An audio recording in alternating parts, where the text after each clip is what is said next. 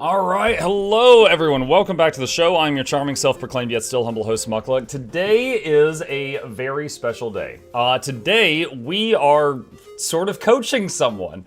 Guild Wars 2 has sponsored the stream today, and they are going to be having us play with a new Guild Wars 2 player who has a massive audience, who is a world-first raider in World of Warcraft. There is another streamer by the name of Nagura, who I'm going to be getting on voice with in just a couple of minutes here. Well, actually, any minute now. And we are basically going to be trying to show them how great this game is. That's my job today. My job today is to answer their questions, remove frustrations, give them things to look forward to, show them around, things like that. So the next 2 hours is going to be playing with and talking with Nagura on the EU server, and then after that, we'll still have 2 more hours, and we're expecting a patch later today as well. So I'm going to try to send her a message right now. Nagura, hey there, good morning, from USA. Ready when you are. All right, just sent her a message, and we'll see. I do see that she is live right now. Dude, she has a massive audience. She's got 1,400 people right now, so she is live and in-game right now. So she is ready to go. She is talking to her audience, so we'll see if she is good. She's an ex-world firster. I mean, I'm an ex-server firster. Yeah, I mean, that's a weird correction. She's not a server firster. She's an ex. She's not a world firster, she's an ex-world firster. Showing WoW players they don't have to wait hours for maintenance to view. That's true, that's true. Muck, what is the best support right now? It depends on what you need and it depends on the game mode. And even then, they all work fine. There are some that might be better at certain things than others, but there is no one that is just best. She did retire from World First. Gotcha. Yeah, I did not know who Nagura was up until very recently. So this is, I didn't know her history until I was like looking into her YouTube channel and stuff like that really recently. Do you have a structured plan or answering their questions? Little bit of a plan. Right now I'm trying to get her attention. She does not have her Discord open, and I am pinging her, trying to get her attention right now. Hang on, I'm gonna unmute her for just a second here. Let me see what she says. Extra back slot. Perfect. That's the first drop. Okay, so she's doing something on WeHype right now. ×5. She's doing something on WeHype at the moment. Hey, look, it's the Tree of Birds. How are She's you? yapping, yeah. Let me try to get you.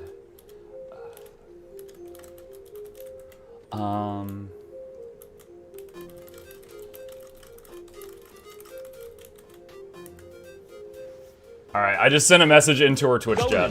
Okay. Good morning, Mukluk chat. Good morning, Stormheart. How you doing? Nagura is awesome. I'm so glad she's trying Guild Wars 2. Yeah, it's pretty awesome. Like, anytime there is a MMO veteran that is coming from other MMOs with a massive audience, they're trying the game, it's good for our game. So it's something to get excited about, because not only are we showing the game to them, we are showing it to their entire audience as well. We can, or in DMs.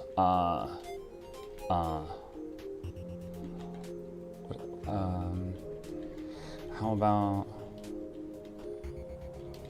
works for me. Let's do this. Hang on just a second. Let's see. Start voice call.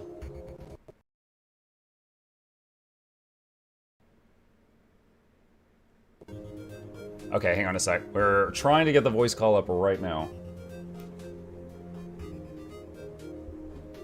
Muck, I raid Wing 1 and Quickness raid is top DPS. Well, it's possibly getting nerfed today. Possibly. Hopefully. Who is the WoW veteran? Hello. Hello, can you hear me okay? Yes, can you hear me? I can. I'm making minor volume adjustments, but yes, you sound good. Give me 1 second as well. Okay. Is he loud enough for you? Too quiet, too loud?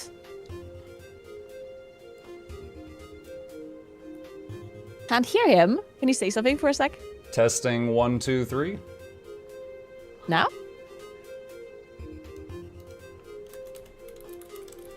Perfect. All right. Too loud, too low. Just let me know, guys. I'll adjust it. First question, sorry. First of all, nice to meet you, but how do you pronounce your name? It's Mukluk. Long story short, I thought I was making up a word a very long time ago, and I found out years later that I was in fact a shoe.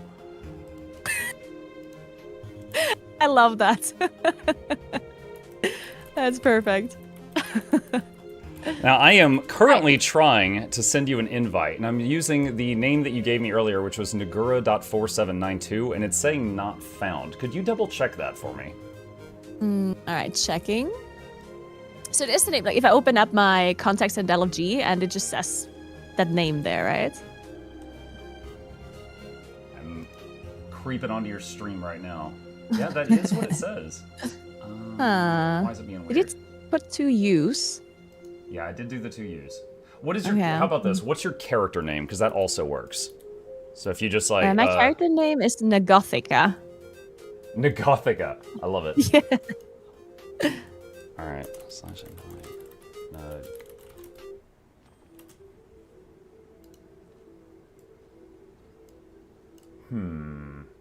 Let's see. What zone are you in?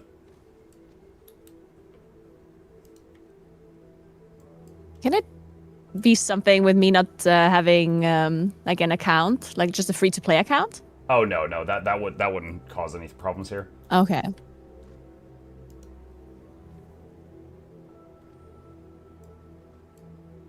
Let's try this. Could you hit M and open up your map? I'm looking at your stream right now. I'm creeping. I hit M and then what? Just mouse wheel down just a little bit so I can see where you are on the world map. Oh, I see. Okay. Let's see. You're in Harathi Hinterlands. Ruins of Holy Dementia. Okay, I'm trying to teleport next to you, and then if I am able to see you... I did connect to the EU servers for this, because that's where you said that that was your home. Yeah. Okay. There you are. Oh, I spelled Nagothica wrong. Oh. I butchered it. All right. Hello. Hello. Okay. All right. Well, I thought one thing that would be nice, because like my audience is hearing you for the first time, yours is hearing me for the first time. I thought maybe we could start by like introducing ourselves to each other, if you're okay with that. Yes, that's perfect. I wanted to suggest the same thing. All right. Okay, you start. Oh, shoot. It's supposed to be ladies first. I wasn't prepared. Okay. Well, my name's Muck. I have been an MMO player since EverQuest a very long time ago. I did play many years of World of Warcraft, so I can talk the talk if we need to do that. But I have been out of that scene for a while. While I was looking into who you were, because I was not familiar with your work until very recently, I saw that you've done some World First stuff. That is freaking awesome. I managed to get a few server firsts back in Icecrown and in Cataclysm, but since then I have been over here in Guild Wars 2. And I'm most known for making a bunch of guides, a bunch of videos like here's how to do this raid boss, here's how to do this build, stuff like that. So I'm the little dude with the pointy hat and a whole lot of guide videos at this point. Yeah. All right, that is very cool. So the guides that you're making in this game, is it about everything? Is it mainly about like PvE stuff or just specific like classes or anything? I really like the evergreen guides. Yeah, plus they pay for themselves more over time, honestly. So anytime they release something where I'm like, this is probably never going to change. Like, here is how to craft this legendary item, or here is how to defeat this raid boss. I try to put out videos on those. Build guides are, really hot for a while, but then they often go out of date. So I do have some build guides. Here's a link. However, there are others that I would recommend. Like if you're like, hey, I want the top raid builds right now, I'd be like, I know a guy, and I would point you to that rather than link one of my own videos for that. Okay. Yeah, very cool. All right, well, my name is Nagura. And I've been playing MMOs for the longest time. Initially, I only played World of Warcraft. I started in, I don't know, forever ago in vanilla. And yeah, I'm still playing now, but I did diversify the content a little bit. I'm also trying out different MMOs nowadays. I'm also doing like IRL streaming a little bit as well lately. But yeah, I've been playing WoW forever. I've been doing world first rating there as well. At this point, a long time ago, I got a couple of world firsts for a couple of expansions, but I haven't been doing it for quite a while now. When I stopped world first rating, I still stayed in like the high-end PvE content kind of niche where I did content for it, guides as well, but I also am a esports commentator as well for WoW esports. And I'm also been in like high-end guilds still and was doing like M+ and stuff like that. So basically just focusing on educational content and high-end content still, but not going like super ham anymore, like not in this like world first kind of scene. Because let's be honest, that scene in WoW is crazy nowadays. Like these players, they're playing so much. I don't have that kind of time anymore, or at least I don't want to put that kind of time into the game anymore. I technically would have the time since I'm a streamer, but yeah. But yeah, I started Guild Wars 2 like maybe a couple of weeks ago. For the first time, I've heard of Guild Wars 2 many times, but I was in this era where I played WoW only, and I never played really like anything else, even though my friends said, you should try this, you should try that. And I was like, oh no, I'm a WoW player. Why would I play anything else? So lately, now that I actually am not so addicted to WoW anymore, I actually tried different games, and that's why I tried Guild Wars 2 for the first time, and I really enjoyed it. I do think it's like very different to what I know from WoW. Like the combat itself is incredibly different. And also this kind of like horizontal progression that people keep talking about is something that it's intriguing to me, but I also don't quite understand it fully just yet. So I'm glad you're here and offering to like coach me because I have a lot of questions. Oh yeah, I would love to talk about that. So to talk about like the horizontal progression for a second, I mentioned a minute ago that I like making the videos that never go out of date, and I mentioned raid bosses. That is something that's really different from WoW. In WoW, at least I don't know if this has changed because it's been years since I've played WoW. But if a new expansion come out, you might be able to go back and solo the raids from the old expansion to farm like mounts and stuff like that. Like that's what I remember. In this game, every raid boss that's ever come out is still a max level raid boss. All of them. Okay, now I will say there's a lot less raids in this game than WoW. It's got a smaller development team. There are currently 8 raid wings. There are other large content such as strike missions and convergences and stuff like that. But the raids, every max level raid boss is still a max level raid boss that has ever come out. So they're evergreen at this point. So does it mean so once you're level 80, let's say you played this game, like when was level 80 is max, right? Yes. That's the max level. When did that come out? Like was that already in the first time Guild Wars 2 came out, it was already level 80?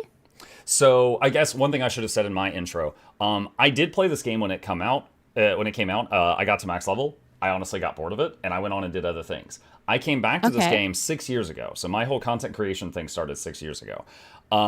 So before that, I know like a bit of the history. I believe level 80 has always been the max level in the game. I think they have raised the gear item level one time since launch, and that was closer to launch than it is to now. And that is when they added Ascended gear, which is a pink text. You probably haven't seen any of that yet. But the gear tiers, there's like white items, which are not even magical. There's blue and green, and then yellow, and then orange is above that. Orange is near max. Like if you play this game and you just rush to max level in like a week, and then you just grab some orange items off the TP, you are almost max stats. And then you could literally just go right into raids if you want. Ascended gear is like 5 to 10% better stats than the orange gear, and Ascended gear has the highest stats in the game. And then you might hear people talk about legendary gear. Legendary gear has the same numbers on it as the Ascended gear, but legendary gear is really flashy. It has really cool graphics. It's show-offy, and also you can change the stats on it. Like I remember a time in WoW where I had like a tank set of gear in my bag, and a heal set of gear in my bag, and a DPS set of gear in my bag. Legendary gear, you can set hotkeys to just change the stats on your armor whenever you're out of combat. So it's effectively like a legendary hat is every single max level hat in the game enrolled into one item. As long as you're out of combat, you can swap it. So those are just like a quality of life thing. Yeah. Okay. So if let's say you're a player that actually plays this game a lot, and you already have like close to is there something called best in slot gear? Like, can you have best in slot? Yeah, so like I said, Okay. Ascended gear and Legendary gear are tied for best in slot. Okay. The only thing is that the Legendary gear has that really nice quality of life that you can mess with when you are outside of combat, where you can change it. However, the Ascended gear, like if you've got a guy in your raid that's in full Ascended and a guy that's in full Legendary and they have equal skill, they're going to be doing the same performance-wise. It's just Legendary is very show-offy and stuff like that. So if a new expansion or new content comes out and you're a player that already has like really good gear, is it possible that this new content that came out doesn't have any like better items for you? It's just the content that you're playing basically, but you can't get any upgrades? Is that like a possibility? This is the part where ex-WoW players, which was me once and now it's you, have to rewire their brains. It's not the same carrot on a stick that we're used to. What you said is true. Like, Visions of Eternity is the newest expansion. It just came out. We're supposed to plug it today. It does not have new item upgrades for me because I'm a veteran player. But it did have new features. It added new elite specializations, which changed the way the game is played in literally every single game mode. So if you're hooked on PvP, raiding, worldview world, fractal strikes, dungeons, open world bosses, whatever, all of those changed a bit because suddenly you've got necromancers that have become ritualists. You've got rangers that have become gale shots. You've got all these essentially 9 new classes running around, and the meta has shifted as a result of that.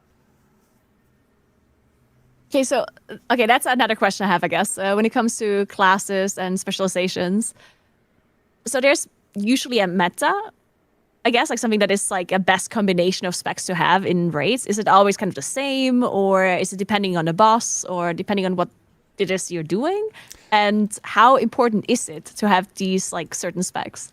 Okay, so with that, let me explain how group composition works. Raids in our game are 10-man, and Fractals were originally as the story goes, Fractals were the inspiration behind WoW's Mythic Plus system.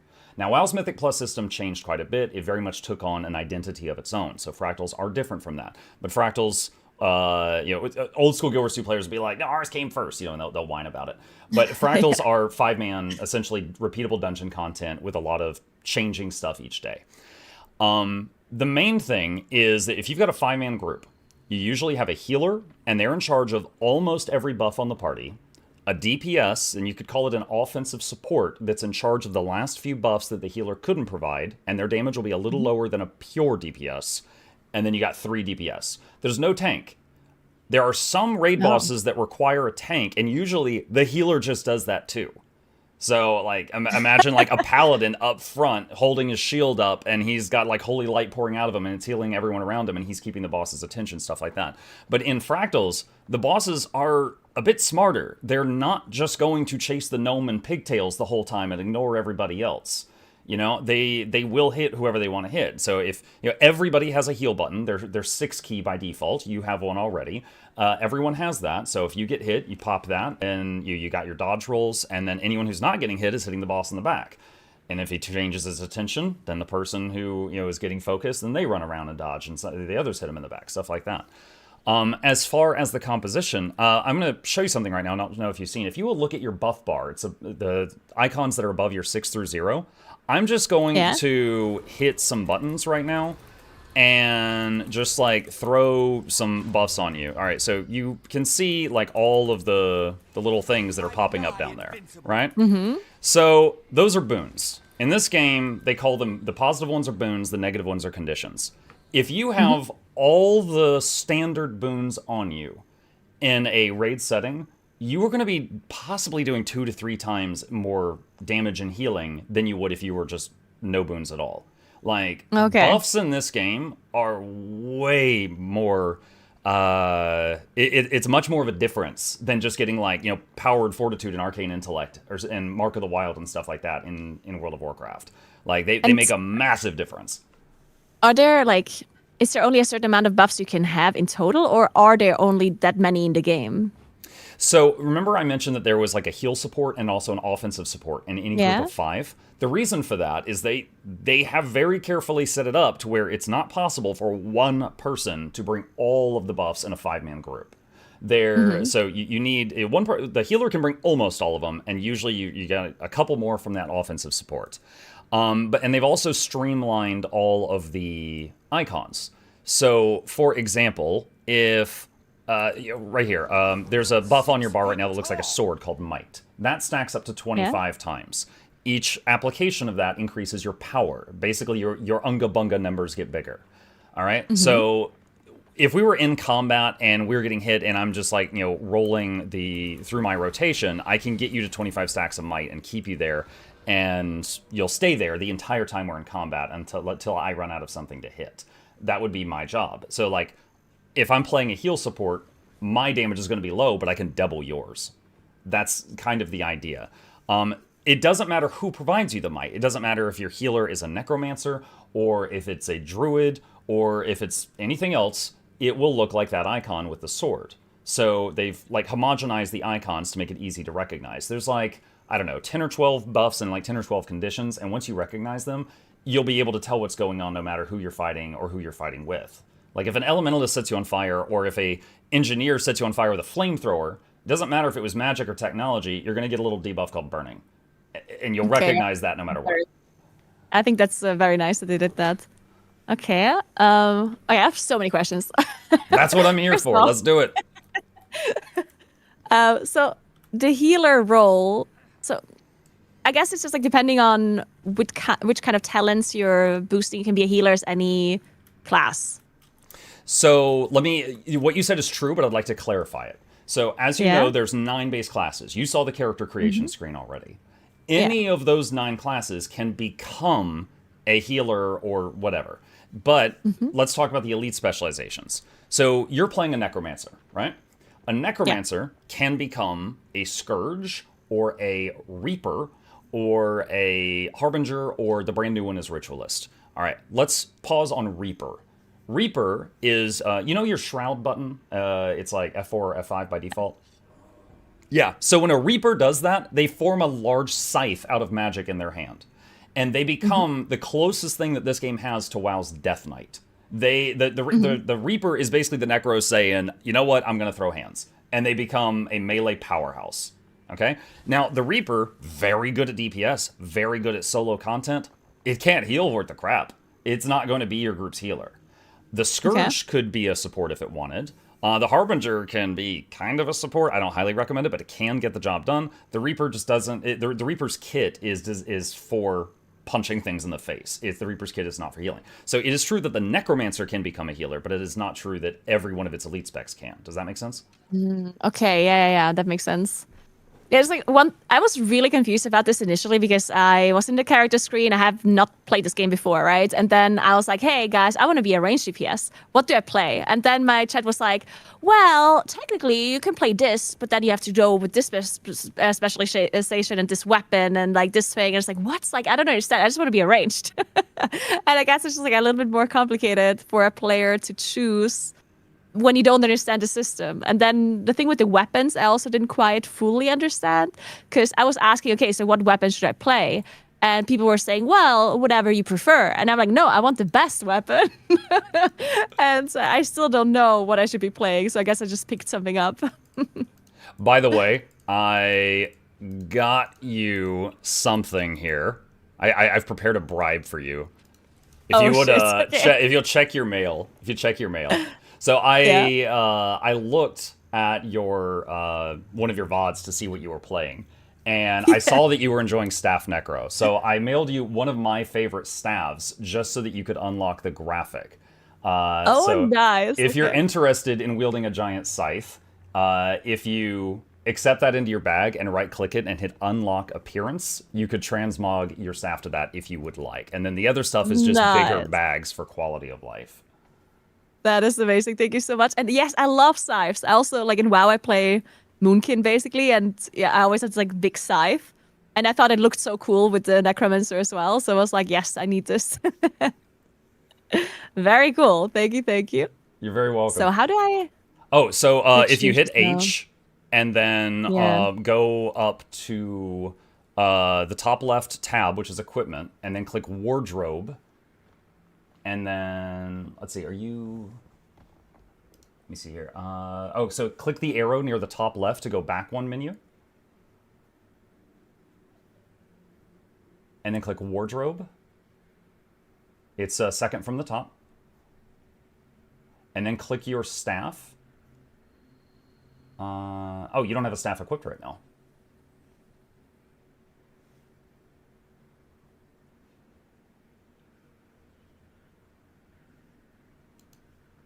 I can't hear you, by the way, if you're talking. I'm not sure. Oh, wow. I was like, he's ignoring me. I saw your mouth moving on your stream. Yeah. No, I was saying that people told me to play different weapons because I was only playing staff. So I switched to a scepter, and I think I sold my staff because it was like old. So now I don't have one anymore. Gotcha. Okay, well, in the future, if you're interested, on this screen, if you click on anything, all the appearances you have unlocked are on that panel on the left. And you can click on another appearance, and you spend a thing called a transmutation charge, which you may have already found some when you're just playing the game. You spend one of those to change the appearance of an item. So the staff I gave you that looks like a scythe, it has been added to your account wardrobe already. So the next time you get a staff, if you like it, you could make it look like that. Wait, can I see what it looks like? Yeah, so in your bag, right-click on the staff and hit preview. Oh, damn. That was huge. Oh my god, I love that. Oh, it has pretty colors too. Okay, that's beautiful. There's also checkboxes at the bottom left of the preview window. There's 3 different ways that you can look at it. You can look at how it looks in combat, and also how it looks on its own without your person if you want. Oh, very cool. That's amazing. Okay, very, very nice. You know, this actually brings up another idea of something I can show you. Another question I get from WoW players and other games is like, okay, well, let's say I get to max level really fast. What can I work toward? And I'll be like, well, if you are interested in it, you can just get gear that, is very unique and comes from raids and just shows off like, hey, look, I did this. It's kind of like earning a title, right? So I'm going to link you something in the chat. If you can right click on that, and that'll open a preview window for the thing I just sent you. It's called Oblivion. Oh, wow. Okay, that is so cool. That item drops from Doom, who in our game is kind of like the god of the underworld. So if you see... Now, granted, that's a max level staff. Any one of the max level staff has the same stats. But if you see someone with this, it's like, oh, they fought Satan. Okay, they're a gamer, So there is like prestige items you can get that show off, things like that. Oh, I do love that. That is something that that's something that I really liked about WoW initially. Before the game was so old and like people replaced a million items and transmog was a thing, right? Nowadays, I feel like, if I see somebody with a certain item from the past, it's not really a prestige item anymore because they could have just farmed it now, right? But I guess that's not the same case in this game because if all of the max level content always is difficult and never becomes easy, then all of the things that you can get, like the looks of it, will always be a prestige item, I guess. That's actually a really cool thing. I didn't think about that. Yeah, and I will say that although all max level content is still max level content, power creep is a thing. So like Wing 1 raids, which was the first wing of raids that came out, it feels pretty easy if you compare it to Wing 8, simply because it came out a lot longer ago in the past. And, But does it have to do with power creep or with people just getting better at the game? It's both. It's both. Like, the first wing of raids was added in Heart of Thorns. And at that time, if everybody was doing... I'm just going to give you some numbers here. If everybody in your squad was doing 10 to 20k damage per second, the boss would die, as long as you did the mechanics. These days, there are classes that are easily over 30k. And, like, the really crazy gamers can hit, like, 40 to 50. So there are some bosses where if people are, like, really, really good, you can skip entire phases. But if you're in a pug, you're never going to see that happen. Okay, interesting. What about add-ons? Are those allowed, or... I've got some right now, and I would, I've got a lot to lose if I get in trouble with Mom and Dad ArenaNet. Yeah, add-ons are fine. I will say there are a few I could recommend you. Like, to give you an example, when you have got everything in the game unlocked, you're going to have 9 mounts. That's a lot of buttons for mounts. one add-on I'm using allows me to hold down a button, and it opens up a wheel, and I can mouse over any of the mounts and release the key, and it gets on that mount. So basically, all 9 of my mounts are on a single button. That's an add-on, and it's fine. So yeah, add-ons are totally okay. If you're looking for anything in specific, I can make some recommendations. Okay. What about like damage beaters? Are these part of the game, or is that also an add-on? So both sort of. There is a testing room in Lion's Arch. You know what? We've just been standing here for a long time. Can you go to Lion's Arch with me, just so we can show some movement for our sponsors, and go... there's near the south end of Lion's Arch, there's a thing called Fort Mariner, and there's a waypoint right there. Let's see if you have that. Or if not, where's Lion's Arch again? Zoom. Oh, it was almost right in the middle of your screen. Let's see. Oh, you know what I can do? I can link you the waypoint. Yeah, it's southeast of Divinity's Reach. It's a little down and right of it. There you go. Yep. Okay, and then move. You do have the waypoint I mentioned. It's right. Yes, there. Fort Mariner? Mm-hmm. Okay. I should have linked you the waypoint. And another little tip for you. If you have your text box open and you shift-click on a waypoint, you can put it in the chat, and then other people can click on that line in chat, and it'll move their map there. I should have done that. Nice. Okay, that's cool. All right, so here's you. And here, hold on a sec. Open access. Here, hop on the turtle. This is the only 2-player mount in the game. You can also control the guns if you want. Why was it like see-through for me? They do that. Okay, do you remember the time in WoW where people would mount up and stand on crucial NPCs and troll other people? Oh, yeah. So that is to combat that. Oh, okay. Okay, so this right here goes into a thing called, let's see, do I need to... Special Ops Training Area. All right, so if you hit accept, this is a room for testing. In this room, you can summon golems to beat on. You can turn on a damage field if you want to test healing. You can... there's a console you can interact with that will give you any buffs you want. But this is just a testing room. So in this room... Sandbox mode? I'm sorry? It's like a sandbox where you can actually just create stuff as well? It's basically where people would like test DPS and things like that. So the enemies do not fight back. So like if I do this, I'm going to talk to this thing. I'm going to say, spawn me an average golem, nothing special. Then boom, there's a golem over here. Now, if you were to beat on this thing, when it gets to 25% health, 50% health, so basically every 25% of its health, it would report your damage per second up to that point. So this is the closest thing to an in-game damage meter for if you're just doing build testing. So like you could beat on this thing for a few minutes with Scepter, beat on it for a few minutes with Staff, whatever. So another thing you can do here is, hold on a second. I'm going to make you feel really strong for a moment here. All right, add boons all. Talk to this console here. Talk to this console. Yeah. And click adjust self and then add boons and then hit all. Okay, nice. And now you've got like a certain amount of time, or does it stay forever? They keep refreshing. But now, if you beat on this thing, you should see that your numbers are much bigger than they were before. What's glancing mean and immune? Immune means that, okay, so if you look at the boss's health bar, you see how underneath the red health bar, there's like this iron-plated bar thing? Yeah. That means it cannot be CC'd. Stunned, knocked down, things like that. So the immune was probably you fired something that was a CC. Is the golem level 8? Oh, that's right. Yeah, chat just made an excellent point. I think the golem's higher level than you. I was like, I'm not doing any damage to this. Gotcha. Okay. Anyway, the point was made. You asked about, is there a damage meter in the game? This is the closest thing to an in-game damage meter.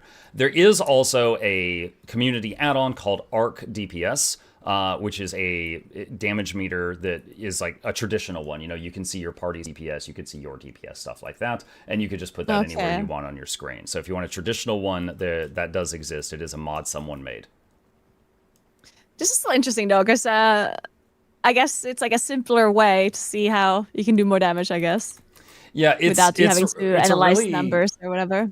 Yeah, it's a really nice room because, like, for example, we just had 9 new elite specs added into the game. I made a lot of videos on them, and when I was trying things out, this room is so valuable because you can just like spawn a golem, you can give yourself all the buffs, which basically simulates being grouped with competent people, and then you just wail on it, and then you just record that, and then change a weapon, wail on it, change a talent, wail on it, and stuff like that, and it makes for a very rapid, testing environment. Yeah, yeah. So I'm guessing that healing is actually somewhat difficult then, if you also have to tank and buff everyone, and you're a really important person, it seems like. Yeah, you definitely are. So, like, if you'll step away from the golem for a second, I'm going to turn something on here. All right, so this is a test for healers. This is a damage aura. So if you look at my health, and this would hit you really hard just because of the level difference, but I could, like, stand in this, and I could just start, doing heals and stuff like that. Oh, I love that. Yeah, that is so cool. So most abilities in the game do 2 things or more. So for example, if I heal you with an ability, it might heal you, but then it also puts a regeneration on you. Stuff like that. So the way that healing works is for most of the support classes. Hold on, let me turn this off.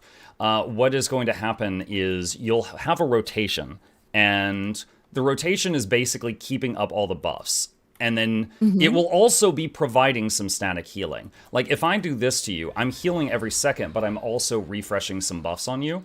So I would be doing that just, like, on a rotation basis. But then I would have some other buttons that are just really big heals that I save for, like, clutch situations. Interesting. All right. Let's see. We're done in here. If you want, just above your minimap, there's a leave instance button. And oh wait, you've redesigned your UI. It's in the bottom right of your screen. There's like a little door. Oh, I see. Yeah. Okay. Yes, it's all a little bit complicated. So, like, one thing because when it comes to rotation, as a damage dealer, do you have like a set rotation that you actually follow, or is it more? Most DPS do. Okay. Like, to give you an example, Reaper, which is a type of Necro, which you already know a little bit. Reaper does most of its damage in Shroud. And when you are in Shroud, you just hit really freaking hard. And so their goal is basically stay in Shroud as often as possible. So they drag out how long they're in Shroud, and then when they're out of Shroud, they are trying to get back into it as fast as they can. That's basically the linchpin of their rotation. By the way, this is a perfect opportunity to show you something. If you look in the party window, my portrait is dark right now. We have gone into different instances of the city. If you right click on me, you can hit join in Lion's Arch to get into the same instance. Okay. Now, that trick you can use to get to, like, if you join some friends to do a world boss and you end up on different maps, you can use that to hop maps. Oh, that's nice. Yeah, I heard about, like, world bosses are also, like, much harder in this game, or, like, much, I don't know, more special, I guess? What's up with that? It definitely depends on the world boss. I saw that you had fought Shadow Behemoth in one of your streams. Shadow Behemoth actually spawns in a few minutes. We could go do that. Shadow Behemoth was out at the launch of the game. It has gotten a makeover once in the last 10 years, but it is simple because it is in the human newbie zone.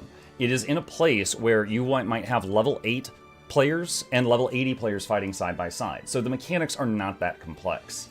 However, if you've got a world boss that is in a level 80 only zone, it will have more mechanics, for sure. Oh, okay. Yeah, that makes sense. Now, I will say none of the world bosses are like a raid, because, you got 50 people there. It's like herding cats trying to get all 50 people to do a complex mechanic.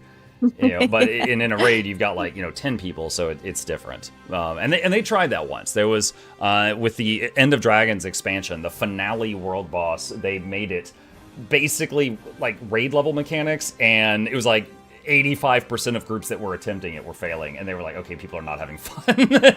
And they dialed it back a little bit. Wow. I guess one question about raiding. So do most players actually, like, is there like guilds and you always play with the same people, or are most people just pugging? Like, how does that work? It's definitely both. Over here, we're actually just a few feet away from it. This portal right here goes into what's called the Lion's Arch Aerodrome. If you just want to walk into this portal... oh, no, turn it. Sorry, I walked too fast. Face the big building that you came out of, and then the doorway to the right. On the big building. I see it. Yeah. So if you go in there, you'll zone into the Aerodrome, which is basically the raid prep room. So the one you're right next to, with like the shimmer. Mm-hmm. Yeah, that one. So in here, the idea is you can take a portal or a blimp to go to any raid you want. So in here, you can just use the looking for group tool, which is in the top left of your screen, and join pug raids. And there's like no travel time. So there's portals all along the south wall. If you hit the M button to look at your map, there are a bunch of portals in here that go to all the different raid wings. And so you can easily just use the group finder, join a raid, and get there in seconds for any of them. Very cool. Okay. And of course, there are also people that do static raids. But it's very easy to do both with this central hub. So you don't have some sort of like ID system like in WoW where it like resets like weekly, or how does that work? Like, can you do the boss as many times as you want? It does reset weekly, but let me give you an example. Let's say I go with a pug and I kill Raid Wing 1. And then you're like, oh, hey, Mike, I want to do Raid Wing 1. And I'll be like, oh, okay, well, I already did it. So if I am the leader of the group, it will be empty. So you make a group, I'll join you, and I can still help you. So I won't get any loot the second time I kill the bosses, but I could still join groups and do it just for the fun or for helping or whatever. Okay, yeah, that makes sense. Another question. Since we're supposed to play like the new expansion, what did they add in the new expansion? And before you tell me, can you also explain to me how I'm adding the code? Because like I got a code basically, and I just need to activate the expansion. Yeah, I have not done that before. I don't know how to do that. Let's see. Arena redeem code. Give me just a moment here. Okay. So what you need to do, I'm going to send you a... Well, hold on a sec. I recently changed to my first dual PC setup, and I'm still getting confused at which computer I'm controlling sometimes. Yeah. That can be confusing, yeah. So hold on, I'm gonna do this correctly here. That would be too much for my brain. The TLDR is you need to go to the ArenaNet website, and you log in with your account there, and then there is a redeem code button there. Okay. Now, I know that we're supposed to, at least what they told me is we are supposed to talk about and plug the expansion and stuff like that. I don't know if we have to go there, because if we're going to go there, we would have to, I think we would have to boost your character to max level. Yeah, okay. If they don't, now I know sometimes they require it, and if they do, then fine. But if they don't, I don't recommend that for your first character, because you will suddenly be drowning in abilities and traits and talents and specializations and not know what you're doing. Yeah, I specifically didn't want to do that. I think we're fine to not do that. We can just talk about the expansion. I'll get there eventually. So, talking about Visions of Eternity then. You know what? If you're game for it, just to show some actual gameplay, Shadow Behemoth is spawning right now. Do you want to let's port over to Queensdale, which is the one that you already saw. I'll link you the waypoint if you want to just click on that waypoint. It'll go straight there, and we can just go beat on the big shadow monster while we talk. Yes, let's do it. So the Visions of Eternity, it opened up a new landmass. So there's new maps on the world map. Here, I'm gonna get the turtle out again, and we can take a ride there. If you want to go in style. Love that. What can the turtle? I guess it's just a two-seater. Or does it have other abilities as well? It does have abilities. You actually control the guns. If you look at the buttons on your bar, I see now. This is a combat mount. Oh, that's sick. Okay. It has a well, I'll show you this thing. It does like a slam. But it does siege damage. There are certain things in the game that you can break with siege damage, and this does siege damage. Oh, okay. Is it mainly in PvP, or is it also a PvE thing where there's siege? Damage required. No, good question. So in 5v5 PvP, which is Conquest, that is very similar to World of Warcraft's Battlegrounds, there are no mounts at all. In World versus World, there is one mount that is designed to be used there, and that's the Warclaw. It's a big cat.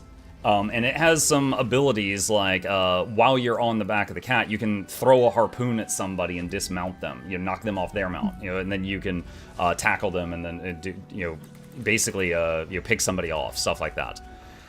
But yeah, just the Warclaw in World v World at this time. So other than the Warclaw, all the other mounts are PvE only. Some of them even work in raids.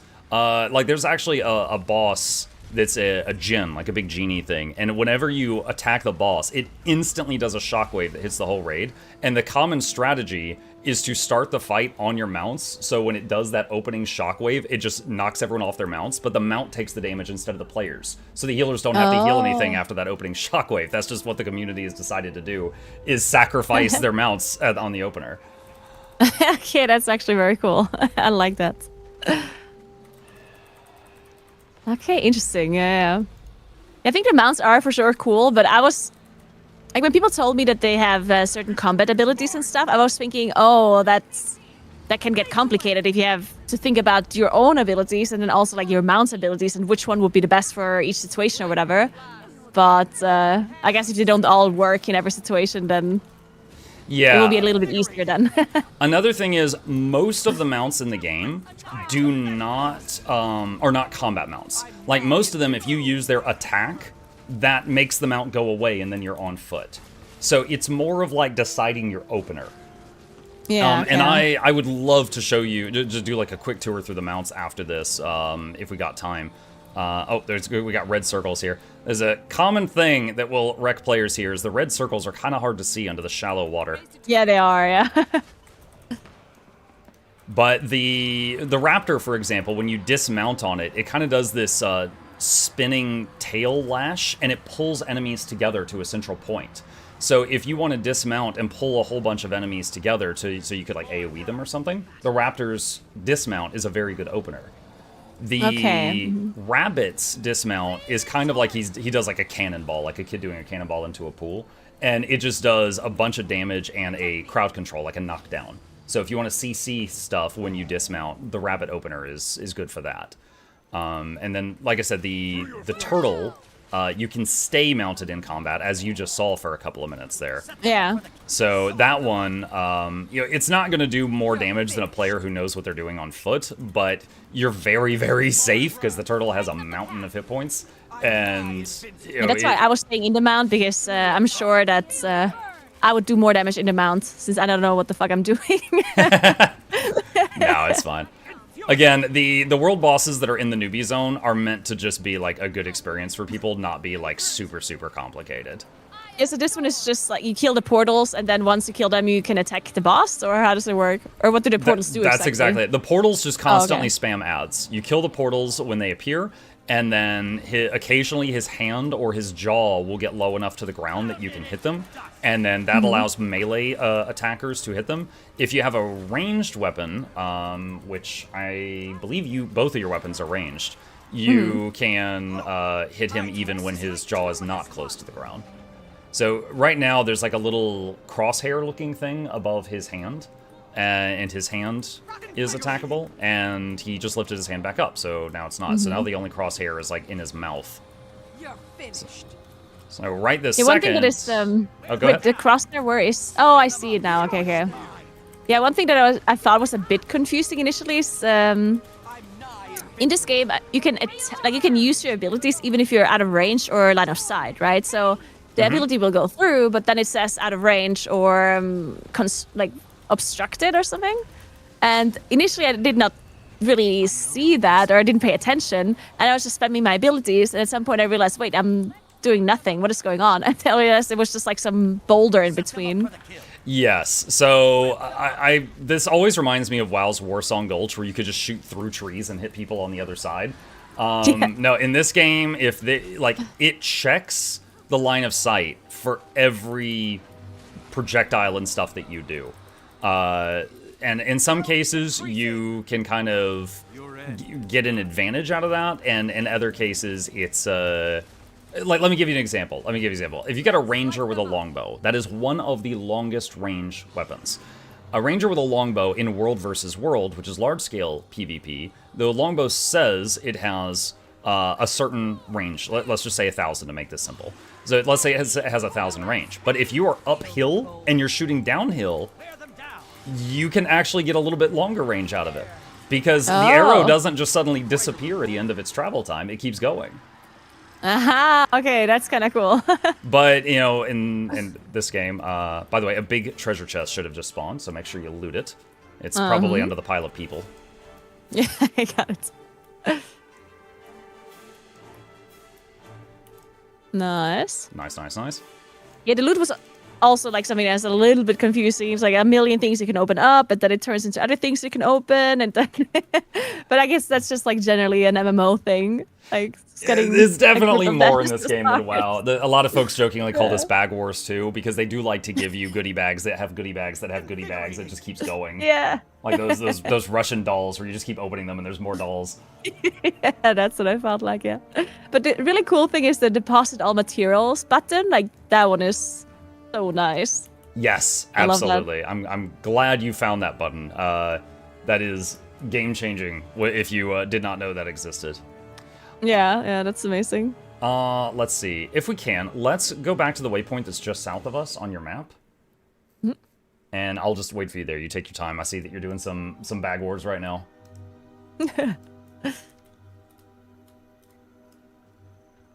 So, in the WoW that I remember, I know it's changed because I never played Dragonflight, but in the WoW that I remember, any mount was effectively just a speed boost. There was no like acceleration, deceleration, turn speed, anything like that. I believe that's changed a bit since Dragonflight. But that was most of WoW. So in this game, like going through the mounts real fast, the first one, you've probably seen this from the trial, there's the Raptor, and I've got some different skins on mine, but this is the Raptor. Oh, yeah, okay. And when you dismount, you could pull all enemies together with that spin. The Raptor is most I thought it just known. was damage. Yeah, the Raptor's most known for basically this, long horizontal jumps. In the zone that you get it in the story, there's canyons, and you use it to leap over the canyons to get to the other side. Oh, okay, cool. And the second... Go ahead. When I used it initially, like I thought it was very cool, and at the same time, I was like, oh man, I wish it would like do what I'm telling it to do and not to have like the momentum that keeps going. But like at one side it's like a really cool thing, and the other side can be a little bit frustrating sometimes. I totally get it because it definitely doesn't like turn on a dime. Yeah. So this is the Springer. It's just a rabbit. This one, if Raptor jump forward, this jump up. Oh, okay. So nice. That's its main thing. Is again, the area where you get it, you use it to traverse, cliffs and stuff, but you're trying to go up them rather than over them. So this is for climbing things, and its dismount, if you choose to use it, is basically knock everything down around you. The next one is the Skimmer. It usually looks like a manta ray. I've got a skin. Mine just looks like a hover bike type thing. But this thing it hovers, so it will go over water and quicksand. To explain, because I didn't notice. So basically, there's X amount of mounts that have abilities, and then each mount can have a different skin that you can then farm for it. Correct. Correct. So yeah, there are like a certain number of mounts. However, each mount does have a bunch of skins. However, most of those skins, I have to be honest here, are from the gem store. There is a couple that you can farm in game. Like, for example, I mentioned the Warclaw earlier in World versus World. This is my Warclaw. It's currently looking like a plushie. There is a skin for it that looks like a leopard that has your guild's emblem on the flank, kind of like a pony cutie mark. That's cute. And that one is from gameplay. That is from gameplay. You earn that in World versus World. But most of the mount skins in the game are from gems. But a reminder to new players, you can turn gold into gems. So, like, I'm at the point in the game, for me, if I see anything on the gem store I want, like a plushy Warclaw, I can just spend my gold to get it. but you can spend dollars on it if you want. Also, if you'll allow me, I saw one person in your chat said something a minute ago that I would like to answer. They mentioned that it looks like the game only has 10K players on Steam. It is a very, very small slice of the player base that's on Steam. This game has had a standalone client with its own servers for like 13 years. It went on Steam like a year or two ago. And so they're the only players on Steam are the ones that chose to install via Steam since that time. The like 95% or more of the player base is on the standalone client. Oh, that's good to know. Okay, I had no idea about that either. I mean, it's not that I was checking. Like, I personally am also somebody that, of course, when you play an MMO, you always care about how many other people are playing, because obviously you need to be able to find people to play with when you're doing raids and stuff, right? But I think initially it doesn't matter as much unless the game is actually like full on dead, right? If there's no one else playing, yeah. But just to get a understanding of the game initially, you don't necessarily need there to be like hundreds of thousands of people to play, right? Right. Yep.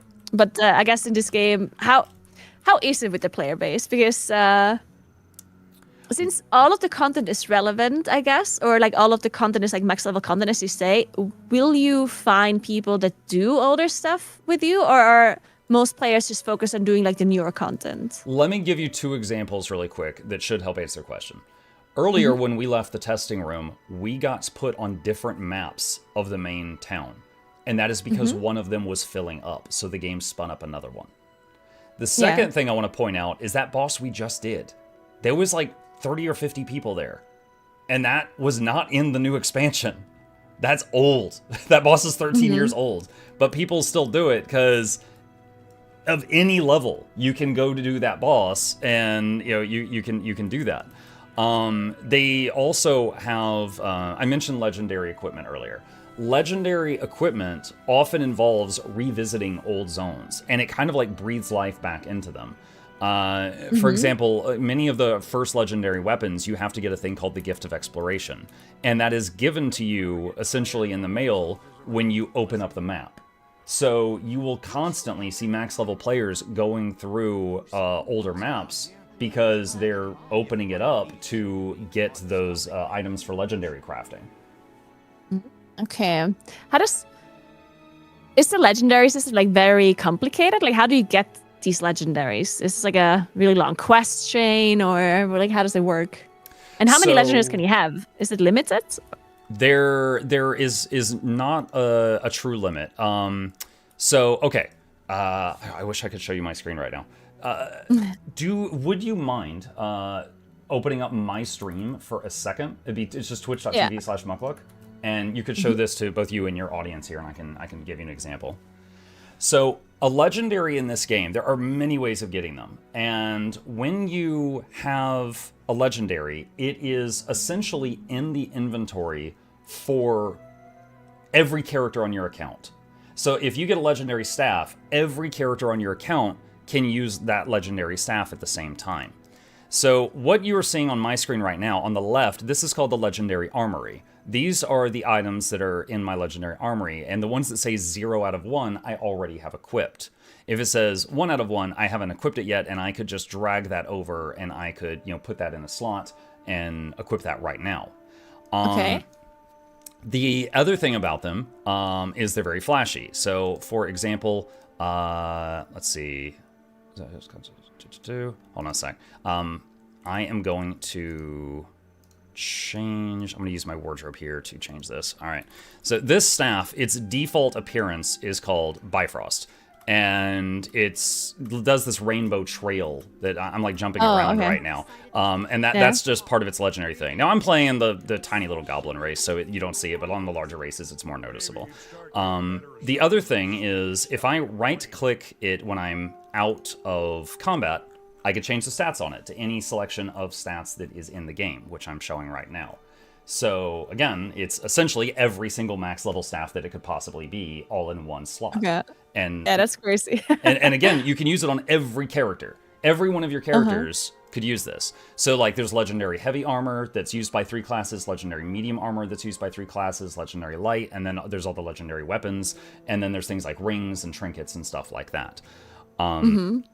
As far as how to get them, most legendaries, again, they're meant to be content that is something that you can do at max level to keep veteran players involved in the game. So most of them are very large projects. However, there are 2 of them that are almost freebies. There is one that they just added a couple of weeks or months ago that is essentially use our new group finder to group for tier 1 fractals, which is 5-man content. Do that 100 times. And it's not even 100, I'm exaggerating. It's like 50 or 60 times, and you get legendary gloves on your account.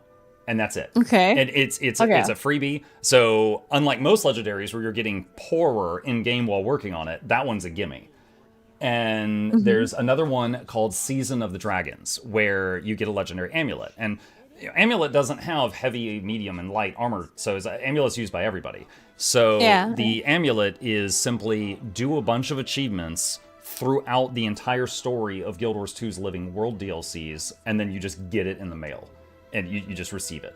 So usually if someone's like, hey, I want to start legendaries, what do I start with? I usually tell them those 2, and then you could work on the ones that cost you all of those lovely things that you've been putting in your material storage after that. All right, very cool.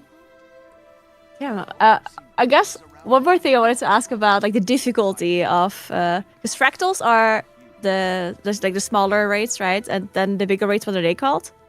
With the 10-man? So Fractals were basically they're 5-man content. They're the upgrade from dungeons. Fractals are the things that are similar to Mythic Plus. Raids are raids. Those are 10-man. Oh, they're just called raids. Okay. There's another system that that is separate from raids called strike missions. Strike missions is quite simply there's no trash mobs. You walk in, there's a boss, you kill it or you don't, and you leave. That's it. That's a strike mission.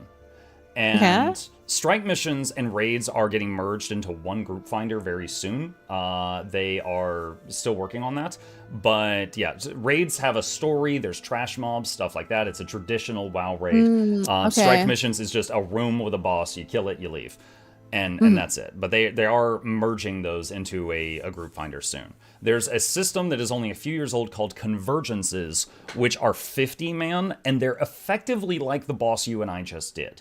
Convergences are, there are mechanics, but they recognize there's 50 people there and most of them have no idea what they're doing. They're not that complicated. Okay. But so like these strike missions, they are like less complicated. Like, it's more like a story kind of deal. And fractals, I guess since they're the equivalent of Mythic Plus, they have scaling difficulty. Does it go endless, or just is there a cap at some point? You know what? Let me show you. If you would, let's see. I am going to hold on. I'm trying to find the waypoint. Okay, so we're going to go to that waypoint, if you would. And this is the same waypoint line Sarcha went to earlier, but we're going to a different spot there. Now, Fractals, funny story. I found out because of my son messing around one day that if you go into Fractals, it actually levels you up to 80 if you're not already level 80 temporarily while you're in there. So we can actually do this. Nice. And I found this out because my kid on his level 10 character was trying to solo in there, and I was like, what are you doing? I love that. All right, so once you appear, let's see, are we in the same map? We're not. I'm gonna hop to your map, so I'll be there in just a moment. Okay, I have appeared. I'm just a few feet south of you. Okay, now over here there's a big red portal. In front of it says Fractal Quick Play Beta, but we're just going to run over to the portal. So these are fractals. So we're going to walk up to this, and we're just going to hit enter, and we're going to enter the fractal lobby. It doesn't matter what you have selected if you'll just hit enter at the bottom. And we're going to go into a lobby. Now, this is just a area. There's a jumping puzzle in here. There's merchants in here, and the most important thing is over here. Why is everyone naked? What? Why is everyone naked? Oh no, that's like a white suit. I thought they're all naked. I think you're just projecting. All right, so there's a console up here, and interacting with this lets you pick the fractal you want to do. Now, fractals have 100 levels of difficulty. So, like, if you look, there's Tier 1, Tier 2, Tier 3, Tier 4 at the top. The maps in Tier 1 are the same maps in Tier 2, okay? It's just they're more difficult, all the way up to Tier 4.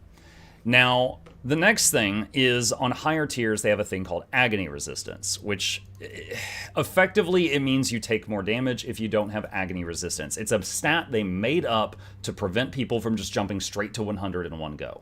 And but basically, as you go through them, you will build agony resistance, and then this made-up stat becomes a non-issue when you get to the end. But all of these are five-man stuff. And so right now, let me see. I would like... Yeah, so if I click on you, it actually says you're level 80. Now, you're not a true level 80 because like you don't have all the traits and skills unlocked at the moment. But in terms of numbers, for the skills you do have and the weapons you do have, you're level 80 in here, which allows you, to do this if you want. So one thing we can do here is I am going to... Let's see, what's a fun one? Nightmare... Not tier 4. That's crazy. What am I doing? Let's do this one. Okay. Let's do Nightmare on normal mode. That's a fun one. I am going to... Let's see. So at this point, we could bring 3 EU players with us. If you want to, like, extend the invitation to your chat and have, like, a few people join, we could. Yeah, let's do it.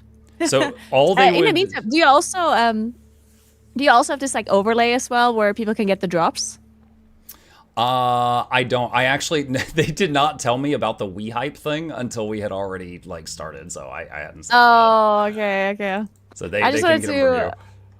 Oh, yeah. I guess... I don't know. I mean, I guess you could use my link then and just, like, post it in your chat. Because the drops are just for people that sign up, right? So it doesn't matter if they're signing up from your chat or from my chat. Because once we hit the numbers, then they'll just be randomly given out to people that signed up. In case you want to do that. Yeah, I'll try to have that set up by tomorrow, but they didn't tell me about the hype thing at all, so I did not know. Oh, shit. Unlucky. But yeah, so how do we invite people? So do they just have to type their name in chats? So one thing they can do is if any of them type /join space Nagura.4792, they will literally just elbow their way to the group. You don't even have to hit accept or anything. That works? Yep. Unless you set the group to private or something. So right there, we just got a thing that Emma's trying to join. I'll just hit accept. Hi, Emma. Oh, okay. And then we got room for 2 more. That's cool. Do you get spammed with invites all the time then, or? Oh, yes. Yeah, So what is this number? Is this like the power number that you have there? Like this like 166, 172? What does that mean? Okay, so if you're below level 80, it shows your character level. If you're in Fractals and you're above you are level 80, it shows that agony resistance stat that I talked about. Now, we are going to do a low-level Fractal where agony is not an issue, okay? Because the tier 1 of Fractals, the agony does not matter. But if you were doing the higher-level Fractals, basically, if you got hit by anything, you would explode because you had 0 resistance to it out of 150. That's the short version of it. Okay. So, we have already selected Nightmare. Now, hopefully you like this one. This is just one of my personal favorites. We selected that, and we just walk into this beam of light in the middle of the room, and it says, "Are you ready?" And I'm just going to hit yes. Now, currently, let's see, I'm going to change a few things here. I am going to run... I hear you are a Druid enjoyer. Druid in this game is a little different than yours, but I am going to run Support Druid, and my job is going to be healing, picking up people that go downstate, if anyone does, and just giving buffs. And then y'all's jobs is kill everything. When you're in just like downstate, can you also like release in these kind of fractals, or do you always have to be rested by people? If you go down, people can absolutely try to save you. But if you go from down to full dead, it depends on the situation. Because if your group can salvage the situation and then just res you, then great. If they are in the middle of a fight with trash mobs, not a boss, but with trash mobs, you could just respawn and then run back up to them. So it's definitely a case-by-case basis. So, if I may, let me talk about Fractals for a second. Fractals are each a point in time in the Guild Wars story that you're essentially reliving. Kind of like the Caverns of Time situation in World of Warcraft, but Fractals are also like parallel universes. There are actually people in the story of Guild Wars 2 that went crazy because they were just like trapped in Fractals and they kept having to fight other versions of themselves in here. Oh. So it's actually a very deep, cool story, but the TLDR is it's 5-man content. Yeah. All right, this room is the first boss, so in just a minute we're gonna have one spawn. All right. Do classes have, like bigger cooldowns as well? Like really long cooldowns? Offensive cooldowns, I mean? Nothing like Bloodlust or Time Warp, if that's what you mean. Okay, get to the bubble. Okay. Run to the bubble. So basically, boss is doing a big boom, and everybody is running over here to avoid it. Okay. Now we have got we have got some gamers in here. We've got some people pushing big numbers. That ended way too fast. Let me request a favor here. Yuki, Alessa, and Emma, can you guys just like auto attack a bit on the bosses so we can see some mechanics? Wait. Oh, I'm just gonna auto attack from now on. Sorry, sorry, I killed that one too fast. That's, Naguro, hold back, please. Yeah, I'm gonna hold back. Yeah. Now, a reminder that basically they are very geared, and these are the tier 1 kind of starter fractals, which is why they're able to do that. Okay. All right. This mechanic, you don't see this often. This is dodgeball, basically. The red ball's hurt. Okay. You got to stand on the circle and capture it. Think like Arathi Basin. You got to capture the circle. The blue ones heal you. The red ones hurt. Oh. And then once you capture it, it disappears. And it's kind of like opening a lock for a door up ahead. There we go. Uh-huh. And in this room, there are 3 of them. There's one in the middle and one on each of the sides, but the side ones have, like, blasts coming down. So we just pick one. Now, so you have to move into the middle, basically? Or do you have to click on it somehow? You don't have to click on it, it's just movement. Now, on the harder difficulties of this fractal, there are mobs attacking you the whole time you're trying to do this. So, again, this But, is... I don't understand what the purpose, I have to walk through it? Like, no, why do I walk in it? So, okay, do you see the big blue circle that's, like, around the perimeter of it on the ground? To me, it's a red circle. Well, it's... Let's see, where... Oh, no, it's blue, yeah. Gotcha. Well, I'm dead. So anyway, the big circle, as long as you're in that circle, you're essentially filling a bar. You're capturing it. I understand. And then while you're trying to capture it, it's shooting bullets at you. I understand, okay. We're nearing the ultimate experiment. All right, so this part, we just use our dodge rolls to get over these red areas as they come toward you.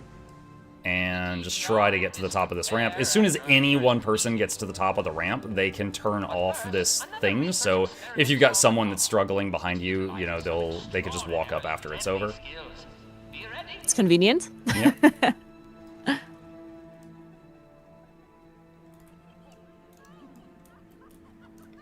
Okay, that's creepy.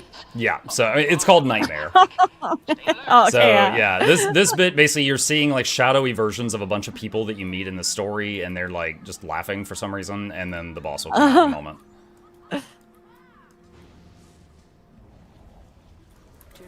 All right, so big snake thing. So we're gonna start hitting that. Now we have to CC it. You see the blue bar under its name that just got beaten down really fast?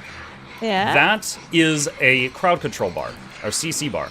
Essentially, you hit that bar with stuff that would make a normal character lose control of their character, like a stun, a knockdown, a fear.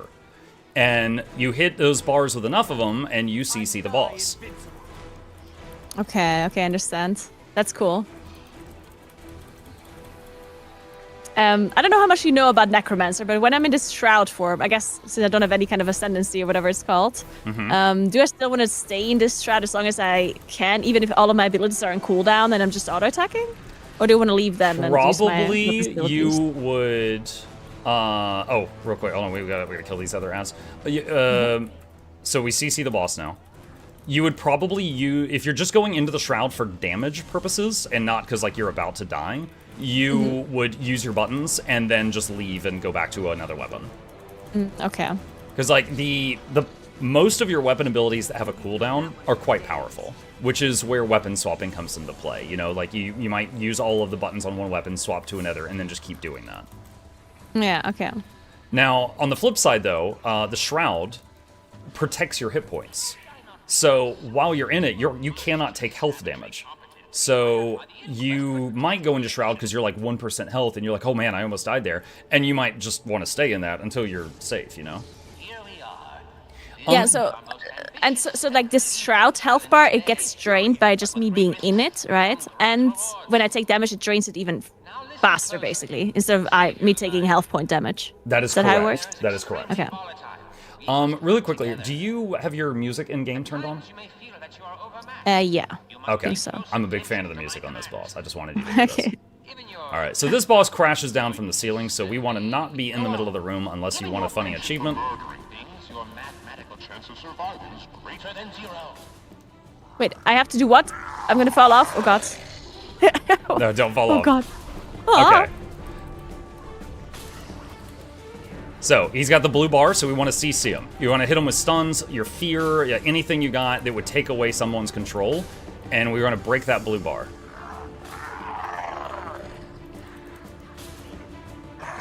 So while Okay, the blue give bar him is a up, do you take any other damage? Like, does the boss take any other damage? Oh yeah, you can still hit him normally. It's just that okay. your main objective is to CC him. See how right now he's stunned? Yeah, okay. So the okay. main objective is to hit him with that CC. So right now, your main priority should be staying alive, avoiding red circles, and then doing damage as you can. Like right there, there's charging across the room. Next.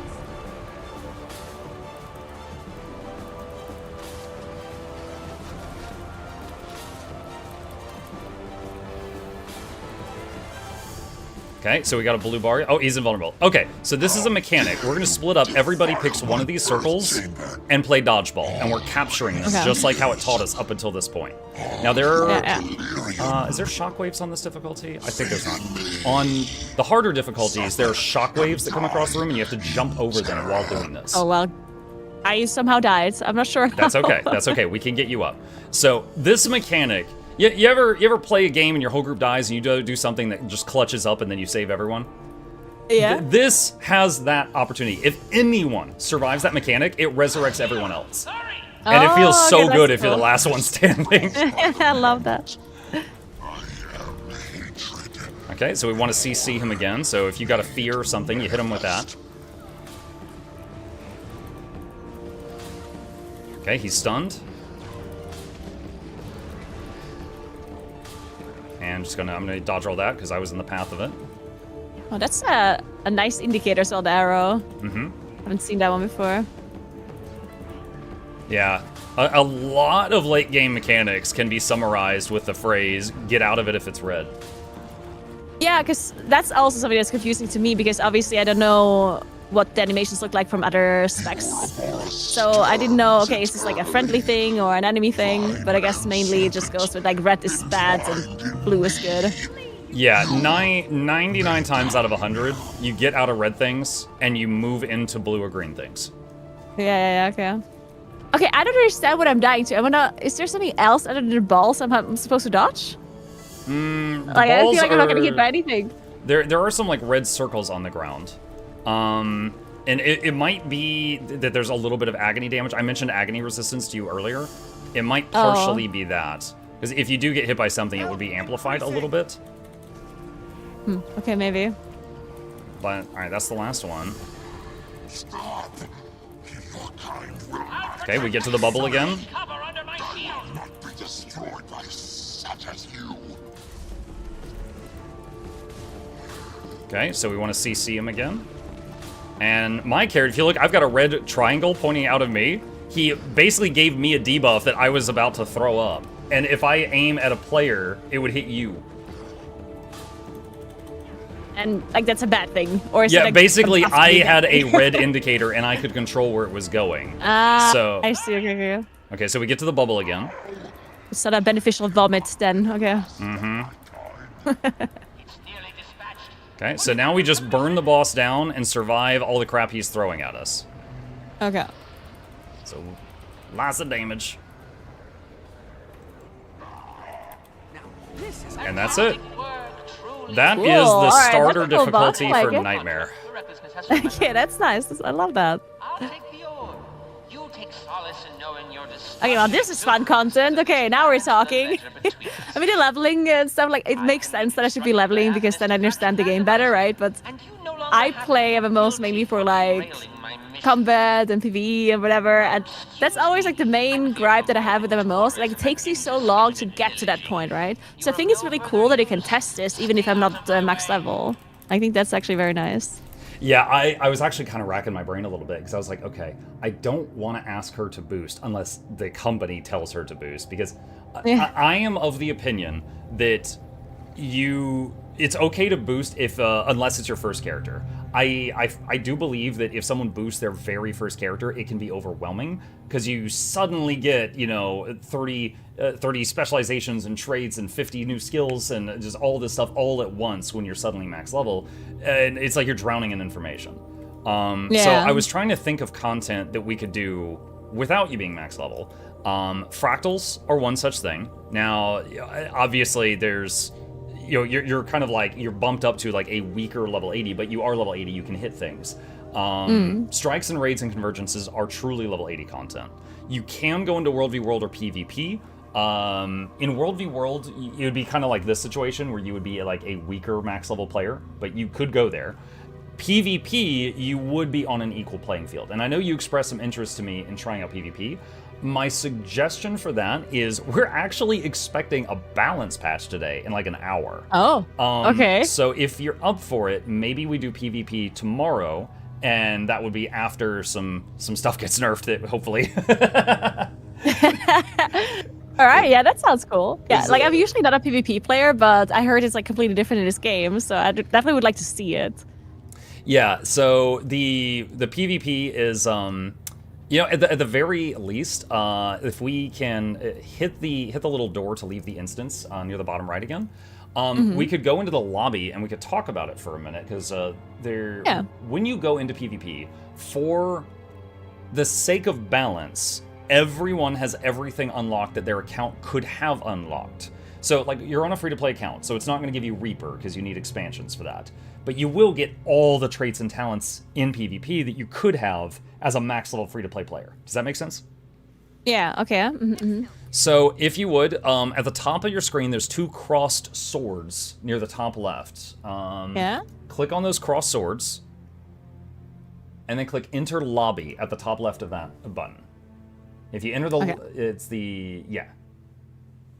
Yeah, so the lobby is safe. There is like a duel area, but if you don't purposefully walk into it, it's a safe area where you can just mess with your build. That's the main thing here. Okay.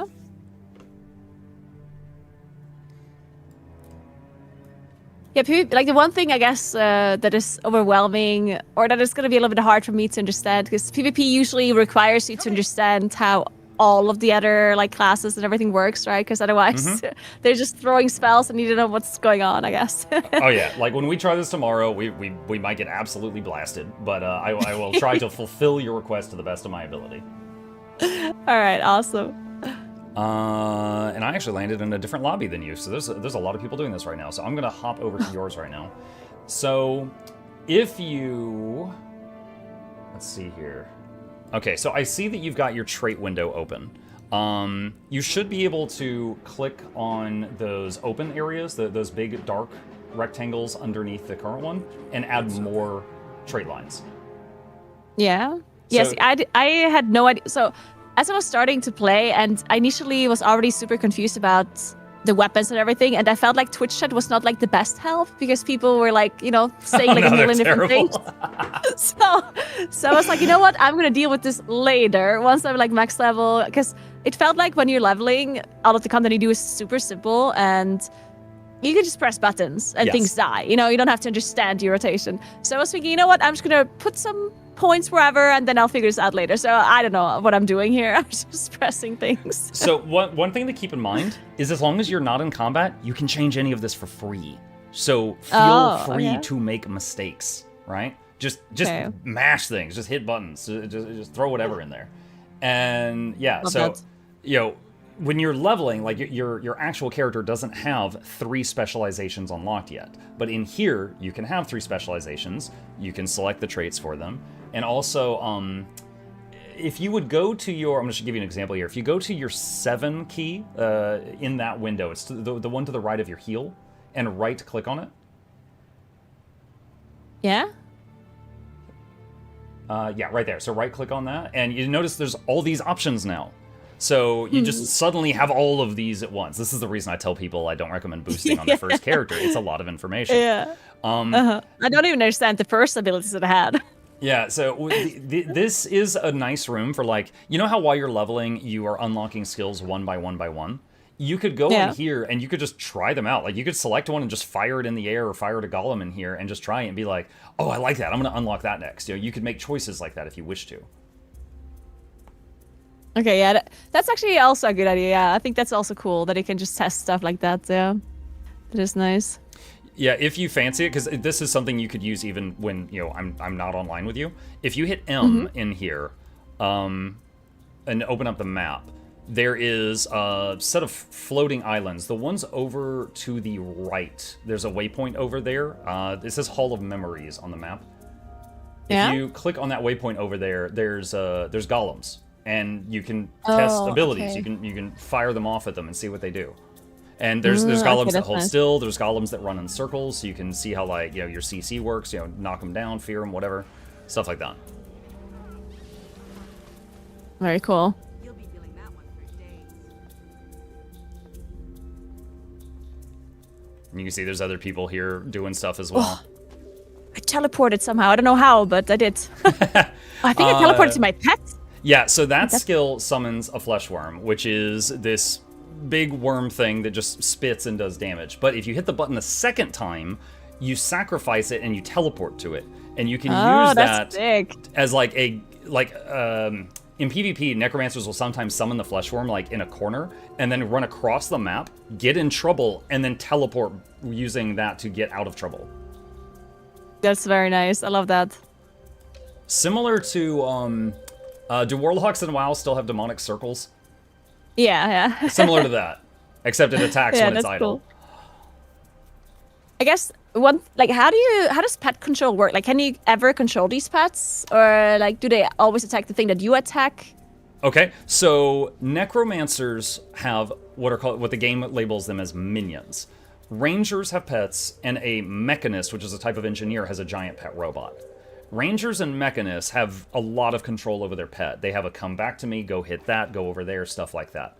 Minions are supposed to be like mindless, derpy creatures, but the trade-off is you can have a lot of them.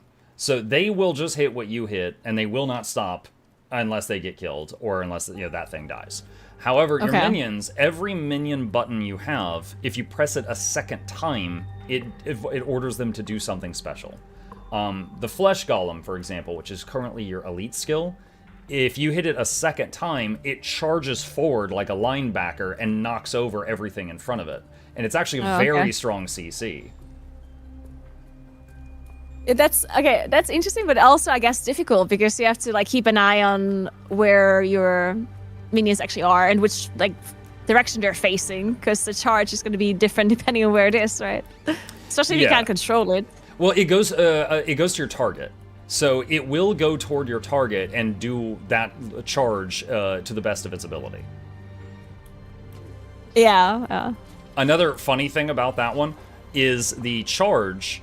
It effectively, while it's charging in a straight line, it does the knockback like every second it's traveling. So this is completely true. The fatter the target, the more times it hits it. So if you are fighting a really big raid boss that's just very large, and it does like the blue bar, and it's like, okay, it's time to CC it, and you tell your flesh golem to charge, it will charge through it, and it'll hit it like 15 times. Is this also true in PvP, or do all characters have the same hitbox? Funny question, all the same hitbox. I made that mistake. When I made my character, which is now my main character, so many years ago, I was like, I'm going to pick the small guy because it'll be harder to click on in PvP. Nope, doesn't work that way. Does not work that way.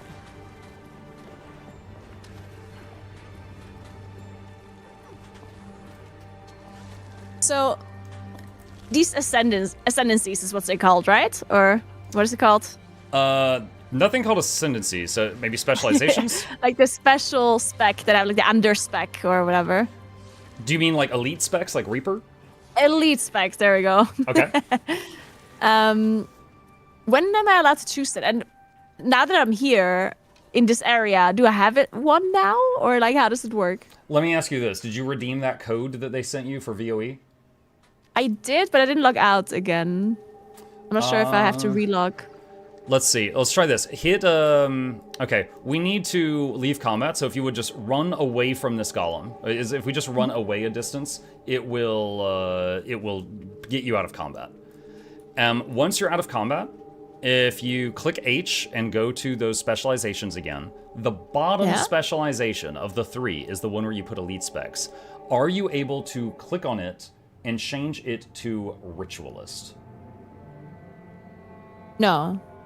I guess I have to relog then. Okay, so Ritualist was the one added to Necro in the new expansion, so you might have to relog. And if you want to try that, that's fine. We could just talk while that's happening. Yeah, I'm also gonna get a snack real quick, so if you have some more things to say in the meantime and entertain my chat, that'd be great. Oh, I do have a wireless headset, so I do hear you. I'm gonna be real fast, 1 second. Let me jingle some keys. All right.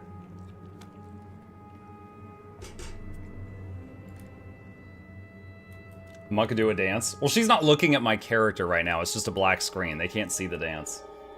Unless they just, like, feel the aura of my dance. Do the intro? Do the intro! MuklukYoutube is Bartholomew, Reginald Esquire the 4th. This is John Van Syphils the 3rd. Welcomes all of you to Guild Wars 2. Hope you enjoy your stay. Entertainment is on the way. Crank up the speakers. Don't touch the bakers. Giveaways every week. Please take a seat, but you'll only need the edge. Alright. There we go. Oh, she's back! That was the perfect amount of time. We filled the perfect amount of time. That was, I thought your kitchen was farther away. Once or twice. That was great. Rep God, actually, yeah. Yes. Okay, let's see if this works now.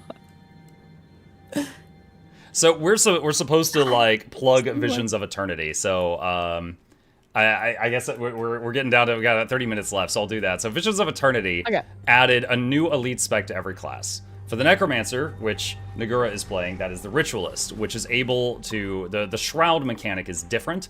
It summons 3 big spirits, which are kind of like a shaman's totems from WoW. They're stationary, there are cooldowns that can move them, and they each do a thing. One helps with healing, one does damage, one does crowd control. And these spirits, you can use the spirits and the minions if you just like having a big group of dudes helping you out. Whatever, but it is currently, I'm just gonna say it, it's overpowered. It's possibly gonna get some nerfs today, and it would be deserved. It is pretty crazy right now, but Ritualist is also a throwback to Guild Wars 1, which had the Ritualist class in that game. The other 8 classes also got different specializations. The Guardian got a thing called the Luminary, where they make weapons out of blue flame. It's kind of Green Lantern-esque, you know, they just like make up weapons out of this fire for whatever they need. It's very cool. Warrior got Paragon, which is all about like, you know, war cries and stuff like that. Like they do shouts and it like buffs or heals the people around them and things like that. But all of these things have added new builds to the game, like just Ritualist. Ritualist has a heal build, Ritualist has a DPS build, it has an offensive support build, it has a PvP build. Like just Ritualist added like half a dozen new builds to the game across all the game modes. And, you know, they added 9 new specs like that. They added a new player housing thing. I've heard that WoW recently got player housing as well. Guild Wars 2 did about a year ago in Janthier Wilds, and they've added a second player housing setup where basically you have a whole island, and you can build over the entire island. And it's massive. So if you like, you know, player housing, and there's form and function with the housing in this game. Like function, you can put resource nodes in there. Like mine has like 20 resource nodes in it, and I just go into it each day and farm them all and essentially use it as like a money generator. But you can also use it just for like, you know, designing a house, you know, setting things up. I've seen people that have made like a Death Star in the sky in theirs. You can make like roller beetle racetracks in there if you want to do like mount races, stuff like that.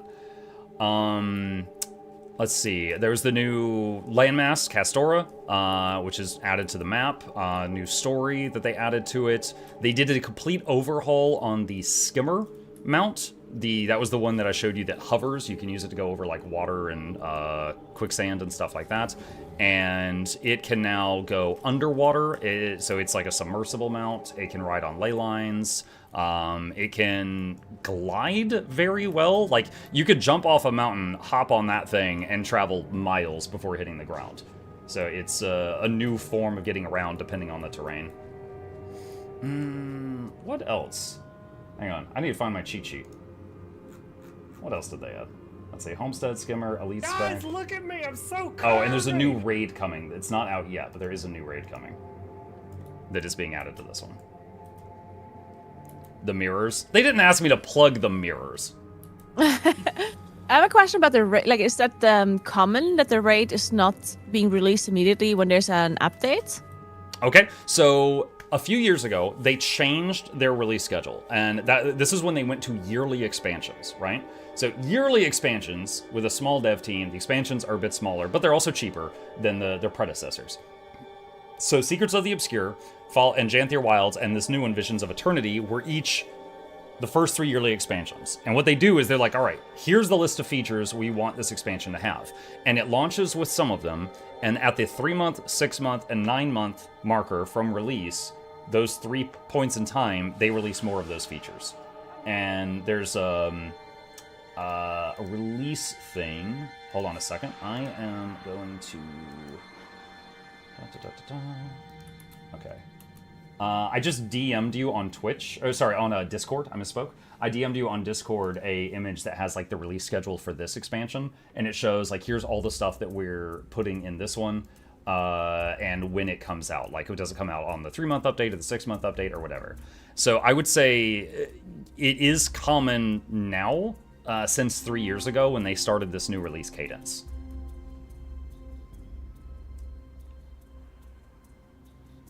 Is that mainly because it's just a smaller dev team and it's just not ready when or it doesn't have like a deeper reason on why they're like releasing it later? I think that's a big part of it. I think this is guesswork. I want to stress. I think part of it is like because 3 months from release of Janthier Wilds, they released some stuff. 6 months they released some stuff. 9 months they released some stuff, and then 3 months later was the next expansion. So, by pacing it like this, they're constantly kind of trickling out new stuff to us rather than just like, here's a whole bunch of stuff, we'll see you in a year kind of thing. So I would guess it also kind of helps keep the game alive, by having like a big patch every 3 months rather than once a year. Makes sense. Are people liking this, or are people more like, oh, I want everything all at once? It's going to depend on who you ask, People, it's folks that are going to whine about everything. I would say, like, for example, and I'm just being constructive criticism here, I was not a big fan of the story at the end of Secrets of the Obscure. I loved it at the beginning, but, there was a bit of story at the launch, a bit of story at the 3-month, a bit of story at the 6-month, and I felt like the writing kind of fell off. I enjoy which expansion was this? Like the last one? That was Secrets of the Obscure. That was the one before last. Okay. But that's just my opinion. Some people are going to love it. It depends on who you ask. But in each patch, they try to have something that you can enjoy. Like, for example, this one, for us veteran players, they added a legendary rebreather, a legendary spear, and a legendary staff. Those are all really big projects that could keep any of us vet players occupied for weeks. So that is, that alone is something. And then the elite specs, we get to enjoy that for a good long time. Now, do I wish the raids were already out? Yeah, of course. But they did give me some new stuff to do, so, I'm not too bent out of shape about it. Okay. And I guess it also gives you time to like potentially figure out how to integrate the new specs, I'm guessing, before like the new raid comes out? Oh yeah, absolutely. Like I said, like Ritualist alone in PvE in a raid could be played in 3 big ways. It could be your main healer, it could be a main DPS, or it could be an offensive support that is providing those leftover buffs I mentioned, plus doing DPS. And people figuring out those builds, and there's a community of folks in the game that are basically just high-end math nerds. And they have a benchmark website that a lot of people use as like it's the Bible or something. And basically, it's like, okay, well, the top ritualist in the world under perfect conditions beating on a golem was able to get this number, and the top ranger in the world under like they perfect actually conditions. have like in WoW we call it simcraft, I guess. Yeah, That's absolutely. Same yeah. thing here. Okay, that's cool. I And the love thing it. is, like, right now, Ritualist is really high up there, so I'm expecting that it's going to, get some hits with the Nerf bat later today. Now, I don't know that for sure. I'd be surprised if it doesn't happen, but it might. I can't believe it's getting nerfed before I have a chance to play it. Oh, that doesn't mean it's going to be unplayable. Yeah. I want to play the overpowered thing though.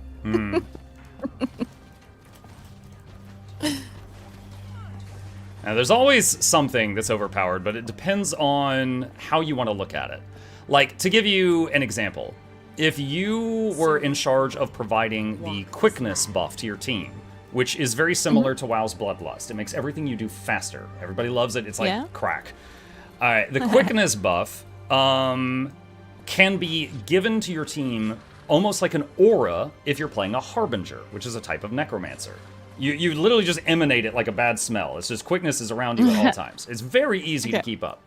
If you're playing a Firebrand, keeping up quickness is like you've got 20 keys and each of them provide quickness for 1.5 seconds, and you got to hit all of them every time they light up. And in total, that provides quickness to your party. It's very high maintenance. It's the other end of the spectrum.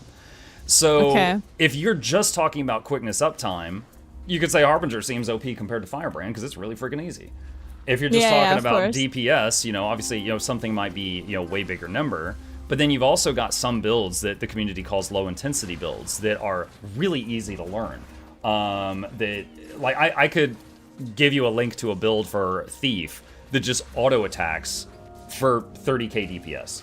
And that build, at that point, you can focus all your attention on just not standing in red circles because your character is just shooting a gun for 30,000 damage per second. Now, if you were actually pressing buttons, you would do more, but you're already doing better than 90% of the player base if you do that. Yeah, okay. And when it comes to raids, are raids mainly just bosses, first of all? Like, are they, is it mainly single targets? Is what I'm asking, I guess? Or is there, AoE and then single target and, 2 targets, 3 targets? How does that work? It definitely, I would say most raids are single target, but there are some where there's waves of ads that come in that you occasionally have to deal with, or the boss splits into copies and you got to each deal with it. The very first raid boss in the game is called Veil Guardian, and he splits into a red, a green, and a blue version of himself. And there's this funny little mechanic. The red one is immune to power damage. You can only hurt it with conditions, things like bleeding, poison, burning, stuff like that. Okay. So it's like, okay, anyone that's condition-based, go left. Everyone else go right. And you do little assignments like that. And it's one of the only fights in the game where you got to make sure someone there is flinging dots around. Otherwise, it's just kind of okay, cool. you play whatever you want. And then there's one fight called Soulless Horror, where you're fighting the body of a necromancer lady, and her soul got kicked out of her body and something else possessed it. Her soul is helping you defeat her body. And her body is summoning all kinds of undead and throwing them at you. So you're fighting her and waves of trash minions at the same time. So there's a lot of cleave in that fight. Okay. Interesting. And how many bosses are there in a raid usually? Or can it be anything? Most of them are 3 or 4. Okay, so it's somewhat small. And is it the difficulty curve? Is every boss similar difficulty, or does it ramp up? It definitely ramps up. For example, there is a couple of bosses where I could take a group of 9 people to them, and we could pull, and I could explain the fight while we've started, and I could almost assuredly get you through the fight and just keep peeling you off the ground and throwing you at the boss with res spells until we get it. There are other bosses where that would absolutely not cut it, right? There are others that are far more serious. And is there a difficulty when it comes to raid, like normal mode, heroic, legendary mode, or whatever, or is it all the same? There are some, yeah. So every boss in raids has a normal mode. Some of them have basically a button by the spot where you would pull from, and if you hit it, it'll pop up and be like, do you want to activate challenge mode? And the raid has to do a vote, and if the raid says yes, then it changes the boss to challenge mode. Now, the oldest bosses in the game don't have a challenge mode. but like half of them do have a challenge mode. And then there's this funny little thing that they did by mistake. And to TLDR this, they released a boss, and it had a challenge mode, and it took a week for the world first to happen because it was so freaking tough. And everyone was like, yo, this is insane. Like 0.1% of the player base are going to be able to pull this off. And even the people that beat it are like, we're never coming back. Like, this is awful. And they were like, okay, we overtuned it. We're sorry. Like, think like, do you remember the story from when Cthulhu first came out? It was similar. So they said, okay, we overtuned this. We're sorry. We're going to nerf it. But then there was a few psycho people that were like, wait, we like pain. And they're like, okay, we've never done this before, so we're going to split this into 3 difficulties. So there's normal mode, there's challenge mode, and then this thing that we did by accident will be called legendary challenge mode. And it's there if you want to do it. And they left it there. That is so amazing that they left it. I love that so much. Yeah, that so is really cool. There's like less than 5 bosses in the game currently that have a legendary challenge mode. And those fights are insane. Like, the community has broken it down to where it's like, it's a script, you have to follow it, and if anyone sticks their toe out of line at the wrong time, it's a wipe, and we try again. And, you know, even with the script, you know, it might take your static group a week or more of practice to get that kill. They're really tough. And so, what is usually like the toughest part about bosses? Is it mainly like everyone having to stick to their kind of like choreography, performance, like position stuff, or is it, can everyone do the maximum amount of damage or the healing? Like, what is it that is, or is it a combination of all of these things? It's a combination. For like, okay, again, comparing to WoW, because we've both played that. In this game, as you see right now, you, even at low level, you don't have to hold still to cast spells. You don't have to worry about a mana bar. So most of the fights are built with that in mind. There's a lot of mobility. You know, you're moving around, you're doing things. And then the other thing is healing in this game is very different, and buffing. In WoW, you buff before the fight. The buff maybe lasts an hour, or Paladin Blessings last less than that. But you know what I mean. The buffs are done before the fight. And then the healing is, you know, long range. You know, you can fire a chain heal banana beam across the room, assuming that still exists, and it will hit who it needs to hit. In this game, if you'll watch me right now, if I am playing a druid, I have a few heals I could throw at a distance. Here's some examples right here. I'm throwing some beams of light.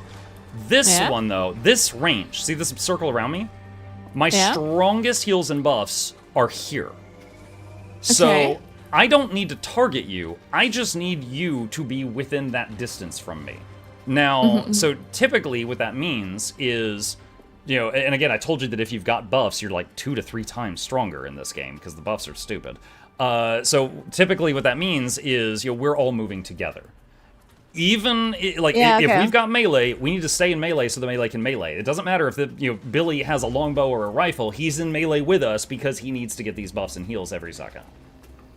Okay, it's interesting because I was watching some guides before I started playing, and one of the things that I was told was like, even if you're a ranged player, you should probably just stand in melee because it might seem easier to be at range because you see more, but if you're standing at range, you're probably not getting healed. And I was like, okay, well, guess that makes sense. Yeah, that is true for competitive PvE content. But if you're on your own in the open world, yeah, kite to your heart's content. If you're in PvP or in Worldview world, yeah, shoot them from max range, right? But in a raid boss, a strike boss, a fractal or something, you usually want to stay with me because I can, you know, hit you with all these heals constantly, this whole thing. Because like, I'm basically bombarding the area around me with healing magic, right? And if one guy is way over here and I have to choose heal the 9 people with me or heal Billy over in the corner, Billy's probably not getting healed. You know what I mean? So there are times where an individual has to go off and do a mechanic and come back, and you know, you throw some heals to them. But for the most part, positive beneficial spells in this game hit 5 targets in the area where you fire them. So you're not targeting players with healing magic, you're targeting the ground in an area with healing magic. Does that make sense? Yeah, okay. Yeah, that makes sense. Interesting. All right. Like, do you have a static group that you raid with, like regularly, even though there's no new content coming out, or is it mainly something that you do when new stuff comes out? I used to. similar to you, I've been branching out a lot lately. I've got almost 10,000 hours in this game. I have made guides on literally every raid boss in the game. So lately, I have been playing Guild Wars 2 1 or 2 days a week and been branching out and trying other games on the other days. I saw you played Fellowship. I played a bit of that recently. So Wait, which game? Fellowship? Oh, yeah, that was fun, yeah. Yeah. So anyway, I don't have a static group now. I used to, that I ran with once a week. Because basically, like, we were experienced enough that one day a week we could get together for a few hours, clear all of the raid wings, and then just take the rest of the week to do whatever we wanted. So yeah, I used to do that for a long time. Like, it's very, like, in game, it's very profitable. You get a lot of gold for raid boss kills, especially if you one-shot them. You get a lot of loot, you get like just ascended stuff. There are some legendary projects that are made from doing raids, so you can work on those, cosmetics, and also then there is just the forbidden F word on Reddit, fun. You might just do it for fun. Hate that. Yep. Interesting. And how long does it take, like, a really good group to clear all of the bosses then, or all of the raids? There are people that have done races for that, and it's like a couple of hours to clear all, because there's 8 raid wings, and each raid wing has like 3 to 4 bosses. So we're talking like 25 to 30 bosses. I don't remember the exact number in total. Okay, and how? So if you're a somewhat good group, like not like the best in the world, but like you're decent, how long would it take you to clear a new raid approximately? Like how many wipe, like how often do people wipe on a boss? Like, is it 50 times, 500 times? I don't know. It very much depends. So the last time a new raid was added was last year when Janthier Wilds came out. There was a raid called Mount Balior, and it's got 3 bosses in it, and one of them, but like this is just a funny thing, is the final boss. Like, 'cause you have to, there's 2 bosses, you kill them in any order, and then once they're both dead, boss number 3 spawns. Boss number 3 was easy. Boss 1 and 2 was like, oh my god, like it was a cluster muck trying to figure out those. It was nasty. Like, one of the bosses has this cloud around him that corrupts boons, and what that means is not only do you lose the boon, it flips it. So might becomes weakness, regen becomes poison, things like that. That guy sucks. I hate that guy. So, I mean, like, that one, people figured it out in time, and we got it, and now there's a strategy, and everybody can do it. You're muted again. Can you remove boons if you want to? It's usually not worth it. Even if you've only got the boons up part of the time, it's better to just learn how to avoid the mechanics that take them away. Because again, they are a massive multiplier to your power output. Okay. Also defensively, like to give you some examples, the boon protection, it reduces incoming damage by 33%. That's huge. That's insane. Right. That's so bosses much. Yeah. are, the most recent bosses they made are balanced around assuming you've got that. If you don't have that, it's a problem. Yeah. Interesting. Okay, very cool. Why can I sometimes... I don't understand my dark pursuit mechanic that I have in the shrouds. Like, I throw out a projectile, and then at some point I, like, teleport. So I believe you press it, and it shoots a bolt, and if the bolt hits someone, you can press it again and teleport to that target. Okay, I see. Can you explain, maybe, like, just to understand rates and, like, progression a little bit more, is there, like, a mechanic that you can explain to me that would, like the different parts of it? Like, is there a mechanic that you can, like, think about at the top of your mind where, half the group has to do this and the other half has to do that to solve the mechanic somehow? Like, is it, like, more puzzly, I guess? Or do you just have to not stand in a bed and hit this mob or whatever? Sure, I can give you an example. Okay. Do you want me to link you a video or just talk? We can do both, yeah. I wouldn't mind looking at a video. Okay, so give me a moment here. I am pulling up a link from YouTube. All right. Okay, so what I would ask of you is I'm gonna link you a video guide that I did a long time ago for a boss called Sabbatha. If you are up for it, open that video and just mute it and just have that play on screen, and I'll talk your ear off about what you asked. Sounds good. Okay, so Sabbatha is a raid boss, and Sabbatha is a bandit lady with a bunch of bandit friends, and she's got a flamethrower. You fight her on a platform that is high up in the air, and she does a whole bunch of attacks that damage the platform, literally the ground.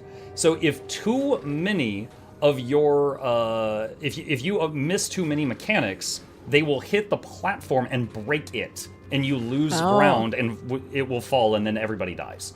So on this, But like, does it? Do you lose parts of it first, or does it just when it's dead, it's dead? when it's dead, it's dead. You It's wipe. the total thing. Okay. There okay. are other fights where you can lose parts, but for this one, it's just that. Now, on this fight, you've got multiple jobs. You see there's patches of fire in the video. She has a thing where she basically sprays like napalm at the farthest away person.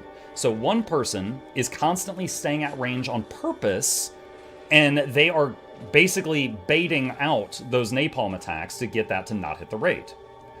Then she will occasionally whistle for her cronies who are on other platforms that are in the trees above you with cannons to fire down at you. And what you have to do is send people out to these little things on the side of the platform that are called jump pads. Okay. And you have to bait her to throw a bomb at you on purpose and use the explosion to rocket yourself up into the trees and take out the guys shooting you with cannons, and then go, come back down. So you've got a group of people that are on the boss, and they're kind of orbiting around the boss because you're trying to avoid getting hit by your flamethrower. You've got one guy at a distance that is baiting out the napalm thing, so that's his job. And you've got people that are running over to the jump pads to get launched up to take care of the bandits. And if anybody gets their hand on a bomb, they can throw it to the people that need to be launched from the jump pads to go take out the bandits. And anyone who doesn't have a specific job I just mentioned, those leftover people, they're the ones that are just unga bunga DPS, just don't stand in the fire. Okay. This is okay. That sounds very, very cool. I liked it a lot. Is there like when you have a static group, do people usually just like stick to a certain role, or do people just play everything a little bit? Depends on the group.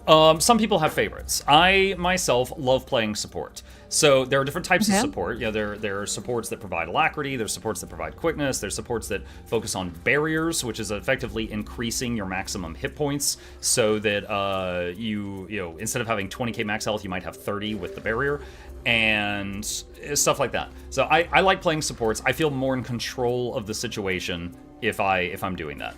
But you'll absolutely, you've got some people where you'll be like, oh, we need this. And they're like, oh, okay. And they open their character selection screen and there's 70 characters and they just pick the right one like it's a deck of cards. There's absolutely people that are like that in the raiding scene. But you'll have people that have their favorites that just play their favorites. Okay. And when it comes to these like special jobs, like let's say you're in a static group, is it always the same people that do the special jobs basically, or is it like class dependent? Okay, so like, am I sending up certain classes to the platforms, or is it always like the best players that know how to do this stuff, So in the case of the platform thing, the job there is to go up there, kill a threat, and come back. So that is a DPS's job. So you have to get like at least 2 or 3 competent DPS to go out, basically assassinate a target, and return to us every couple of minutes. And now the flak kiter, the person who is staying at a distance and baiting out the napalm sprays, that's usually one of the healers. I mentioned to you in any group of 5, there's usually 1 healer. That means in any group of 10, there's usually 2, 1 for each of the 5-man groups. And one of the 2 healers will be standing in that pile of people, and the other one will be at a distance and baiting out that ranged mechanic. Now, there is a thing in this game that people just call role compression, and role compression is basically try to just shove as many jobs onto the healer as possible. And so, on any fight, if there's a mechanic, if it's possible for the healer to do it, the community has kind of decided the healer's going to do it, and then the DPS can do more unga bunga.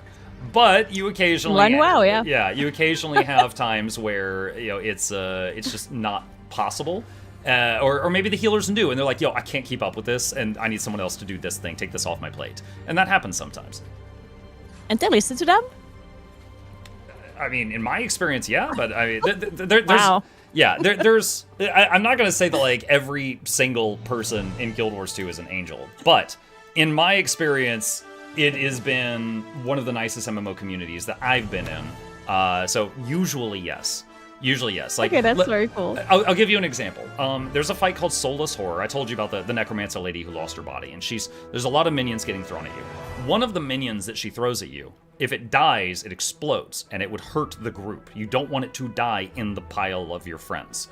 So right before it dies, you want to hit it with a knockback and send it flying away from the party, then do the last hit. And if you have any DPS that do not know how to tap the brakes, it becomes a problem. Because they blender this thing and then it blows up in the raid and the raid is in trouble. So one of the strategies is that one of the strategies for that fight is that you will have the healer, if you've got a druid, it's good. Druids can use a longbow. And a longbow druid can do a knockback with one of the longbow skills. But my first time ever doing that, I was like, all right, look, I'm trying to heal these people. I'm trying to cleanse all these conditions. I'm trying to keep buffs on them. I'm trying to do a little damage. And I occasionally have to tab target over to that guy and knock him to Timbuktu or we all die. I can't do that last thing. Can someone take that off my plate? And that was my first ever raid on Soulless Horror. And someone was like, yeah, I got it. And they just took over the knockback job. And then I was able to do all the other stuff that they had left me with. And we got it. We got the kill. So yeah, it happens sometimes. Okay. I also just realized that I already watched a video of yours. I didn't even notice. Well, I hope it helped. It definitely helped. I had one more question about like raid fights in general. Like when there's a new raid that comes out, but also old ones. Like do people generally try to figure out raid fights themselves? Like is that an appeal for raiding as well to do some like a blind raiding where you figure out the mechanics as a group? Or do people generally just like wait for the first guide to come out and immediately watch that and then go in with a guide? Oh, I mean, there's absolutely an appeal to it. Do you know Preach? He's a streamer and a YouTuber.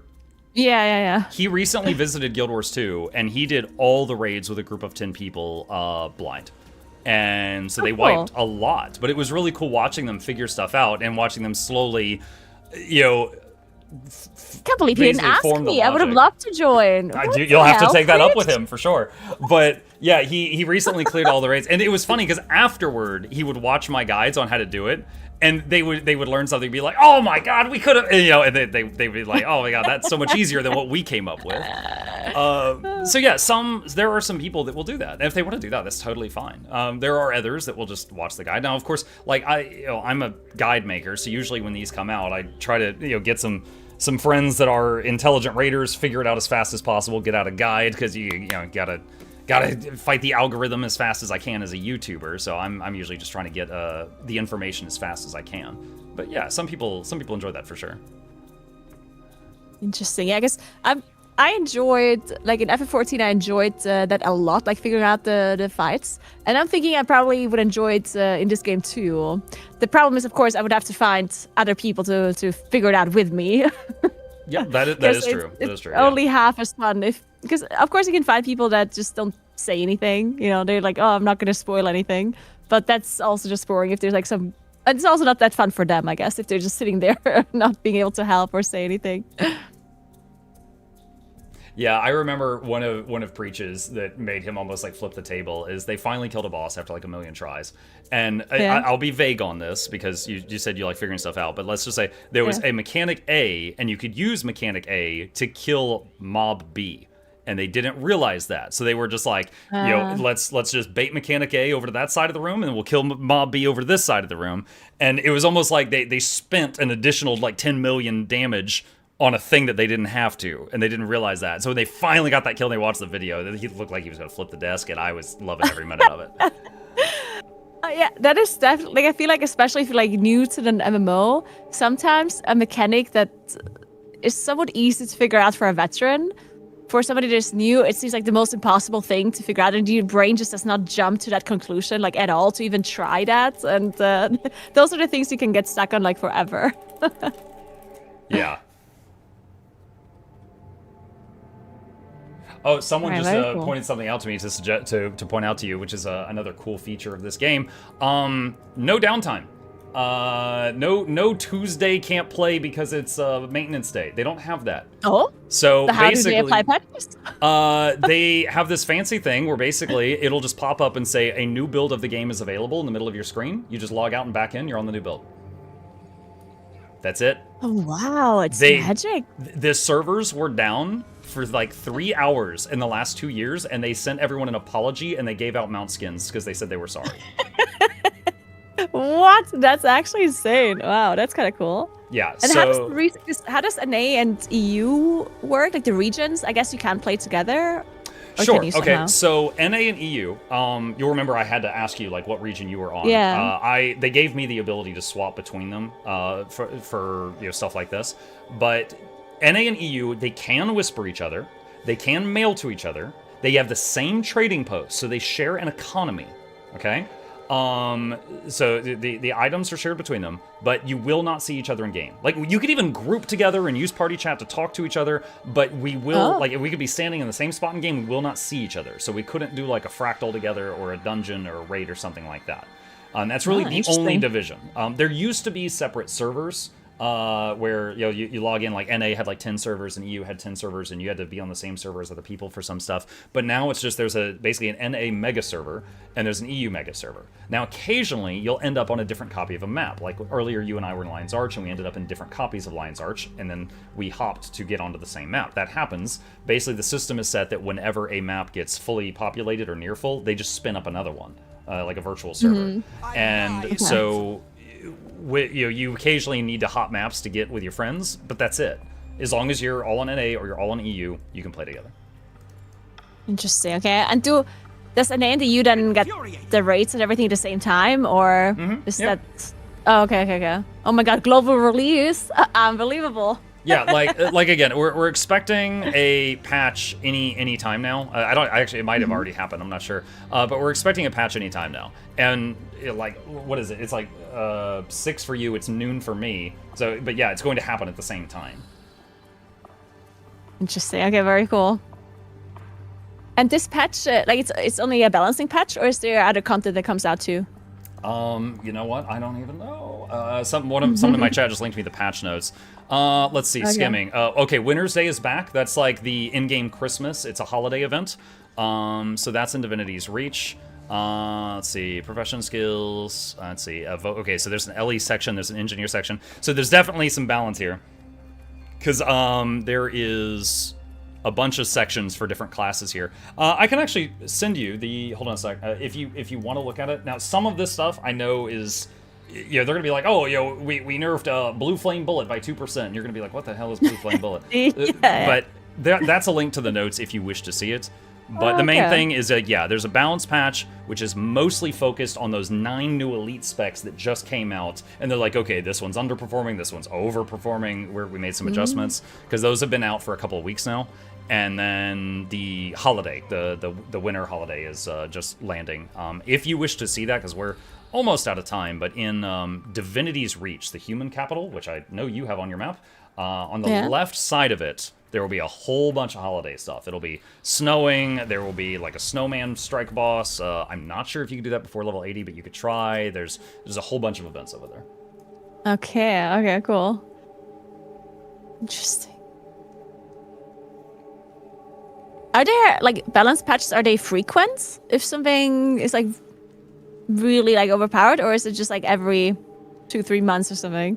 If something is completely broken and it's making the game as a whole a worse place for most of the player base, they will do a hotfix, and they'll be like, all right, this elementalist skill is disabled.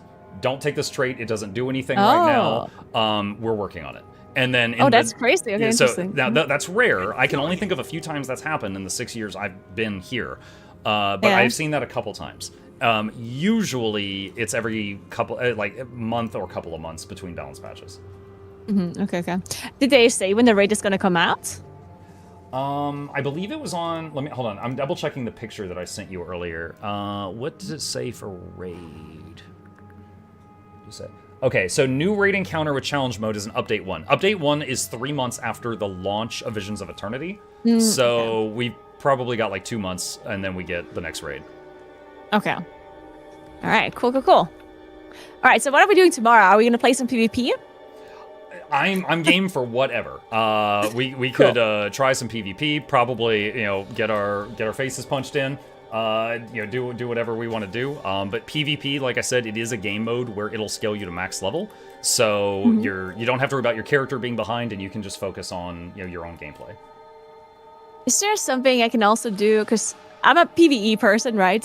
Is there something I can do to until tomorrow somehow be able to survive like higher fractals, so we can do that, or is that not really like a possibility? Fractals, because of that agony resist thing, there's 2 components to it. How can I explain this? Okay, imagine like there's a set of armor, like Ascended gear has sockets on it. I'm just going to call it sockets. It's not actually called that. And in the sockets, you can put in agony resistance stuff. And so I could go to the auction house and buy you a whole bunch of agony resistant stuff and hand it to you, but you would still need the armor to put it in, and I can't hand you that. Okay, I see. If you wanted, one thing that we could do, and this is purely an option. You have a second character slot. You could you make another Necro or whatever other character in that slot and use the boost on it. And I could take you to strikes or convergences or whatever if you want. Or we could just focus on the PvP stuff tomorrow if you prefer. Okay, interesting. Then I'll think about it, because if it's just a second character that I boost, then maybe that is worth it, because I do want to see more PvE stuff as well. PvP is probably just going to be a little bit overwhelming for me. I mean, I do want to see it, but it's probably just like 10 minutes, and then I'm like, okay, I don't know what's going on. Yeah, whatever you like. So if you think about it between now and then just tomorrow morning you can tell me where we're going, and I can make it happen. All right, sounds good. Are you gonna stick around? Are you playing for longer? Streaming for longer? Yeah, I'll be here close to another 2 hours. Typically on patch day, we'll do that thing where we like read through all the patch notes together and have a lot of boring talk about the buffs and the nerfs and stuff like that. So that's probably the next thing I'm gonna do. All right, very cool. Then I'll send my viewers to you. I'm just gonna say goodbye and yap a little bit, and then I'm gonna send them over because I have to go and eat. Okay, well, thank you. I had fun. I hope you did too, and I will see you tomorrow. Yeah, good. Thank you so much for explaining and coaching. I probably forgot half the things you said until tomorrow, so excuse me. But I'm trying my best to keep up. It's a lot of information. Totally understandable. All right, see you then. See ya. Bye-bye. Bye. Okay, chat. Woo! I am looking at you guys. Yeah, I can't add a friend. I am looking at you guys for the first time in hours. Hello, how's your throat? It's fine. I'm actually applying for voice acting stuff later today, so it better stay fine. Hello, everyone. Hope you're good. Hope you're good. How do you think we did, chat? I worry that I didn't do enough gameplay with her. Because Renet wanted me to like play with her, but I ended up just talking, but I was mostly answering her questions, which I think is fine. You ignored us, but it's fine. Yeah, that's fine. Do we get our now? Wizard's hat back in the gem store, 160 gems. Just for the patch notes, the Luminary got slapped. Fractal Quick Play has no agony requirement. She can do that without boosting. Yeah, but she wanted tougher ones. She wanted to see tougher ones. Let's see. Am I on the new build? My game crashed earlier, and I logged back in, and it did a download. I don't know if I'm on the new build or not. Hang on. Just in case here. Hang on just a second. Let me do this, and this is just to be sure. I can't believe they nerfed you. Did they nerf me? Hang on, I'm trying to log back in here. All right. Yeah, I think I got it.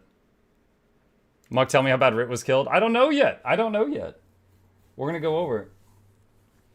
Okay, I guess I did already download it, because it didn't download anything new just now.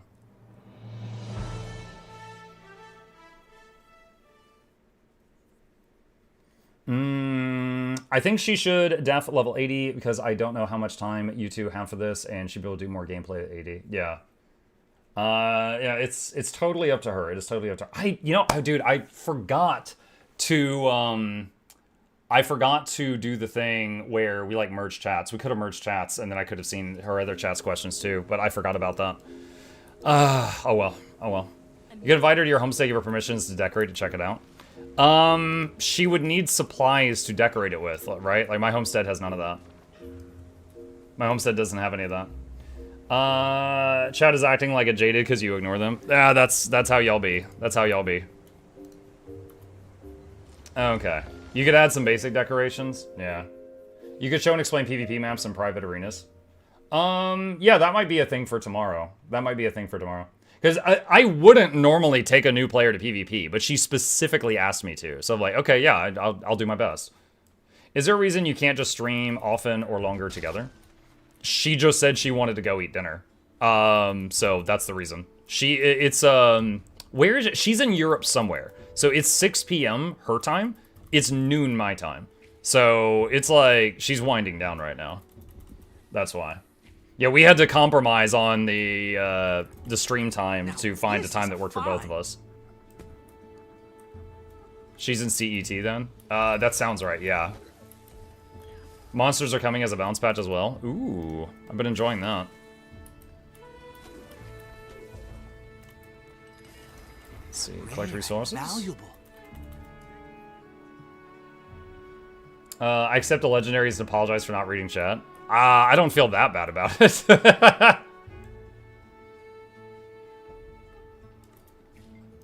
Let's see, collect. Come here. Come here. All right, and deposit all of this. Not a single one of the close to 20 bugs got fixed. Did they fix the Luminary Alacrity range? When is balance patch? It apparently already happened. We're going to go over the balance patch in a few minutes. How is the game compared to when Janthier Wild was out? It's really good. So funny. So one thing, we as players often don't know how many players are playing this game other than the ones that are on Steam. And the ones that are on Steam are a very small portion of the player base. But there was this copy pasta they gave me for this sponsored stream, which I'm going to put in the chat right now. Play Guild Wars 2, an award-winning online role-playing game with fast action, combat, a rich universe of immersive stories, awe-inspiring landscapes, deep character customization, and PvP modes. All with no subscription fees. Join over 20 million... 20 million! That's the first number that they have thrown out in a long time. 20 million. I don't know if that means active players or just accounts or what. But that is part of the copy pasta they told me to use today. Probably accounts. Yeah, maybe. I don't know. Does that include China? T-Bot is 1% of that. Yeah, I know he has like 70 characters. That's gotta be total accounts something. Yeah. Maybe. What are you doing right now? Just daily farming. Just getting a bunch of free stuff. There were 20 million ritualists in every convergence pre-patch. Bro, what is this thing? Someone made a big Christmassy thing in one of my guild halls. This was not here before. Neither was this tree. Which one of y'all decorating my guild hall? There's wreaths here too. These were not here yesterday. Anyone know if the Black Line chest is updated today? Not sure. I'll check in a couple minutes though. How bad is the writ nerf? Not sure. We're gonna read it in a minute.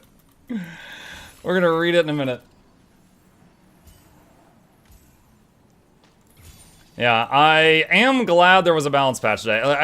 I don't know how bad the writ nerf is. I will say it needed one.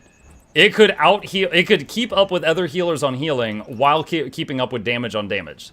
That's insane and not good for the game. It's crazy. Any Untamed buffs? I doubt it.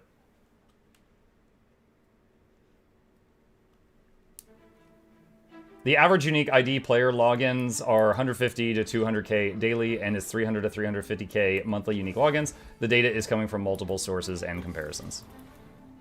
Okay.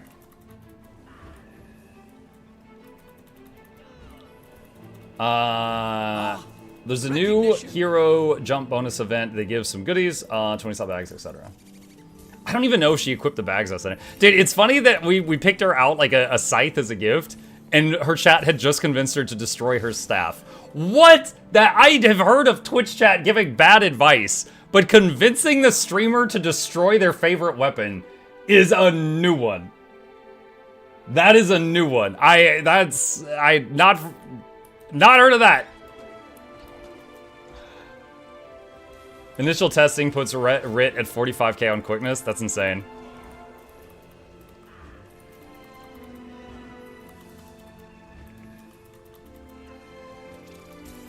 She equipped 3 bags. Okay, good. She only had 3 slots. Well, that's still fine. That's still fine.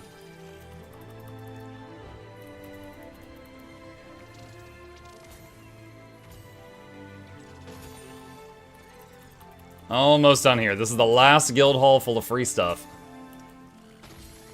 Let's see. Crowbar, trophy bag, gobblers. Get that. And that. Okay. Let me go through the parked alts, and then we'll start reading some patch notes. Did you mute notifications? I can replay it. Hang on a sec. That was it. Yeah, notifications were muted while I was chatting with her, because an anonymous user couldn't gifted a tier 1 sub to These Are Words, I think. Having tried out the Rip Post nerfs is not that bad, at least not for me. Then it needs another nerf. It needs another one.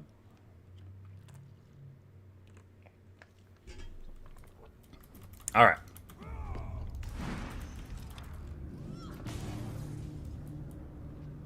I just realized we never finished our tour through the mounts. We had gone over some, and then something distracted me, and I didn't finish showing her all the other mounts.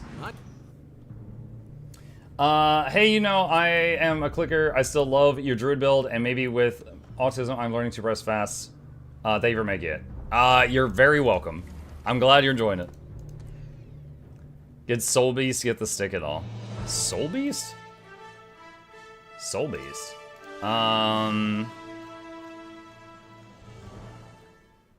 No. Only for Ranger, they only did Gale Shot stuff.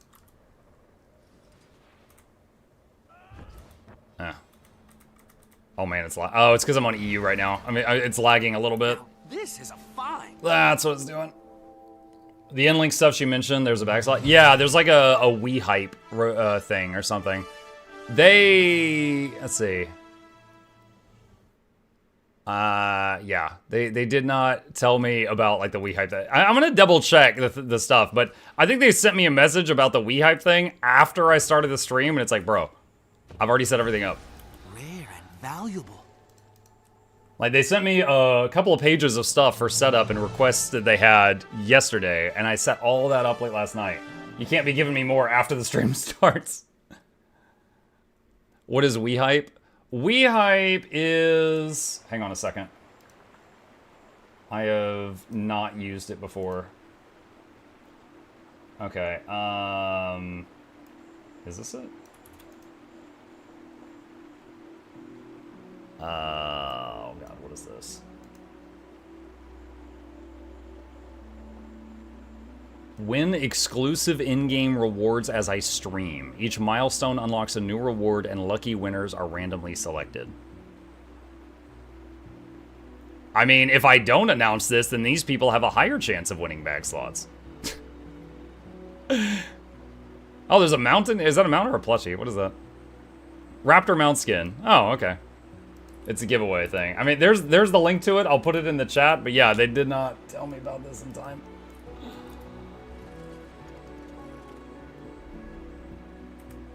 All right, boop.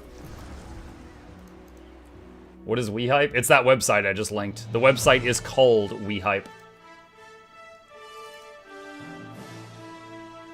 Any fuchsia uses it, it's cool. All right.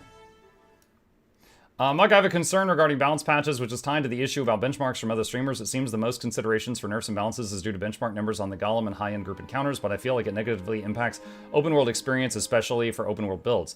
I get that it just makes it harder for solo content or makes it longer, but most players play at the casual or above level. So what's your solution?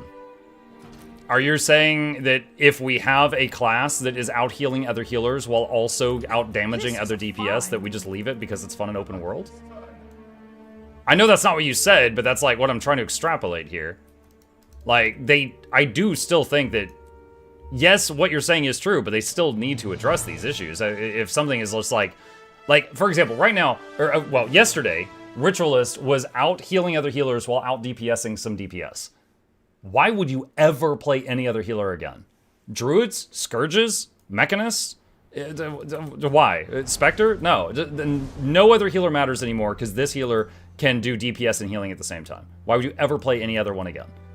Like, they need, for the good of the game, they have to nerf that. For your video, there's a new black lion chest in the shop. Okay. And check that out.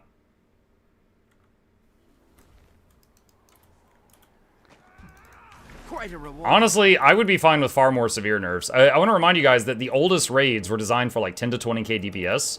And now if you go into a raid and you go to Gorseval and you actually see the gliding phase, people think you're bad. Because they're so used to damage being so high, we skip boss phases.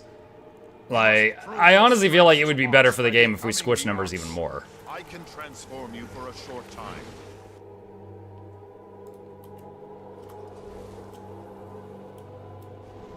I think we should get a big nerf to everything down to like 30k DPS max. Honestly, I think that would be better for the game.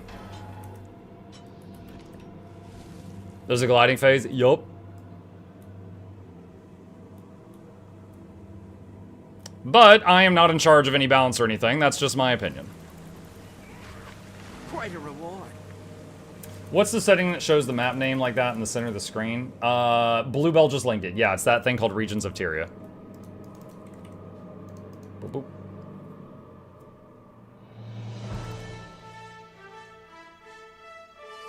Joke's on you, I only ever do 10k max.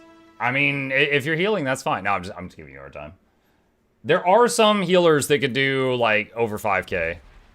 Ritualist could do 17 while healing.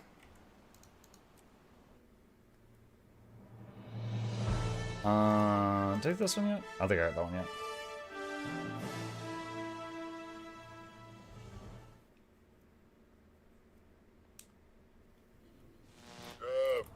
Hello? Wouldn't their accounting for the boss basically make the bosses invincible if they nerf max DPS? Yes. It depends. So, again, in Heart of Thorns, we are skipping boss phases for some bosses because we've gotten so powerful, right? But then in Legendary Challenge Mode Ceres, if they nerf players, it will be impossible. So they've made some bosses during a time where 10k was average, and they made some bosses during a time where 35k was average. So yeah, if they do an across-the-board nerf, some bosses will be challenging again, but others will become unkillable. If they do an across-the-board buff, Legendary Challenge Mode Ceres could be done by more people, but then the Heart of Thorns bosses will become even more of a joke than they already are.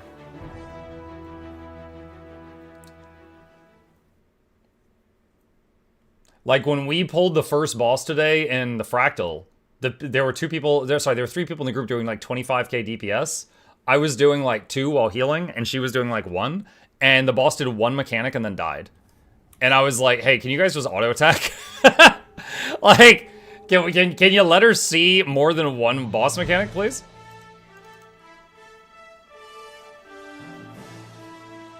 Since there are no higher numbers in terms of gear, do the new specs explain 300% damage increases?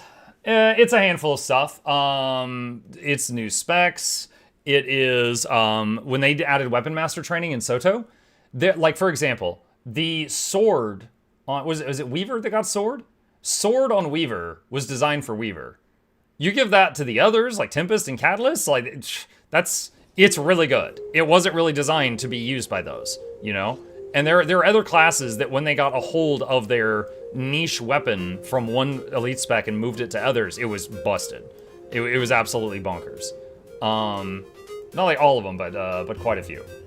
And let's see, relics. Relics was another thing where they added a new slot. Hey! Nagura raided my stream with 1,127 views. Nagura, hello, pleasure to meet you. I know you from WoW.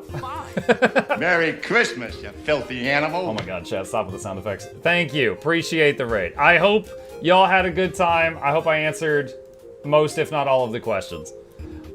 We just finished our daily money-making routine. We're gonna deposit all of that. We're about to go over the patch notes. Very boring stuff, and see what they nerfed. Why was Gale Shot nerfed in PvE? I don't know. We're about to find out. Here, hang on a sec. Let me get up here to my my patch note reading spot. It was great that you had a good stream. Oh, thank you. I'm glad to hear that, and I think you're heading to dinner. I hope you enjoy your dinner. Daily moneymaker. I like money. Yeah, I got it here. I'll link it in the chat. I've got a video called An anonymous user How I gifted Get a Gold. tier 1 sub to Prolapsed Pickle. Oh my god. Twitch allowed that name? You know what? That's on Twitch. That's not my fault. That's Twitch's fault if they allowed that name. All right. I am going to mute the notifications for a minute. Costa says, hey everyone, returning player here. Maybe someone could tell me which expansion to get. I'm going Thief with Pistol. Already have Hot and POF, thanks. Hey Coston. I mean, of the expansions you don't have, End of Dragons is the only other one that's a huge expansion. The others, Secrets of the Obscure and Janther Wilds and Visions of Eternity are smaller ones. So if you're looking for just one more to get, if it were me, I would go End of Dragons. And just get the others when you can later on.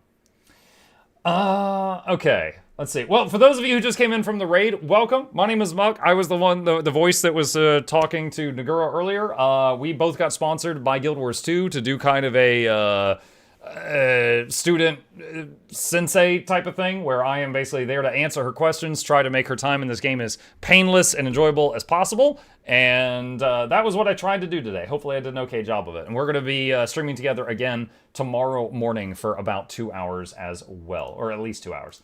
So that is the plan.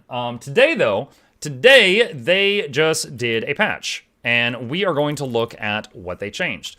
So I am often, among other things, known for doing news videos. There's a lot of folks that they don't follow the patch notes, and they just listen to me in the car on their way home from work and stuff like that. So we're going to make a patch video right now, and we are going to see what they changed in the game. So we're going to check the Blackline chest. There is the Winter's Day stuff. I've already got a guide on Winter's Day if anybody needs it, if they've never done that.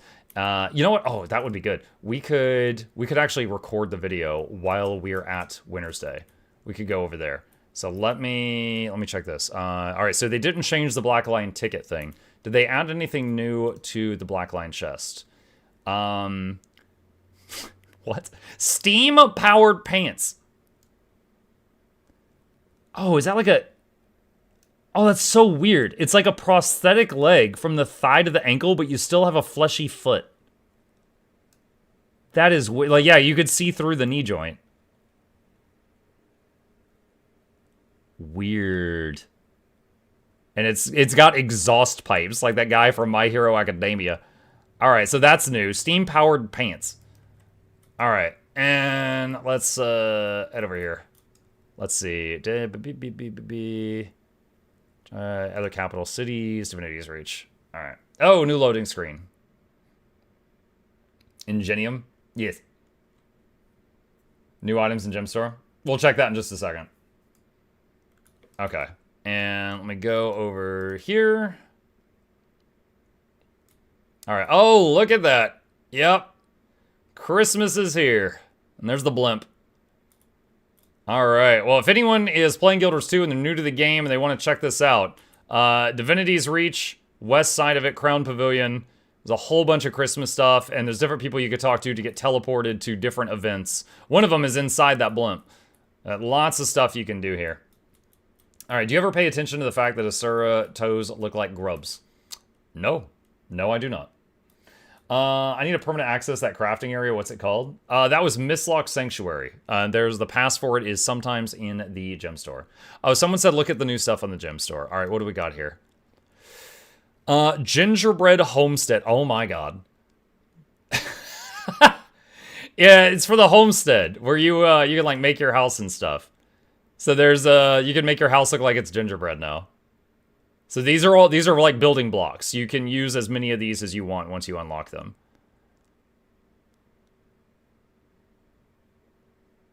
Oh my goodness. That's pretty cool. Yeah, that's pretty cool. Yeah. All right. So it looks like that's the main new thing. Okay. All right, chat, let's jump into it. I'm going to go into recording mode, and let's see what they did. All right, here we go. Hold on, make sure I mute alerts this time. So we don't have the pickle guy talking again. Okay. All right, hello Guild Wars 2 gamers, Mukluk here. Today is Tuesday, December 9th. We've got some Guild Wars 2 news. We have got a patch. We've got a patch. This is the expected balance patch that is following the release of Visions of Eternity, which means all of the broken and busted things that were added in Visions of Eternity, like with the new Elite specs, are completely fixed and everything is perfectly balanced. We hope. All right, first paragraph. Your add-ons might break. Mine didn't. I've still got RTPS, so you might be fine. Winter's Day. Come join us in celebrating Winter's Day. Toy maker Tix has made his annual visit to Divinity's Reach to spread seasonal cheer and festivity. Bring the magic of Winter's Day to the distant north in the secret lair of the Snowmen Strike mission. Complete daily achievements to earn fanciful holiday weapons. Save Winter's Day for the orphans spread around Divinity's Reach by giving them wrapped gifts. Test your snow throwing skills against other players in Snowball Mayhem. Experience the joy of jumping in Winter Wonderland. Defend against waves of toys in the Toypocalypse. And help keep Tix's airship, the Infinarium, in order. You will also see Winter's Day gifts appearing all over Tyria. So, really quickly here, if you are new to the game, you go to Divinity's Reach, that's the human city. Over here on the western side, Crown Pavilion, there's a waypoint there, and it looks very different right now. Lots of peppermints and snow, and a giant freaking blimp. That's the Infinarium up there. Big old blimp. Asuras are here to bring you holiday cheer. You could talk to different people around here. Most of the peppermint icons are related to the holiday. They've got merchant stuff that you can buy. You can go into different missions and just try all the different stuff. You could farm the orphans. Okay, here we go. The annual Winter's Day Traditions meta achievement has been updated with a new armor reward, the Winter Snow Goggles. Last year's meta achievement reward, the Winter Mittens, can now be purchased from festival reward vendors. Winter Snow Goggles, said, is from a new meta achievement. So we are going to go down here and we're going to go to festivals. And there it is right there. And we're going to right click and hit preview. And let's see, where's medium? Because I'm on my ranger right now. And that's what they look like on Asura. There you go. It's like my snowboarding goggles, actually. Okay, so that's them. If you want those, they're in the game as of now. The new Sugar Drift weapon set is now available, reprised from the classic Snowdrift weapon set of Winter's Day past. You'll receive your choice of a weapon by progressing the annual Winter's Day Traditions meta achievement or the weekly Winter's Day Festivities achievement. Muck snowboards. Been a long time since I have it, yeah. It doesn't require a lot of muscle, and I am a very skinny guy. It's just about balance. Let's see, Sugar Drift weapon set. All right, so let's go into the wardrobe here. And weapons and sugar. Okay, here we go. So I'm gonna use this menu here to look at these. All right, oh, so these are like you draw the weapon. Hold on a sec. So if you stow it, it's just the weapon. When you draw it though, it like crystallizes and gets the sugar on it. So, hammer, longbow, shortbow, axe. Oh, the blade actually gets larger. Dagger, greatsword, mace, the diabetes weapon set, yeah. Pistol, rifle, scepter, staff, focus, torch, a torch with snow on it. Oh, it's like a lantern. That's cool. Let's see, shield, warhorn, and spear. Okay, so that's the new weapon set if you want it. The plush weapon set is now available from the weekly Winter's Day vendors. Oh my god. Plush weapon? Is that new or did that exist before? Okay, so that's got like a plush snake. Staff has a frog. Focus is you holding My Bear Tibbers. Torch has another snake. Warhorn has... That's cute. Warhorn has a cat hanging off of it. Shield has a sky scale. Spear has a shark or a dolphin or something on it. Rifle has a shark. And pistol is chunky bird. Mace has a bunch of quaggons. Great sword has the sky scale again. Dagger has a cat hanging on it. Axe has, I think that's a fox. Shortbow has, that's a raptor. That's the plush raptor skin. Longbow, snake and a turtle for some reason. And hammer, you beat people with a quaggon. And sword, possibly a screaming quaggon. I'm not sure on that one. All right, so that's the plush weapon set. And let's see. The plush Jorm's backpack is now available from Winter's Day vendors. Okay, hold on. Plush Jorm's backpack. All right, hold on a sec. Where are you at? Jorm's. There you go. Chonky Jormag. There you go. Plush Jormag right there. So you can get that from one of the merchants. A new mini plush tiger is available from Winter's Day vendors. Okay, so I'm guessing that's a miniature. So build miniatures and search plush tiger. Okay, so it's the plush Warclaw skin just as a miniature. Okay. And it has a pet, it has like a little mouse hanging off of it. All right. Deft Lahar is visiting Divinity's Reach for the festival and offers a variety of homestead-tailored recipes for your favorite Winter's Day decorations. I believe I'm standing right next to that guy. Yeah, he's right there. So here's Divinity's Reach. You come down from the waypoint, and he's right there if you want to talk to him. Okay. New winter-themed guild decorations have been added. A gift levitator, light blue Winter's Day gift barrel, and Jorm's plush. The Wizard's Vault has been updated with special objectives for participating in Winter's Day activities. So for new players, if you're level 80, you go up here to the Wizard's Vault and go to special. There will be some special things here that you can do that give you a ton of points, which, you know, who doesn't love points? That's good stuff. I need to clean that out. Increase the minimum number of snowflakes received when opening a Jolly Winter's Day gift. Snowflakes are basically the currency for the holiday stuff. You can spend the snowflakes to get different Christmas things. Fixed an issue that could reduce the daily limit of other gift purchases when purchasing personalized Winter's Day gift from the Guild Trader. Increase the healing effect for players using the Central Toy Machine in Toypocalypse. That's one of the events. Increase Tox's health pool during the final Toypocalypse battle. A number of festival-related issues have been fixed to ensure a happy holiday for all heroes. To give festival goers ample time to enjoy the holiday, Winter's Day will be active until January 6th at noon Pacific time. So you got just about a month for that. General. Fixed party UI issues that caused elements to visually overlap and obscure each other. Fixed an issue that caused animation stuttering for several UI elements. While in a squad, the commander's icon will now appear on the party menu button. While in a squad, the subgroup number will be displayed when the view as grid option is turned off. So just a bunch of UI stuff related to squads. Open world general changes. Fixed an issue that prevented ethereal key charges from being applied when the lingering magic mastery tier was unlocked. All right, so ethereal key charges are related to the mirror chests that are over in Castora. So if you're not in Visions of Eternity, this wouldn't make any sense to you. If you are in Visions of Eternity, this is a fix for that. Added missing merchants and anvils to Castora. Really quick thing is we've got a lot of new players here. Long ago, the game had repairs. You know, like equipment would get damaged, you'd have to repair it and stuff like that. And you could go to certain merchants or anvils to do that. They did away with that. However, now, if you interact with a repair anvil, I'm not near one right now, you'll get a buff called Reinforced Armor, which increases your health and defense until it wears off. So that is what they're for. So if you are a new player and you ever see an anvil or see the Reinforced Armor option on merchants, use it. You get a big buff for a long time. I believe on new players it lasts like 12 hours. The missing decorations list window can now be moved. Clarified account and character limited vendor purchase warnings. The Cat's Torah instance can now be accessed by multiple players in a party. Items.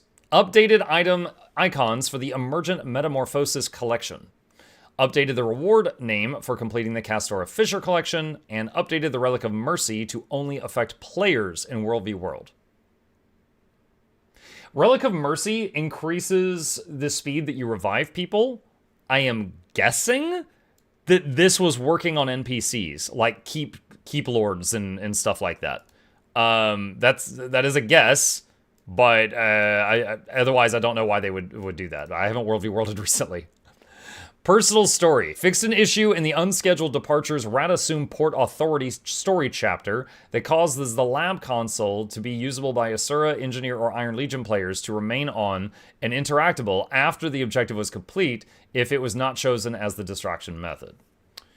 Yeah, you could revive a lord. Yeah, okay, that would be it. He's addressing new players, not saying it was 12 hours for new players. No, I was saying I think if you don't have the infinite repair buff that it lasts like 12 hours when you interact with an anvil or something like that. But I could be wrong. Recently when we did the Craftlock challenge, I was using anvils for the first time in years. Profession skills. We've seen a lot of positive feedback about the new elite specs after the changes we made between the beta event and the expansion launch.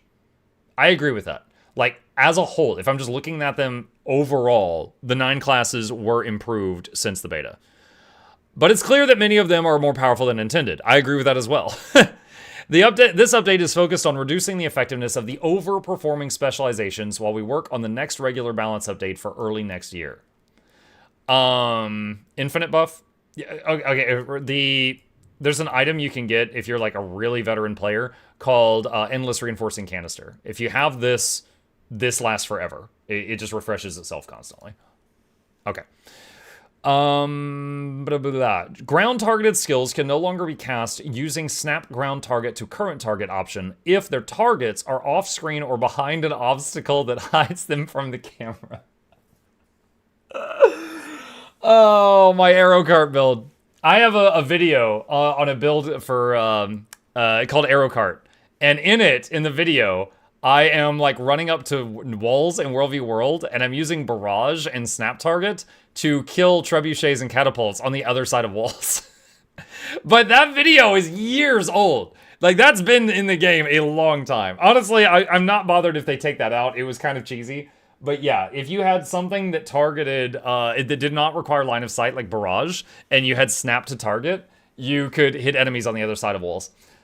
But yeah, that was in the game for years. Hold on, how long ago did I release that video? I'm gonna check.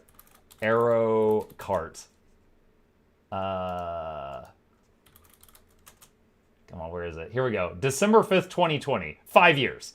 It's been 5 years. So I don't think I'm the one who got it nerfed. I think someone else did something else that crossed the line recently. But it's funny that I put it in a video 5 years ago and it lasted that long. Okay. What else we got? Relic of Castora. Reduce the healing increase from 25% to 20% in PvP and World v World.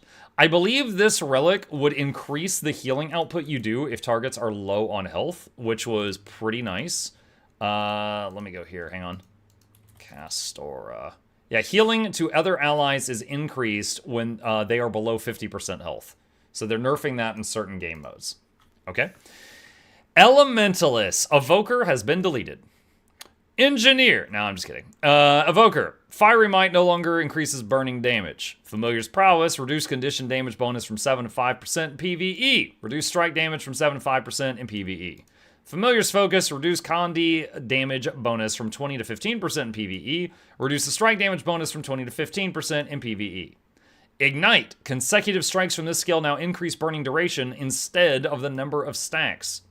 Conflagration. Reduce the burning duration from 6 seconds to 4.5 in PvE. Sunspot. This trait now has a 5-second cooldown when specialized in fire attunement. Flame Expulsion. This trait now has a 5-second cooldown when in fire attunement. Specialized Elements. Adjusted the basic skill recharge reduction from 2 seconds to 10% of the skill's recharge time. Adjusted the empowered skill recharge reduction from 6 seconds to 20% of the skill's recharge time. Electric Enchantment. Reduce the power coefficient from 0.55 to 0.4 in PvE. Zap. Reduce power coefficient from 0.3 to 0.26 in PvE. Reduce the bonus critical damage against marked enemies from 4% to 3 in PvE. Lightning Blitz. Reduce the power coefficient from 0.152 to 0.122 in PvE. Familiar's Blessing. In PvP and World v World, fire now grants might instead of quickness, and air now grants fury instead of quickness. So no mention of the auto-cast thing for the Familiars. I know that anyone who plays Evoker is looking forward to that for the sake of Carpal Tunnel. Hopefully that comes out as soon as possible. All right, so that's it for Evoker. Engineer Amalgam. Mercurial Tendencies cooldown reduction increased from 2 seconds to 2.5 in PvE. Carbolic Composition reduced poison duration from 6 to 3 seconds in PvE. Willing Host reduced the strike damage increase from 15% to 5% and removed condition damage increase in PvE. Symbiotic Synergy increased morph damage increase from 10 to 33% in PvE. New Genes increased the might stacks from 3 to 4, might duration from 6 seconds to 12 in PvE. Increased Offensive Protocol Obliterate might duration from 6 seconds to 12 in PvE. Okay, so easier might generation. Double Helix increased attribute bonus from 50% to 100% in PvE. Wow. Offensive Protocol Shred reduced power coefficient per hit from... It's a hair. They reduced it by a hair. Offensive Protocol Obliterate reduced the power coefficient by a hair in PvE. Pierce reduced power coefficient by a hair in PvE. Offensive Protocol Demolish reduced the spin power coefficient by a hair and the smash power coefficient by a hair in PvE. Defensive Protocol Thorns reduced initial power coefficient from 1.5 to 1.0 and Thorns power coefficient from 1.0 to 0.5 in PvE. Gaseous State fixed an issue that prevented the skill from properly removing movement impairing conditions when applied by different sources. That's a weird one. So Gaseous State is supposed to break you out of movement impairments, like you turn into mist for a second, and then you can move away and you know, solidify. But I guess there was a bug where if 2 different people immobilized you, it would screw it up. Interesting. 10 to 30% is not a hair. 1.0 to 0.9 for the... Like, this isn't the base power. This is the coefficient. That's just going to be, like, a little bit.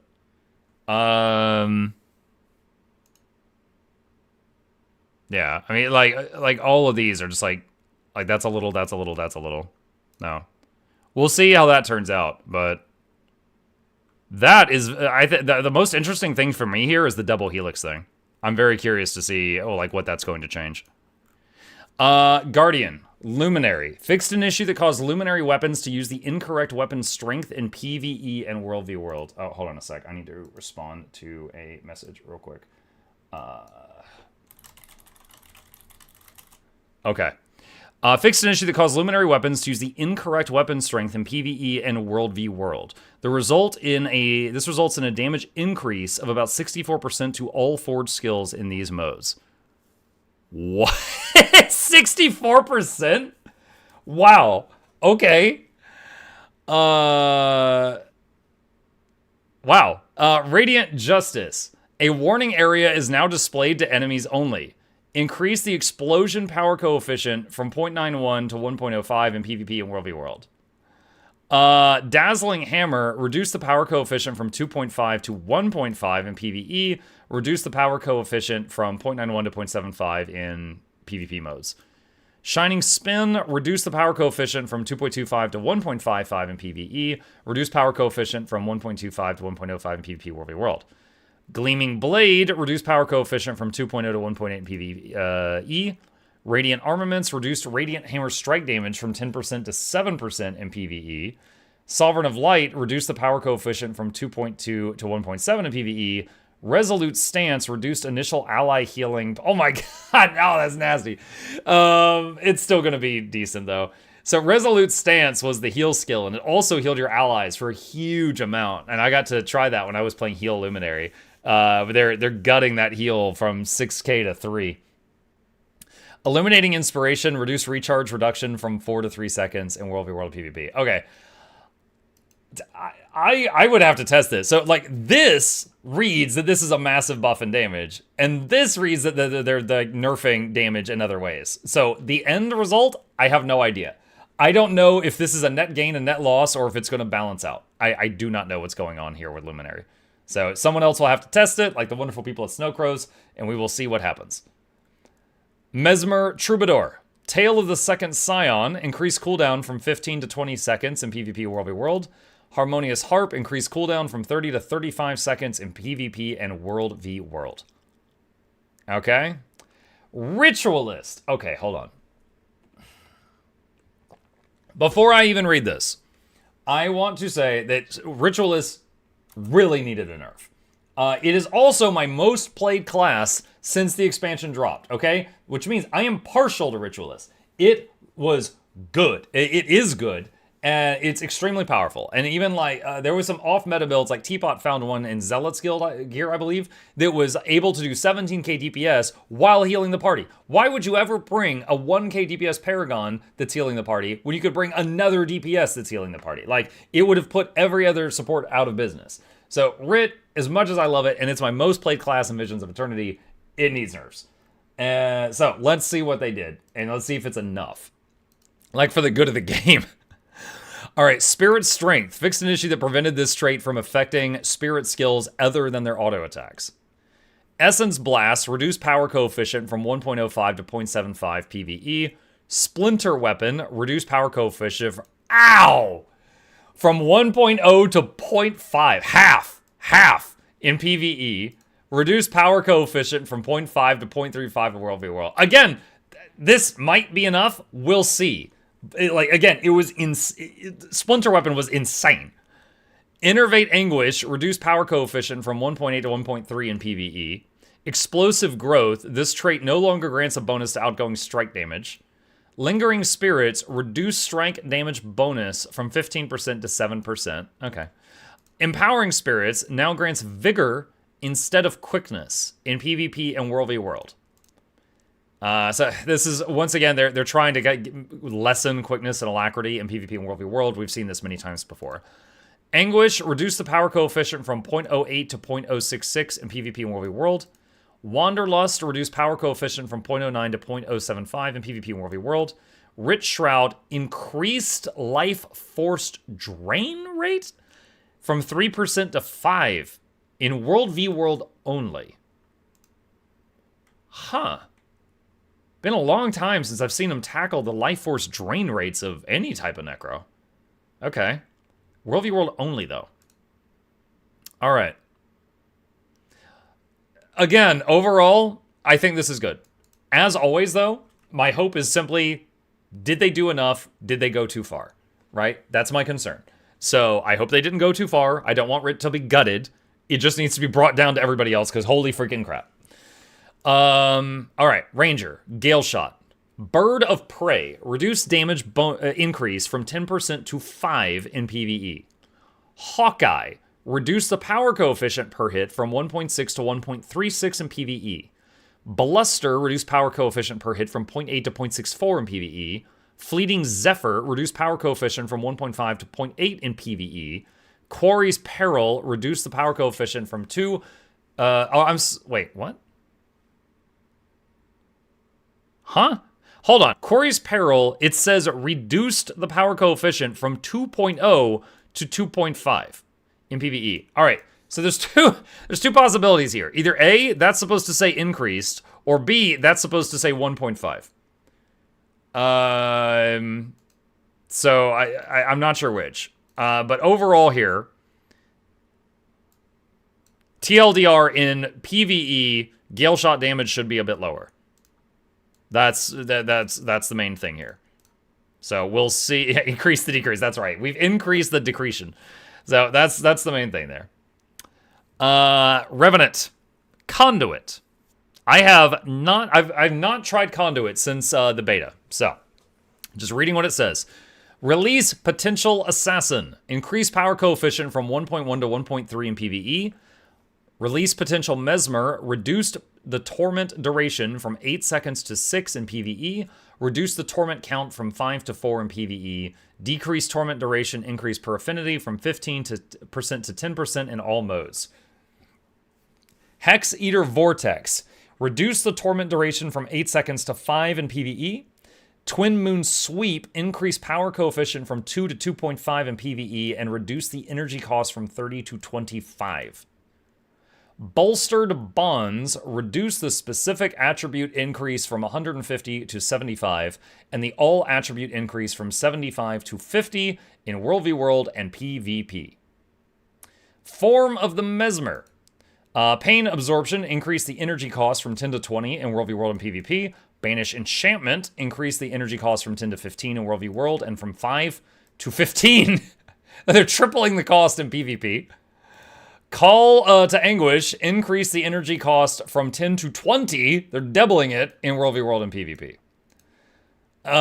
Form of the Warrior, increase the internal cooldown from 0.25 seconds to 0.5 seconds in World v World and PvP.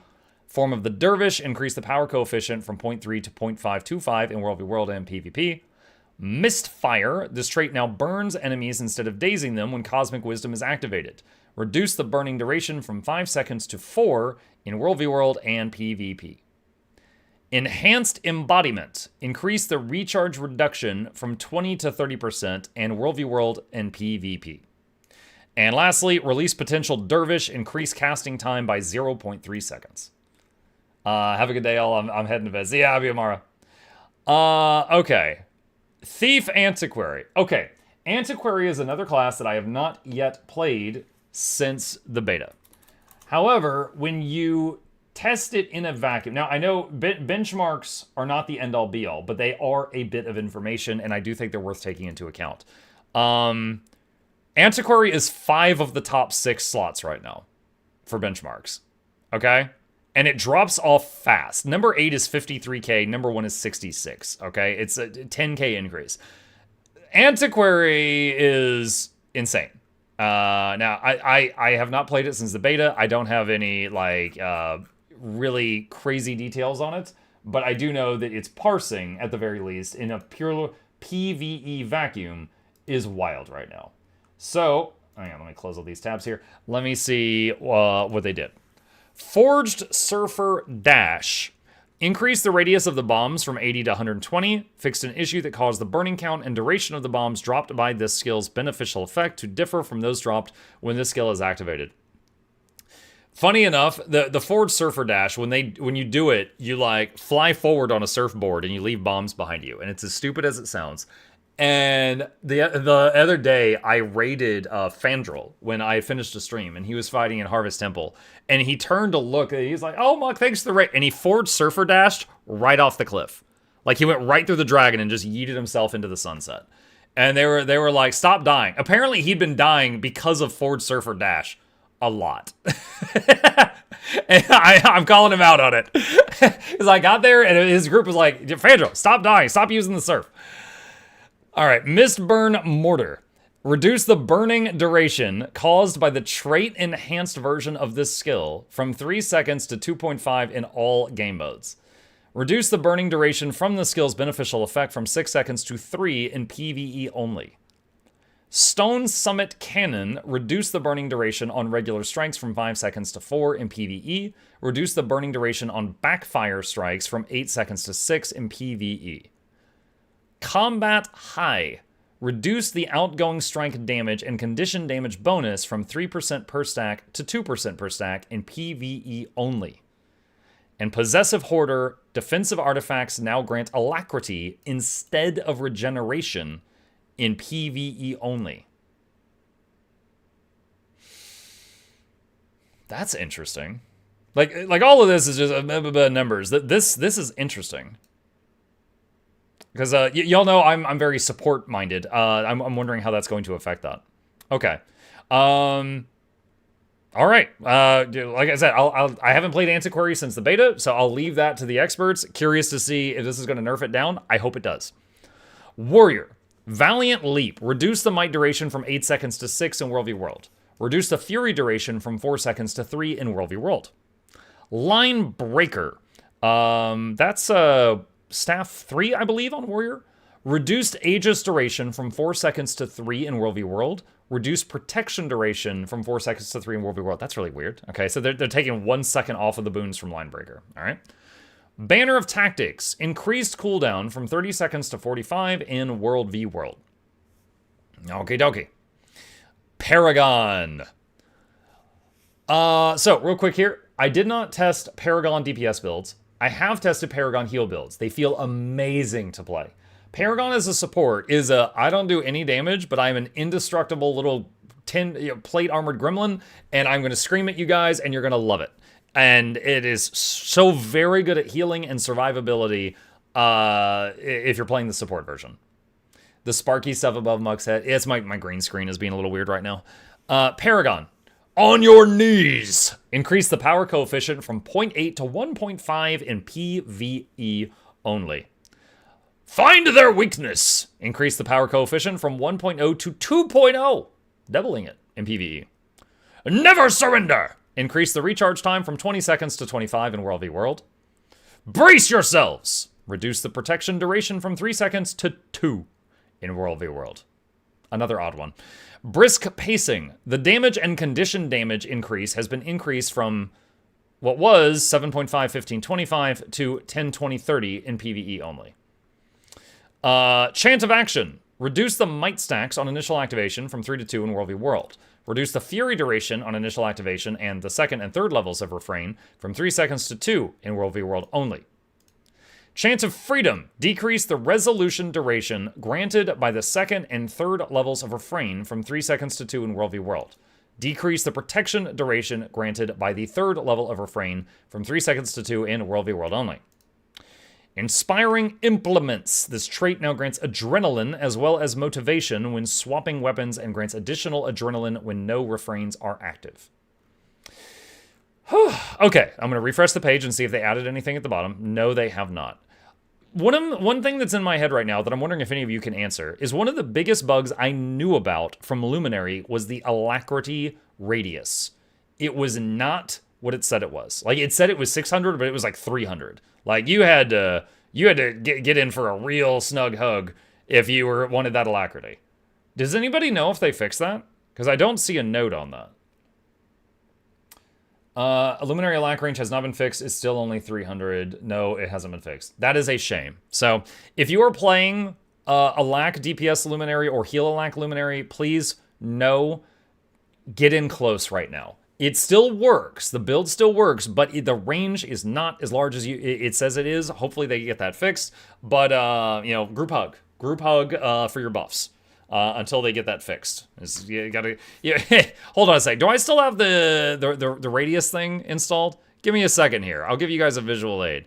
Our distance ring. Okay, let's do this. All right, so it says it's 600 radius. That's that. That's pretty healthy, okay? Currently, it's that. Which, funny enough, is standard druid, but that is the difference. So if you are playing Luminary, just remember, like, this visual aid here, you need to get in about that close. It's not what it says right now. Okay. 300 is considerable. 300 is okay, but it's not great. So just it's worth knowing. I just want my fellow players to know here. Okay, that is it for the current patch notes. As mentioned, the holiday has started. I have a guide for that. It's pinned at the top of the MuklukLab website right now. So if you need it, if you go to mukluklabs.com, we got it pinned up here for the moment if you need anything. A couple of other things is Blackline Chests. There is a new thing in Blackline Chests right here called Steam-Powered Legwear Package. And if you wear it, it gives you a prosthetic, sort of. From the thigh to the ankle, you have a prosthetic steampunk leg, which is kind of cool. You still have a fleshy foot, which is really weird. And it has, it's steam powered, so there's exhaust pipes.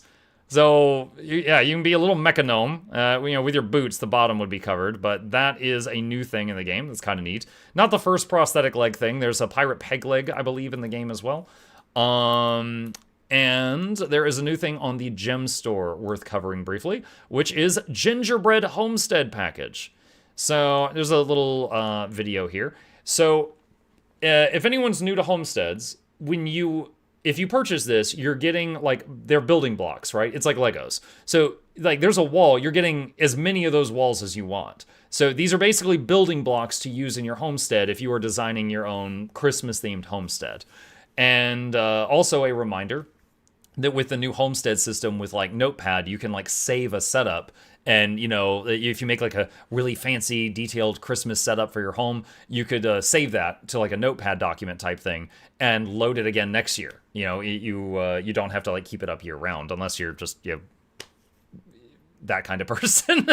Yeah, I'm imagining like the trailer park with the Christmas lights on it the whole year round. You do you. You know what? Live your truth. Christmas lights year round with Halloween decorations. Do it. Do what you got to do. All right, so that is everything I know. That is everything I know for today. So we got the new patch, new balance. If you try out some of the stuff that I didn't know a lot about, like if you're like, hey, Muck, I tried Antiquate. Yo, put it in the comments section. Have a discussion down there. Let's figure out like what got buffed, what got nerfed, stuff like that. Christmas is available. There's some new skins available if you like it. And all of that is there. Oh, you know what? Another thing that I think would be worth mentioning right now. Hold on, because we're doing a news video anyway. Give me just a second to find it. Where is Guild Wars 2 Twitter? Give me a second. I saw this on Guild Wars 2 Twitter yesterday, and I didn't think it was worth doing a video all on its own. So here we go. Okay, so I don't know how long it's going, but on December 11th, which is in 2 days, that is on Thursday, they are doing drops again. And if you are interested, what they are giving away is the /serve emote tome. You do like a waiter thing. A mini Snow Flurry dragon. That's a miniature pet thing. And a cook's outfit. Now, these are all cosmetic type of things. None of these are going to affect gameplay in any way. So if you just care about function and not form, now you know what it is and you can decide whether you want these. However, if you're a collector or something, these are all things that usually are on the gem store and they're giving them away for free. So if you are watching a Guild Wars 2 stream from Thursday onward, they usually last for like 5 days. I do not know if how long these will last because it doesn't say in the post, which they should have put there. Then that we will. You'll have that option to get those for free. The other thing, hold on a sec, is Guild Wars 2 let's see, premiering Wednesday at 7 p.m. Pacific. Why 7 p.m.? That's 11 p.m. my time. That's like 4 a.m. in Europe or something. So very weird decision. Anyway, premiering Wednesday night, it'll be there Thursday morning when you wake up. The Making of Guild Wars 2, celebrating 25 years at ArenaNet. So they have got a video here where they are, this is kind of like a teaser for it. And they talk about like all the stuff that went into like the last 25 years. And the trailer looks really, really cool. And it's on their YouTube channel. And the main video, the long form video is coming out Wednesday night. All right. I think that's everything. So, as always, if you got any questions, problems, thoughts, concerns, put them in the comments section down below. I'll fight you there. Okay, there we go. One take, chat. No editing at all. There we go. Dude, it's so foggy here right now. It's like nighttime. Infinarium looks scary. Okay. That is that. No fart sound. They will forever wish that they had it. All right. Did you mention the nerf to Relic of the Wayfinder in the Festival JPs? I didn't know about that. So no, I didn't mention it. You did the time zone math wrong. It's 10. You're right. You're right. Pacific time, 7 p.m. is 10 my time. You're right. Hooray! Hooray! It's Winter's Day! Is this the strike mission? I'm gonna go beat up the snowman. I haven't done it in a year. Muck, I like Revenant class fantasy, but can't find a good Herald build. Any ideas? Browse the various websites. For example, you could take a look at Snowcrows. You could take a look at Guild Gen. You could take a look at Meta Battle, and see if any of them have anything that you like the sound of.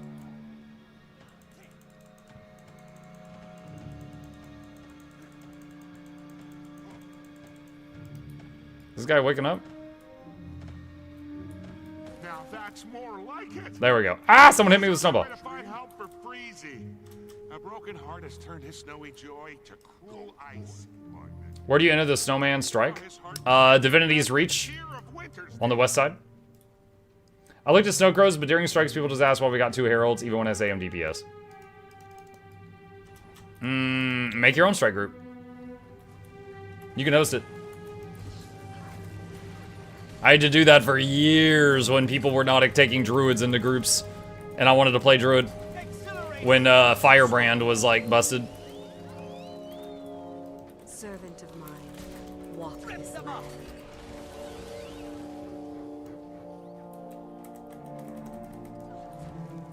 Let's see. Hang on a sec. Mug, get the hat. Get the hat? Hang on a sec. There we go. The hat y'all sent me. It's winter's day. Swirling gust. Mug, the video with Naguro will be on YouTube. I mean, it's already on YouTube because I'm streaming to YouTube and Twitch right now.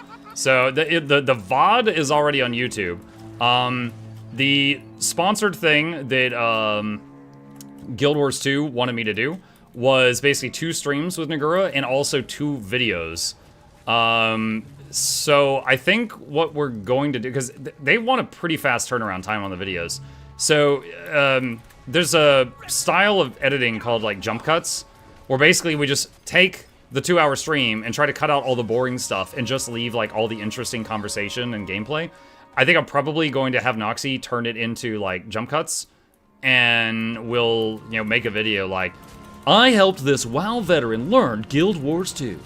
You know, something like that. So I'll maybe like record like an intro and then go into jump cuts, and then yeah, that will be on YouTube. That's part of the sponsor. And then I'm supposed to make a video out of whatever we do tomorrow as well. Mike, how do I maintain World v World participation tier 6 as a solo player? It's been a little bit since I did World v World, but you could like run Dolyaks. In my experience, running Dolyaks or dueling other people or finding blobs that you could just like run around with and mooch, stuff like that.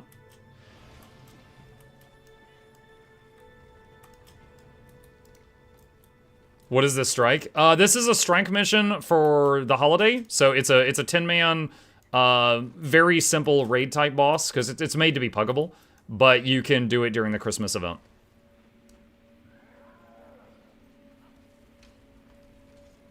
Freezy isn't evil, he's just wounded. Let's crack his cold shell and heal my friend. Face the greatest snowman. You could do the Aerocart build, but they nerfed its ally. Well, the only thing they really nerfed was the ability to wall hack with it. It can still do a lot of range damage on a blob of people. It is still absolutely going to have a place, but they got rid of the wall hacking.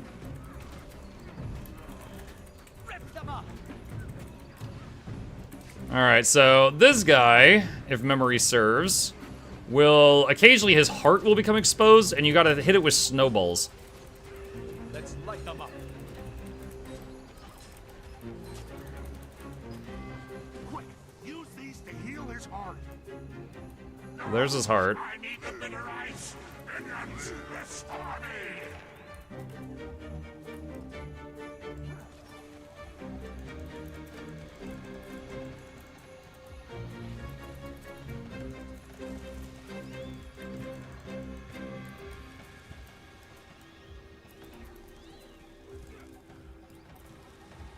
Scorch them.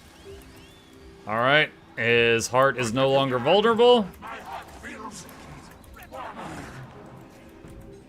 Endure. Accelerate. Bam. Invigorating. Will the Aerocart fix remove being able to snap target people behind you with NG grenade kit? I believe it said... Hold on, I need to go reread the note, but didn't it just say if you don't have line of sight? NG grenades can be thrown behind you. I think they require, like, not line of sight with the front of your character, but just line of sight with your character. I'm pretty sure. Because NG grenades, you've always been able to toss them behind you.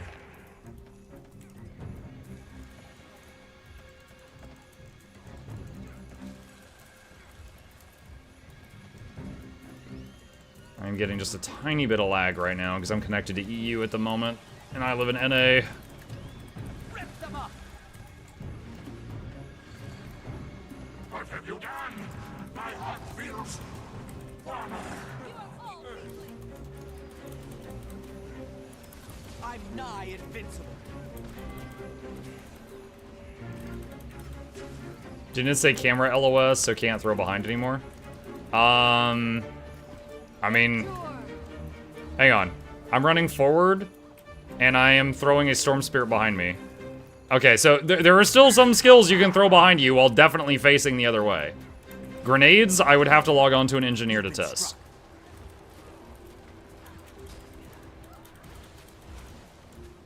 He's pushing.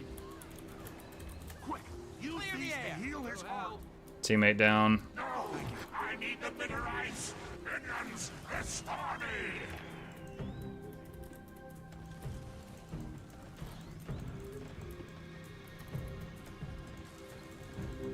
How do you feel about the RIT nerfs?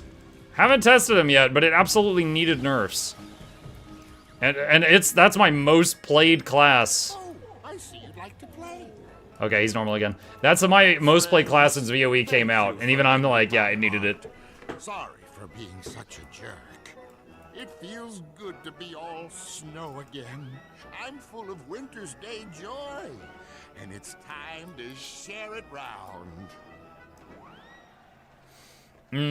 Let's see. If I want to get a legendary quicker, I've done about 5 legendary weapons now. As Druid Muck's main. It was for a few years. I wouldn't say it is now. But I can still play it and answer questions on it if you need it.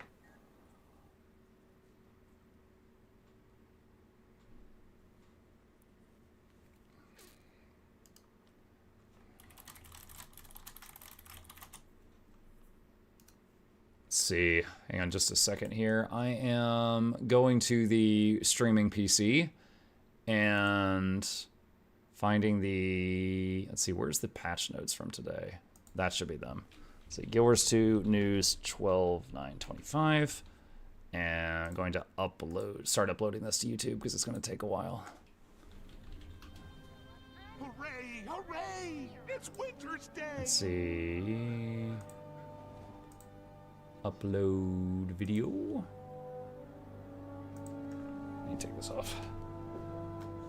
And where is it at?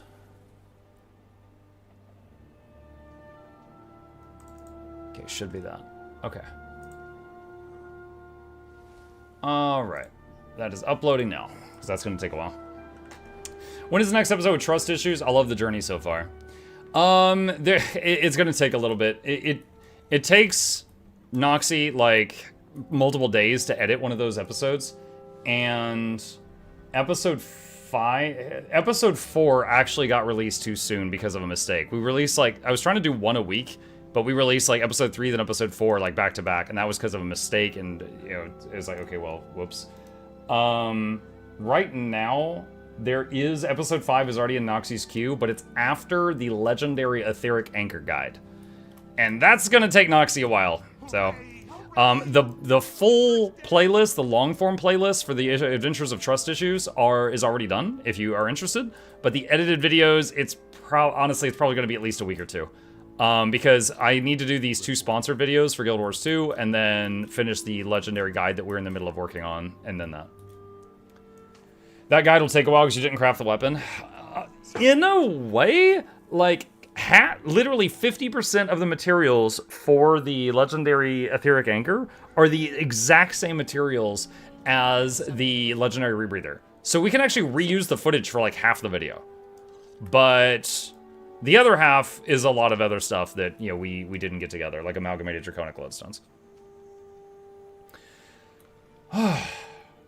Let's see. Yo, I'm actually, like, breathing heavy. Been talking nonstop for like 3 hours. Muck, what's the buff next to reinforced armor? Suffused obsidian armor achievement. I started it and it's tracking it and it won't go away unless I finish it. I miss your Coke cans. I mean, I've got... I still drink Coke every day. It's not good for when I'm talking a lot, because then I just start burping. What's the buff next to the guild buff? Scavenger Protocol Magic Trophies. And that one's an untamed thing. Drink? Yes, drink. The gulp gulp kind, not the sniff sniff kind. That's a can from yesterday. Hello, beautiful people. Hello, Hamza. Can't you just uncheck the eye icon for the suffused achievement? Does that get rid of the buff down there? No, it does not get rid of the buff down there. Honestly, that would have been hilarious if that was the case, because I have had that buff down there for like 2 years at this point. But no, we're... Okay. Okay. Let's see. What next? Do need to make a thumbnail for the new video. I guess we could go ahead and do that. Go into content creation mode for a second. Let me open up GIMP, which is poor man's Photoshop. It's like Photoshop, but it's free. Not only do you not give Adobe money every month, you don't give them money ever. Does anyone have the link to the giveaway? The giveaway? What giveaway?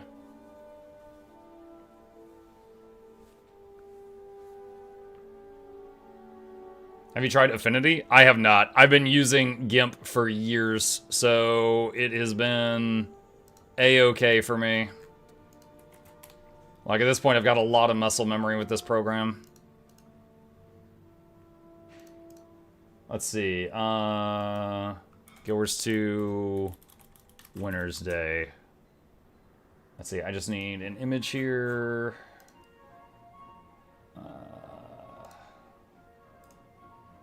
Oh, this is pretty good. Alright. So, I'll do this guy. And just throw him on there. And where's my excited minion? Let's see. Oh, too big. Oh, so excited. Alright, then we'll put some text over here on the left, and then we're done. Let's see.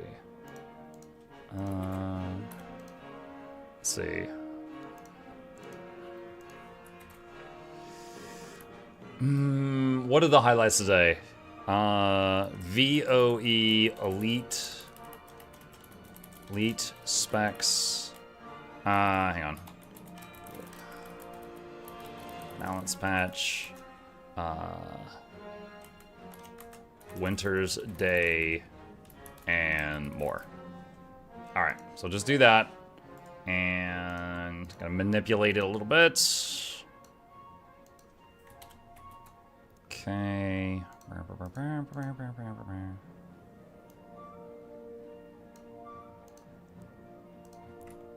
Okay. And we'll add some emphasis on the middle line. Boop, boop, boop, boop, boop, boop, boop, boop, boop, boop, boop, boop. Okay. Dark hat clashes with a shadow. I'm gonna move the text. I'm gonna move the text in a second. It's not staying there.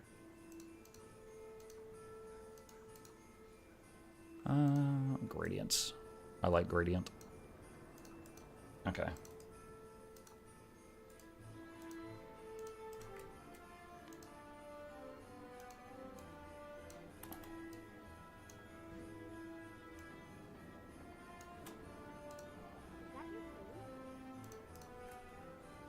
Alright, there we go.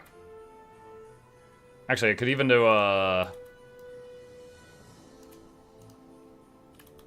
have him peeking over. Just to fill up the dead space a little bit. There we go.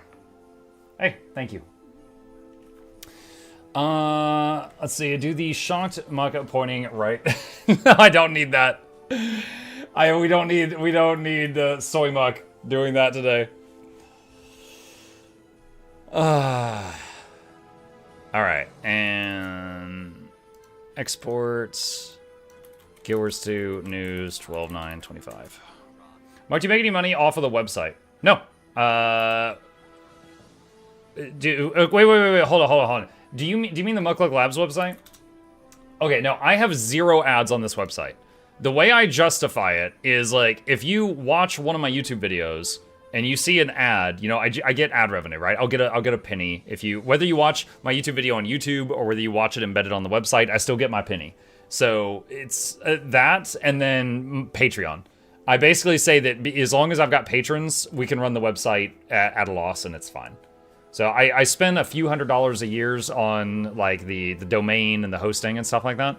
But no, I don't have any ads on here or anything other than like my own Twitch stream, which you can just hit the X if you don't want it. That's it. Sorry, holding back a sneeze right now. It's good that it's not a static slot, not Ajax. Oh gosh. Okay, so do you open Winter's Day gifts or sell them? I'll make this really simple for you. It's gambling. Okay? So like when you open these, you know, you could just get trash, you could get something really good. So if you like the excitement, you can open them. If you want guaranteed money with no risk, sell them unopened on the trading post. Hope the website is not NextJ's. I don't understand that reference. Do you death metal scream sneeze, or do you sneeze in a siren? Yo, when I was younger, when I sneezed, it was like this. It was like there was no sound. It was completely quiet. Now though, I'm like evolving into that dad sneeze, where you know you're like in church with your dad, and then your dad's like, "Puh!" And everyone's like, "Oh my god," you know. And I'm not proud of it. It's getting pretty obnoxious.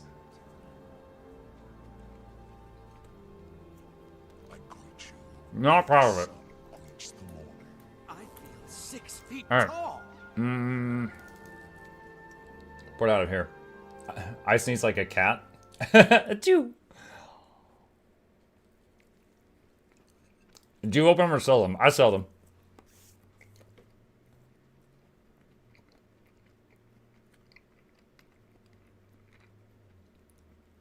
NextJ is a security issue allowing server-side command execution.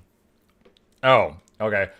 I hope not. I have someone else that handles like website stuff. Like I do the creative stuff, and I'm like, hey, can you put this in the legendary guides, and they'll like add it on there. So hopefully they're intelligent, because I've never built a website from scratch myself. I've always had help.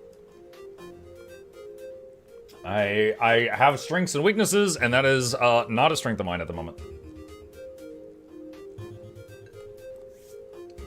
All right. Well, this is a news video. Let me make sure it's the right video. Hello, Guild Wars 2 gamers, and Mukluk here today. Yes. All right. So, read his details. Search for the word. No, come on. What are you doing? Search the word news. News. Oh, I forgot to have Twitch drops in the title. Okay, I'll put it in here. It's fine. All right, copy all that. All right. VOE nerfs. Let's see, VOE balance patch. Winter's Day, Twitch drops, and more. And December 9th. Guild Wars 2 news. Okay. Related links. Where is my patch notes? There is my patch notes. So that's one of the links. Always cite your sources, chat. Oh my gosh. You ever be watching a YouTuber? Well, maybe it's me, maybe it's someone else, and you're just like, I hate your freaking voice. Where did you get this information so I can go read it myself? I have. And so whenever I post this stuff, I post links because sometimes you just want to see it yourself. Your Guild Wars 1 Reforged thumbnail will forever be in Google search. Oh my god. Is it still there? Hang on. You come over here. Guild Wars Reforged. It didn't come up now. Maybe it's moved. Maybe it's moved. It didn't come up now. Let me see images.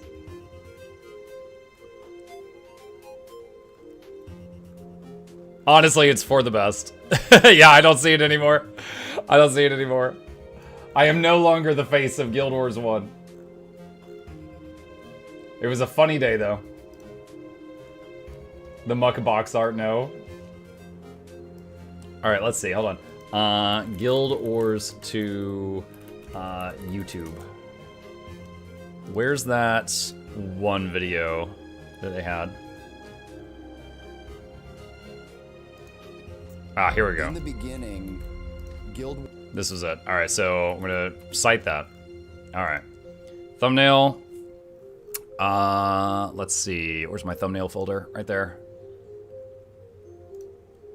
This folder has thousands of stuff in it. It's gonna take a second.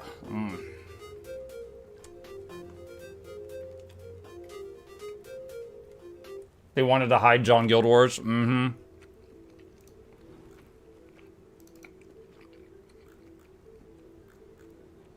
Okay.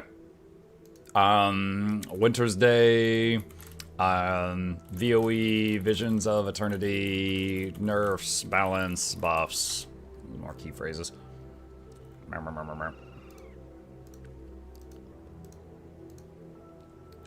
Mug is like the Papa Guild Wars character, he babysits us and helps us so we get succeed. I have said many times, like, I don't know everything, but if you ask me something and I don't know it, I know where you can find the information. I am like the elementary school teacher. And there are many universities, if you want, that I can recommend you to. Alright. So that is processing. That is going to take a while. I should timestamp it. I think people would appreciate timestamps. Okay. Alright. Hello, Guild Wars 2 gamers. Mukluk here. Muk, add blue sky link, so is there going forward? Wait, what? Oh, down here? Yeah. Dude, at this point, I've got a whole link tree. Hang on, I'm gonna put it in the chat. So that right there is a link to my link tree. So if you want to follow me on any of these things, you can. If not, that's fine too. All right. So we need timestamps. We need timestamps. Hold on, I need something to type in. All right. Layer of the Snowman Strike mission. Complete daily. Let's see. Oh. All right. Hello, Guild Wars 2 gamers. Mukluk here. 000 is the intro. December 9th, we've got some Guild Wars. We'll give a lot of Guild Wars 2 children. Oh gosh, I hope I don't have to pay child support on all of them. To spread seasonal cheer and celebrate. I've still got RTPS, so you might be fine. Winter's Day. All right, so Winter's Day section started at 0:34. Winter's Day. Where's Instagram? I've never used Instagram. I really don't know much about it. Big old blimp. The peppermint icons are going to difference. Has 4 goggles. Okay. Right. Okay. The main thing is the 9 classes. So there's a lot of people that'll click on these videos and they'll just go straight to their class. A number go fixed party UI issues. It's about a month for that. General. All right, General. 734. General. Visually overlap and obscure each other. Distraction method. Of them are more powerful. If you have find an walls and what's on the other in the if you have to target that was December. I'm the one who I put it in the video. Store it. Reduce the healing increase in allies. Familiars 5%. Oh, here we go. Here we go. Bonus from Fiery Might no longer been deleted. Engineer. All right, Elementalist 1300. Evoker. Fiery Might. Elementalist. All right, that's 1 class out of 9. So that's it for Evoker. Engineer Amalgam. All right, 1440 is Engineer. Tendencies, cooldown reduction. Did Muk see the plush weapons? I did. We showed all of them in the video. We did see them. They were very cute. The double Guardian PV Luminary. Fixed an issue that caused. All right, 1700 Guardian. Correct weapon strength in PvE and World v World. Oh, hold on a second. 6 classes to go. Hey. Hot dog. Area 0.9 or right. And I got 8. That's this. So there don't know. Mesmer Troubadour. 1917 Mesmer. Increase cooldown from 15 to 20 seconds and people like strength. Fixed an issue. Like for the good of the game. And so as much as I love it in the party, like a 1k DB able to there was some good. Okay. I want to say. Okay. Ritualist. Okay, hold on. Okay. Necromancer was 1930. I want to say that Ritualist really. And Rit gets nerfed into the freaking ground. Okay. I hope is so. Ranger. Hawkeye increase from 10% to scale shot. bird. All right, so 22:15 about his ranger. From 10% to 5. This is the kind of stuff that AI should be used for. There are some of my really old videos that have timestamps that I didn't add, that some like YouTube AI thing added, and they're really weird. Like, Chip will come up and jump on my chair, and we'll pet Chip, and then he'll leave, and then it'll be like, from here to here, it just says Chip. I'm like, what? Like, why? PvE thing. So that I've not tried Conduit since the beta. So just reading what it says. But yes, this part of the process is very boring, but people appreciate it. Increase power coefficient from 1.1 to 1. All right, so 23:30 about his conduit. Also thumbnails. Honestly, if there could be one part of content creation that I could like make something I don't have to do and it would just be done and be good, thumbnails. Oh my god. Hate that part. Like with news videos, it's fine. People already know me, they will click no matter how trolly the thumbnail is. But other stuff, it sucks when you do a huge project and you think it's really good and then like you just apparently didn't do a good enough job with the thumbnail so people don't click it and then the video dies. Like, it happens. Another class that I have not yet played since the beta. However, when you yet played Thief Antiquary. All right, so 25:30 is Thief. Yet played since And then next up is Warrior. on a surfboard. Just get good at thumbnails. And it's as stupid as it sounds. There are AI thumbnails. Like, don't get me wrong. I get the temptation behind the AI thumbnails. Just having something else scan the 1,000 thumbnails I've already made and just generate some new ones. But it's like, there's way too much baggage with it right now. So it's like, I'm not going to touch that with a 10-foot pole. The other day, I raided. He's like, oh my. He yeeted himself, surfer dash. Because I got there, burn mortar skill. Where's Warrior? Okay. All right. Like I said, I hope it does. Warrior. 28:30 is Warrior. 28:30. 6 in World v. World. Reduce the fury duration from 4 seconds. So feel amazing. All right, and that's it. That's the last section. All right, so what do we do after that? We went over Black Lion stuff. You had to know. No. The group hug. Hold on a sec. Do I still have the radius thing? Let's do this. Okay. Standard or 300's okay. My fellow players to know. Started. I have a guide for that. MuklukLabs.com. We got it pinned up here for the moment. If you need it, Black Lion chest. Right here called Steam Powered. All right, so 3250. If you wear it, it gives you a prosthetic. BL chest. From the 5 flex to the bottom, there's a new thing on homesteads. So and gem store. And where's the part where I talked about Twitch drops? I think it was after this. Look, I got all of that worth doing a video, which is in 2 days. That is on. All right, there we go. So 35, 25 Twitch drops. What they are giving away is the. Okay, there we go. All right, so we've got all that. So we have got our timestamps. So we're gonna do that. Save. I also. Oh, not that. I also need a link to the Winter's Day guide. Hang on a second. Okay, there it is. All right, related links. Winter's Day guide.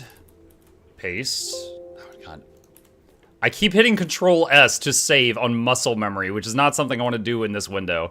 I've trained myself to just press that constantly when I'm working, chat. And if you know my pain, then you are intelligent. I think higher of you if you know my pain for that. All right. So we go over here. We did that. Okay, there we go. It's all sliced up. We got timestamps. And boop, boop, boop, boop, boop. How did he find this? What is this? War-torn Fae? How do you sneak in here? This video's not even public yet. Look at this guy, chat. Look at this dude. Sneaking in here. He's undercover.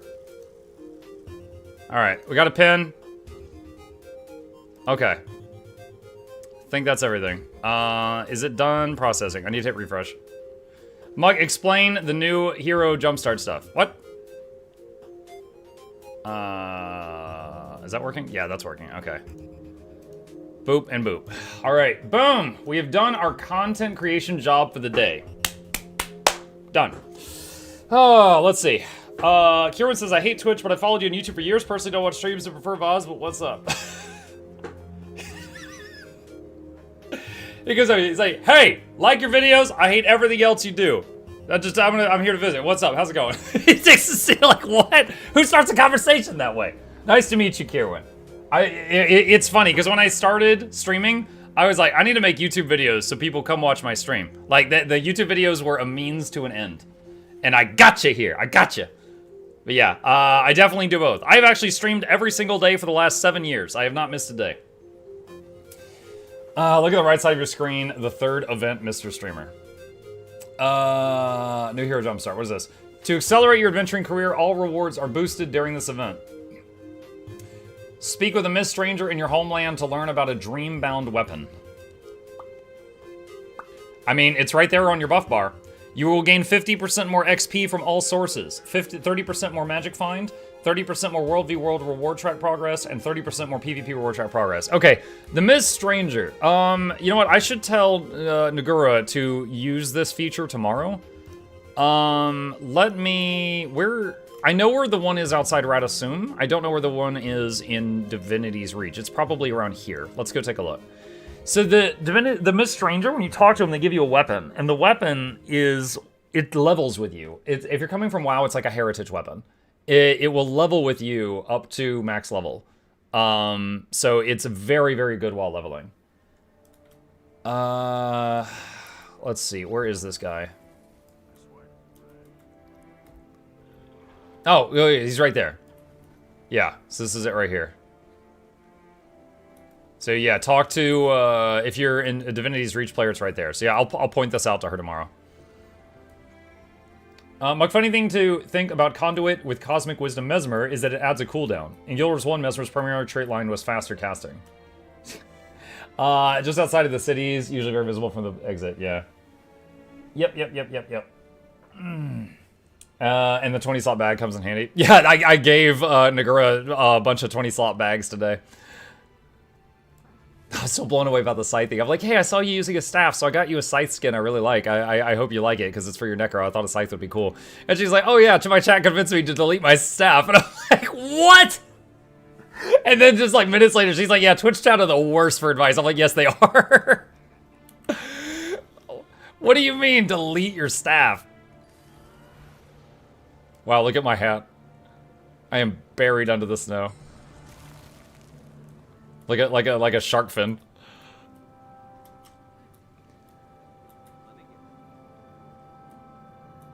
I've reached the point where I'll remember for later is one of the bigger lies I tell myself. Silent Fight, thank you for the prime. Oh, let's unmute the alerts. I'll replay that too. Thank you all for the subs. Appreciate that. Snow shark muck. Yeah, I mean we got land sharks in this. Hey, who hit me with snowball? Rude.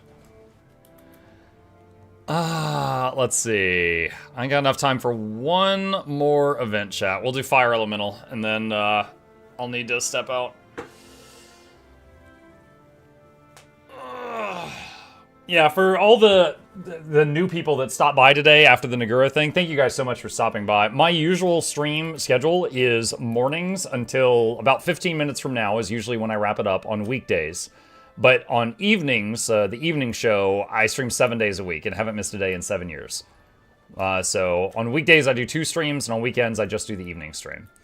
So I'll be back about 5.5 hours from now, roughly. And we'll be doing the evening stream. I'll be playing on the NA servers. Right now I'm playing on the EU servers. I'll be playing on the NA servers. We'll have a weekly giveaway, stuff like that. Neighbor says, I'm a new player. I just got my Griffin and my Sky Scale. How are you a new player with a Griffin and a Sky Scale? Those are veteran player prizes. I was thinking about starting Janther Wild so I could start working on Orax. Think that's a good idea. Yeah, that works. Neighbor Nate, if you're doing legendary crafting, the first 2 legendaries I recommend is Ikasia, the legendary gloves from just doing the Fractal event, and Season of the Dragons, the legendary amulet from just playing Living World, if you have Living World. Those are basically free. They just require gameplay. All other legendaries require a lot of resources, and you are spending in-game currencies to get them. So I usually tell people to get the 2 free ones first, but one of them requires Living World, the other is Fractals.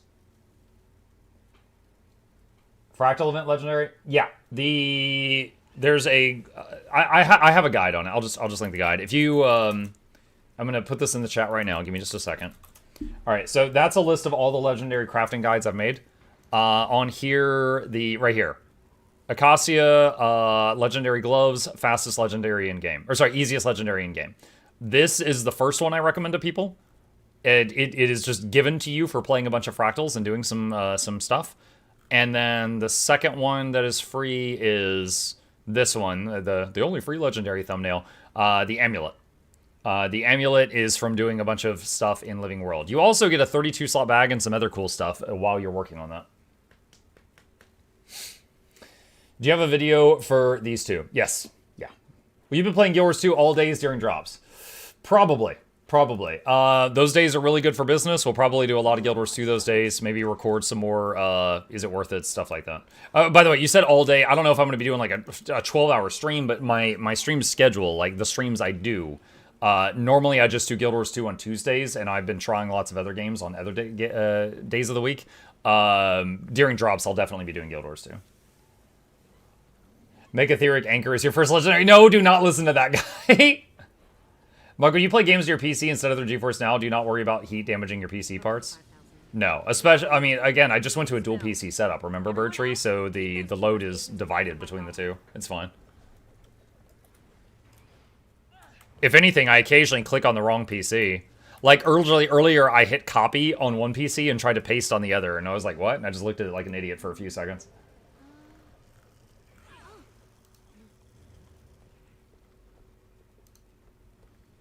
Yeah, with GeForce Now, I will typically, how can I explain this? With GeForce Now, I will usually use it as a troubleshooting tool. Like, it's great. Sometimes there's a little bit of lag, sometimes there's not. But like, if I'm trying to play something and it's not running well on my computer, first thing I do is I try it on GeForce Now. And sometimes I'm just like, all right, that's it. I don't need to troubleshoot that else on my computer. I'm just gonna play it here.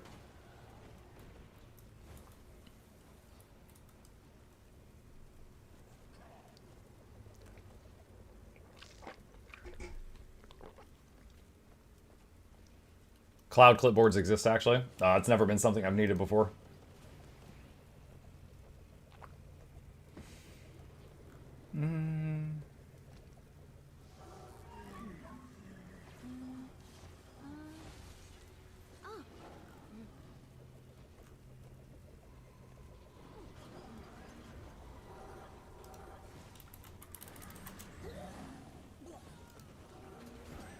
I think there's any chance of Guild Wars related announcements at the Game Awards.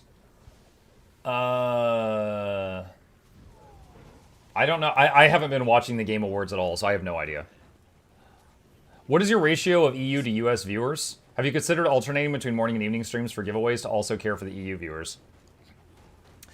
I do giveaways at different times. Like, for example, we've got a gems giveaway that we just did on Twitter.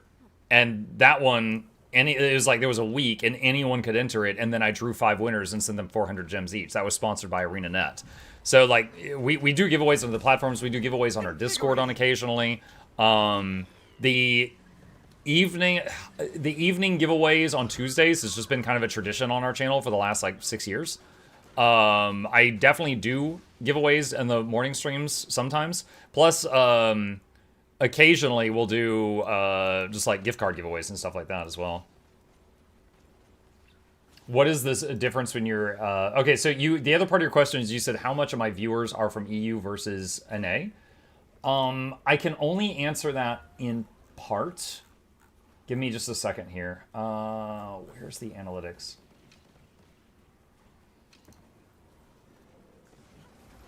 Okay, so what I'm about to show you is the analytics for this stream, and this is people that have made a Twitch account and they have volunteered the information of where they live.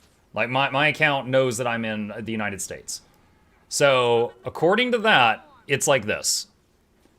28% US, 13% Germany, 4% Canada, 4% UK, 4% Sweden, 3% Poland, 3% Brazil, 2% France, 2% Netherlands, 2% Finland, 2% Czech Republic, 2% Denmark, 2% Philippines, 2% Portugal, and one guy in Belgium. We Germans love our mark. Guten Tag! That's it. That's all the German I know. Oh, Volkswagen. Never mind. I know one more word. Where Italy? According to Twitch, Italy does not exist. I don't know. I don't know.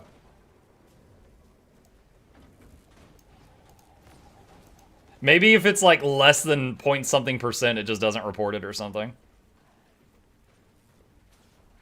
I'm the only Belgian here. Okay, I was joking. When I said only Belgium, there was 1% of viewers from Belgium. I jokingly said it was one guy. The Belgium guy's Fangel. There we go. Don't mean it in a mean way, but curious, why is it sponsoring you talking with a person new to Guild Wars 2? I have a theory. I will now share with you my theory. A little while back, when Xanthier Wilds came out, they did a sponsored stream for some big streamers. One of them was Soda Poppin'. Soda Poppin' is a very big WoW streamer. He is most known recently for leading the OnlyFangs thing, that huge crowd of streamers that played hardcore World of Warcraft. I'm sure many of you have at least heard of it. And Soda Poppin' got sponsored to play Guild Wars 2 for 2 hours. He was told to use the boost and go into Xanthier to show off the new content. Veteran players, do you all remember what the first hour of Xanthier was? He spent 30 minutes troubleshooting. Then he spent an hour listening to Queen Jenna talk. Then he ran around for like 20 minutes, and then he's like, all right, that's Guild Wars. It went terribly. All right, so I would imagine that they spent a lot of money on him because his viewer base is a lot bigger than mine. I imagine they spent a lot of money on him and got squat out of it. I think it probably, and I'm guessing here because I'm not privy to these analytics. I'm guessing it went quite poorly. So this time they tried something new, and they basically asked me. They said, "Hey, we want to try this thing where we pair up a veteran Guild Wars 2 player with a novice one that has a large audience, and you try to make it like a great experience for them. Would you be game for it?" And I'm like, yeah, that sounds fun. Let's do it. Like, I didn't even know who I was going to be paired with, guys, and I already agreed. I was like, play Guild Wars, talk about Guild Wars, get paid. Are you kidding me? Yes. Yes! Let's do it. Let's go. So I wasn't sure who I wasn't sure if I was going to have Tyler 1 screaming at me in my ear or something. I did not know who I was going to be with. A few weeks later, they're like, all right, you're going to be with Nagura. And I'm like, okay, I don't know who that is. I looked her up, and I'm like, all right, she seems cool. Oh, she plays WoW? All right, I used to play WoW. I can talk the WoW talk. That's fine. And so, you know, we ended up doing this, and hopefully they're happy with it. Like, again, like, there was a lot of the 2-hour window where we weren't really playing. We were just standing there talking, but I felt like that's what she wanted, you know? Like, the whole goal here is to give her and her audience a good experience so that some of them are like, oh, hey, this is pretty cool. I'll try this game out, right? Because that's the end goal. Get more people to like Guild Wars 2. So my goal was to basically alleviate as much frustration as possible. So, like, if a while back, I watched a streamer named Sunglitters try to play the game, and they went straight into PvP at like level 8, and it's like, fix your build. And she's like, what is that? And it's like, fix your build. And she put some stuff on her bar, and then she queued up, and this was empty. She had nothing here. And it kept going, fix your build. She's like, what do you want from me? And she was getting really frustrated. I was like, if I was on a call with her, I could try to help with that. You know? Guild Wars 2 very much, after you have learned the basics, it just goes, okay, here you go. And it just, like, lets you go, and you could go do whatever in the open world. And, maybe you weren't ready for that. Nergo's pretty cool stream. Yeah, she was great to talk to. I just hope our sponsor's happy with that. That's the main thing, because we did a lot of talking. Like, I showed her a Fractal, and I showed her, we did the Shadow Behemoth. Other than that, we were mostly talking. I think the new player experience could use some more Guild Wars 2. It certainly doesn't need explicit handholding, but some additional tips and guidance. Yeah, so like since in the last 6 years that I've been doing content for the game, excuse me, they did add the character adventure guide, but you got to know it's here to look for it. And basically, it gives you a lot of simple things like talk to a scout, dodge your first dodgeable attack, things like that, and then you get a ton of XP for doing it. So because of the XP, you level really fast if you're just following the guide, but you got to know it's there. It is a implementation of a new player guide, but it's I think a true new player wouldn't even find it.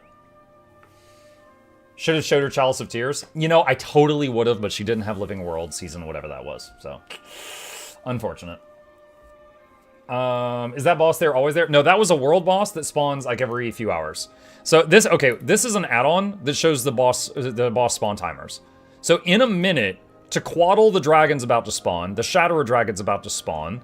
There's a race happening in Snowden Drifts. The public version of Dragonstorm is about to happen, which is 2 dragons fighting, and you're trying to kill them both. There's a race happening in Wayfarer Foothills. Scarlet is going to invade Gandharan Fields. The Dry Top Crash Site meta is about to begin. The Battle Interior meta is about to begin. Blah, blah, blah, blah, blah, blah, blah, blah, blah. So those are all big events where a bunch of people are going to flock toward because they're all happening in just a moment. You can also see that if you do /wiki-et, that opens the Event Timers webpage, which is the same thing on in a web browser. The add-on, for the people that are asking the add-on is part of Blish HUD, and I am putting a link to Blish guides in the chat. Blish HUD is one add-on that has like 70 modules in it, and you can enable or disable any of them you want. And this right here, never miss that event again. That is the one you want if you want to have it. You need that video right there. Trying to get back into the game, but every time it goes like this, I open the inventory and I quit the game. All those fragment stones and so on makes it obnoxious and hard to manage, especially when you are not sure if it's worth keeping them or not. Barrow, I have a video. The first video link that just came up called Inventory Management and Bags Guide to help with that. There's so many things you could do. Like, for example, okay, like I'm looking at my inventory right now. All right, first, deposit materials. All right, I just freed up 3 slots. Squish it. All right, next thing. Search for the consumables. These are all things that you can click on and something happens. So I'm gonna open this, I'm gonna open this, I'm gonna open this, I'm gonna open this, I'm gonna open this, and I'm just gonna go down the line. Now, obviously, if you run out of bag space, you have to stop this, but starting to type the word consumables, you can then just do this and just go down the line. And, okay, so now, if I get rid of that filter, okay, we got a little bit of a mess, let's hit deposit again. Okay, we just freed up that stuff. All right, I'd like to salvage. So right-click the salvage kit, salvage all blue and below items. Okay, those are all gone. Squish again, and deposit again, all right? Green items. So they're unidentified, so I'm gonna identify them all. And then I'm going to right-click and salvage green items. And then I'm gonna hit deposit again. And squish it again. And so, yeah, it's a little bit of a process, but there's a lot of tips and tricks. Like, for example, you said things like stones and stuff. If you got anything in your inventory that says trophy on it in the text somewhere, it was probably a quest item for some quest you ran past, and you can destroy it. Is there anything Muck doesn't have a video for? I'm sure there is, but usually if I get asked a question 100 times, I make a video, and then when people ask me the question, I just link them the video instead of answering it again.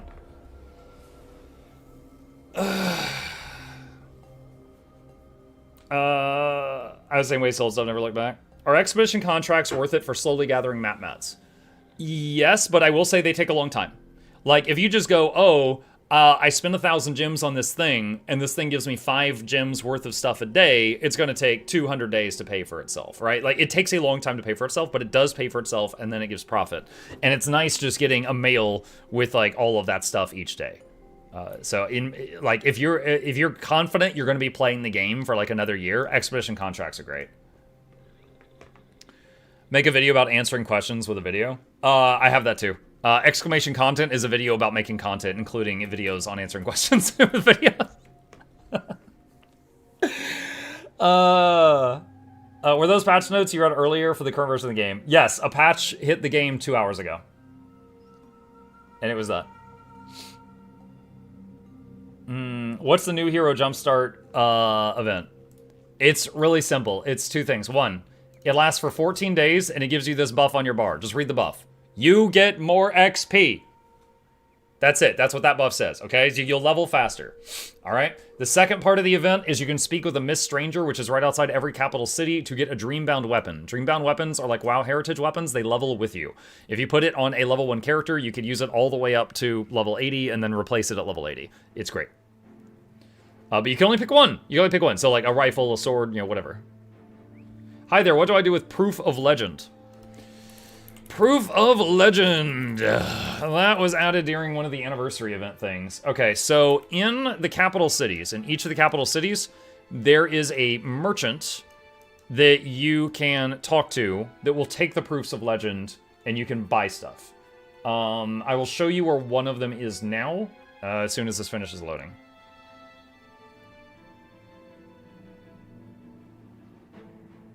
How many hours do you have on Guild Wars 2? I'm over 9,000. That's not a meme. I'm actually over 9,000. Not as many as some people. I think Teapot's at like 17,000 or something. Hang on, /age. 9,923. Okay, we're getting there. All right, is it this guy? I can see you've traveled far. Yes. Okay, here we go. Proof of Legend. All right, so this person here in Radasum will take Proofs of Legend for stuff. You can get, like, some special cosmetic armor, and then if you have all the cosmetic armor, it's used to buy, like, food buffs and stuff. Is the Dreambound weapon character-bound or account-bound? I don't remember. Hang on. I have an idea.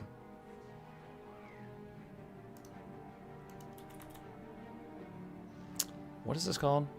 Is it item search?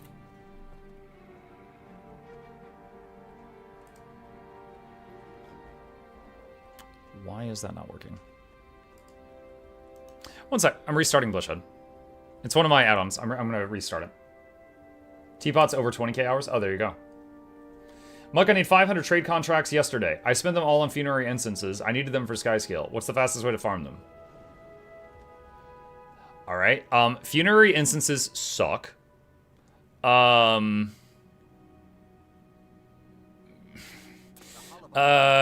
Doing what was it? Amalgamated gemstones, I think. Like there's merchants in. Hold on a sec. Sorry, I'm distracted. Why is Bloodshed not restarting? Give me just a minute. There's merchants in Path of Fire that you can spend stuff on to get the instances, but it's like you can spend trade contracts on it, or amalgamated gemstones, or crystalline ore, I think. There's some in the, was it the Tomb of Primeval Kings or something like that? Why did Blish not restart? Blish is not behaving, chat. Hold on. Indeed, I have several days planned to stop in and meet with gifts.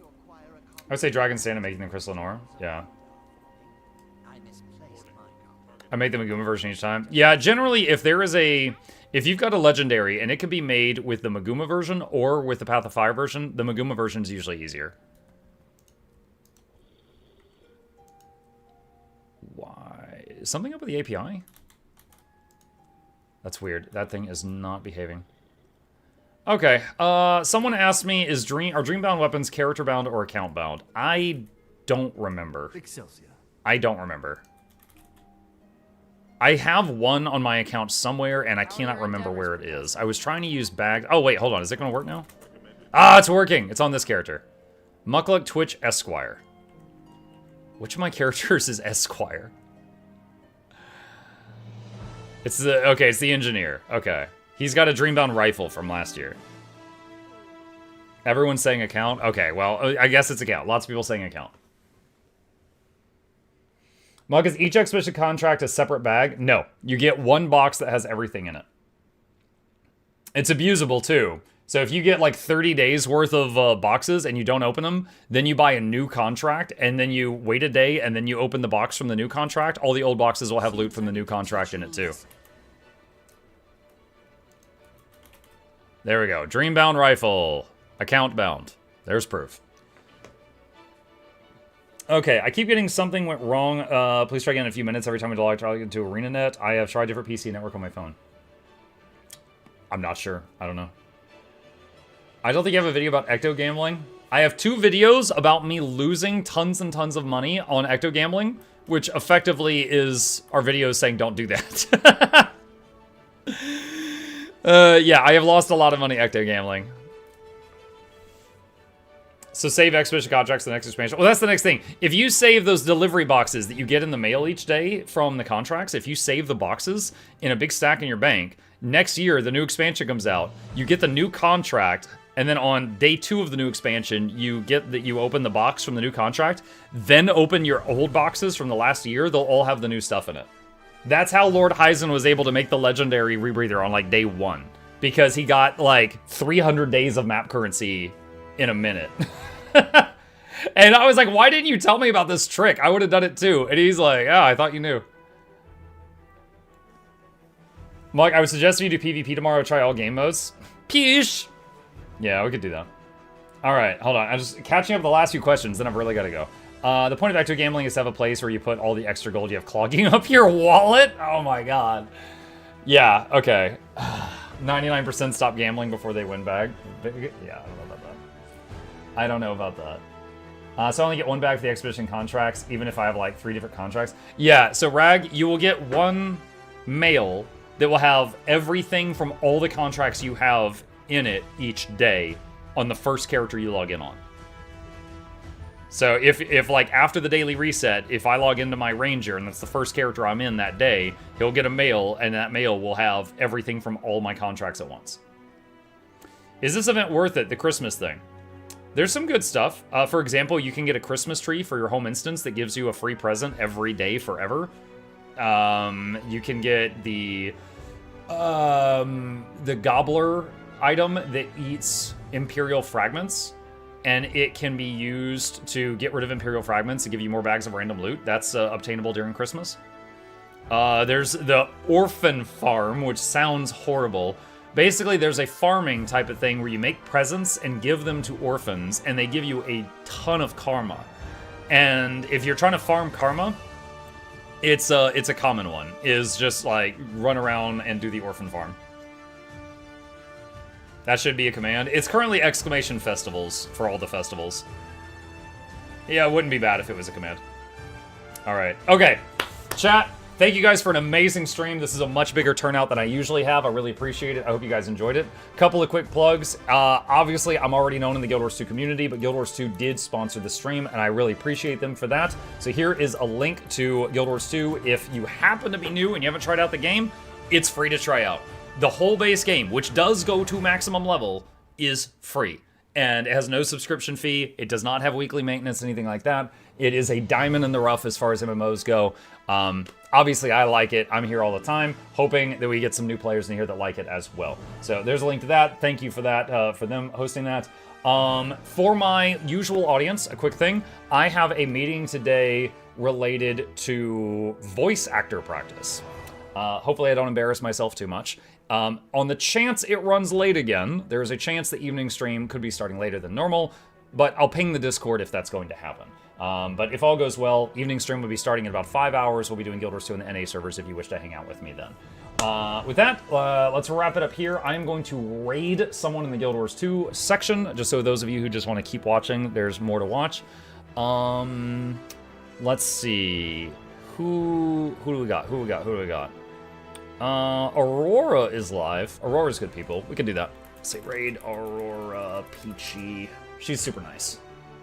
All right, I'll see you guys over there. Y'all have a good rest of your day, and I will be back tonight. Yeah.